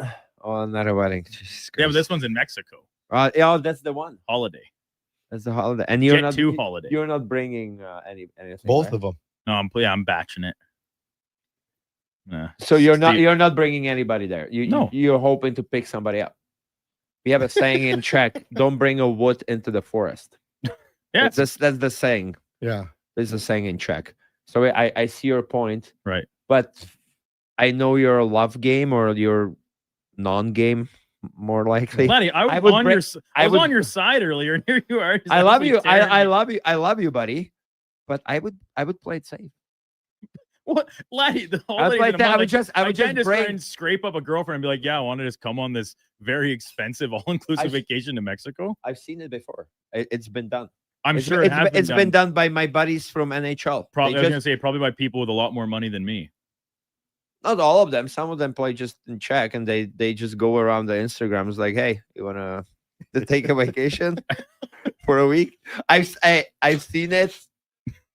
I never done it because it's weird to me. But I've seen like people know each other for like less than a month. They go on vacation. Girl gets free vacation. Yeah. Guy gets whatever whatever. I'm sure he gets something. Something, and yeah, it's weird to me. Super, but so Duke's gone on the 30th. I'm gone on 30th, right? But 12 days earlier, we've got our little dinner. So can you elaborate? Please, explain to me why you're so excited and why are you being so coy, Kevin? Yeah, this is kind of like you're very mysterious. You're scheming something. It's 10 days left. 9 more days. On a excitement scale, how excited should I be? 0 to 10. 10 is the most. 9.5. This is a lot of pressure on you because if you want me to be 9.5 excited, I don't get excited very often that much. Oh, dude, it's a setup. It is a setup. Yeah, and a setup in like not a good kind of way. Like I'm being set up to be some sort of schmuck here. No. It's probably a lovely lady waiting there. How many lovely ladies does Kevin know? A lot. Yeah. I'll give you that. Not a boy, laddie. Yeah. I'll give you that. Yeah. What? Don't be. Hey, I'm gonna be there. I can start a conversation. I'm gonna break the ice. I'm gonna set you up. Oh boy. Well, then she has to look at you and. Well, that's the problem. I'm gonna be in there with a couple of real You're hunks. good. You're good looking good. Don't sell yourself short. You got to be confident. I like ice cream a lot more than you, laddie. If you know what I mean. Well, you might like it more, but I eat more than you. But the difference is that you then, like I said, people can't tell how much you like ice cream. It's very obvious how much I like ice cream, and that's okay. You look good, man. I'm very comfortable. And my issue in this hypothetical scenario that Kevin is playing up here, that's not hypothetical, is that I'm going to be there with you two and Eddie, and it's just going to be it's going to be a gong show. Eddie's just going to leave probably halfway through the dinner. No. Is that what he did last time? No, that's what he does here. No, He leaves early. Yeah, he leaves early. So. I love it. Nature calls. When nature calls, you got So like, why do you care who is there? All it matters is who's gonna be there for you. Yeah, and Laddie, I know you'll be there for me. I will. I will help you. Oh, Good teammate. Ask wingman. Ask people. Ask people around. You are a good wingman. And Andrew Cogliano could tell the story. I'm like, I can't tell the story. I'm an excellent wingman. Well, excellent wingman. Just give us a little snippet. No, I cannot. Come on. I cannot. That's I left that life behind. This was way before his wife and Kira. Like, but I tried my best. It didn't work for him. I have to say. You were being the wingman. I was being the wingman. And yeah, I cannot go into the details. My wife would hate me. I did my job all the way. He couldn't seal the deal. Now I'm gonna leave it at that. But I'm excellent wingman, even better now because I'm sober. So I'm not like a sloppy, guy around. No, I'm very sharp, decent. Sometimes I throw some indecent jokes out there to make it uncomfortable, and that's your way in. It's like, oh, this guy is just over the top. Hey, honey. Yeah. And she's gonna be like, no, I like the bad boys. Oh man. Well, consider me excited then. Consider me all riled up for it. It's gonna be fun. Are you going to Lloyd this weekend? Yes, okay. I am. So you're gonna stop at Mundair to get the sausage. What? Write it down on piece of paper. Write it down. I need to. Well, you just go to Mundair. Turn left. Mundair. Write it down, or I'm not. I need the paper. Text it to me, please. He's so lazy, eh? So lazy to do anything for me. See the sign? It says Mundair, turn left. Okay, like where? Where exactly? About an hour east of town. Before or after Viking? Well, you're not going through Viking. Am I going through Viking? No. Where's Viking? No, I'm. Yeah, you're just taking 16. So I'm stupid. straight No, east. I'm thinking about some other city. Are you thinking of Vegreville? Vegreville. I'm an idiot. Yeah. Sorry. Yeah, Vegreville. Yeah. So It's is it right before? around there? But it'll be before Vegreville. Okay, please text it to me. So it's a sausage. Yeah. Well, you can buy whatever you want. Okay. Buy some beef jerky if you want. I'm gonna have to because I Oh. like to eat when I drive. Yeah. Or Again, you wouldn't be able to tell. So when are you going? Tomorrow? Friday. Yeah, tomorrow. And back Sunday? Yes, we have 4 games with my son's team. Four games. Wow. 1 on Friday night, 2 Saturday, 1 on Sunday. Yeah, Big game. Yeah. Who's playing the music? Sam, are you trying to get rid of me? I'm gonna smack him with that stupid Vancouver Canucks mug. Hey, did you notice Sam got his braces off? Is he coming to the dinner too?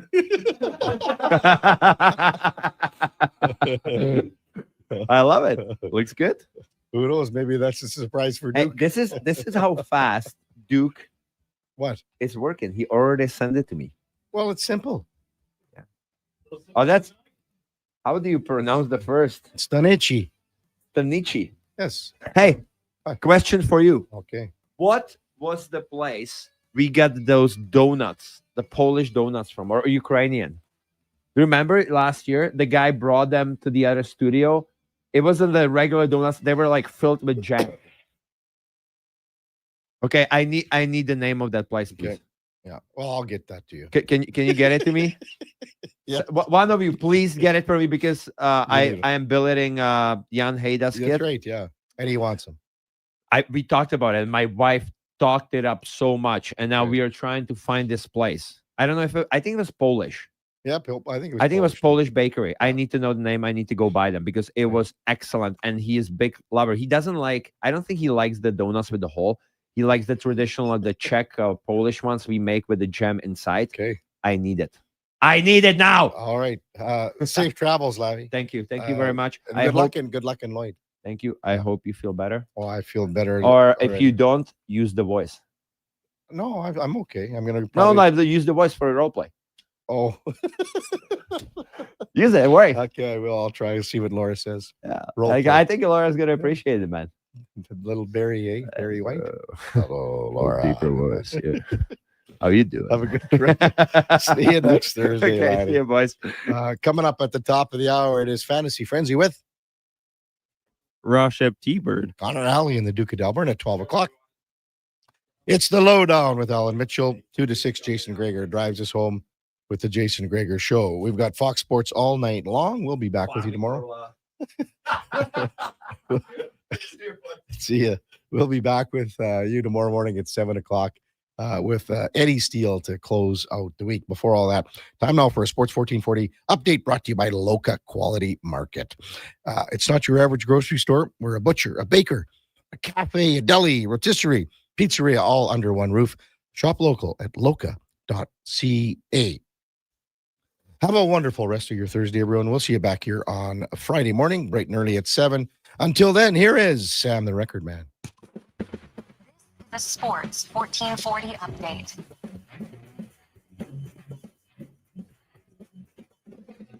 Busy night in the NHL tonight with the Flames heading to Vancouver to take on the Canucks, the Canadiens and the Red Wings facing off in Detroit, the Senators taking on the Lightning in Tampa, the Jets hosting the Stars, the Golden Knights taking the ice against San Jose, and the Kraken facing off against the Ducks.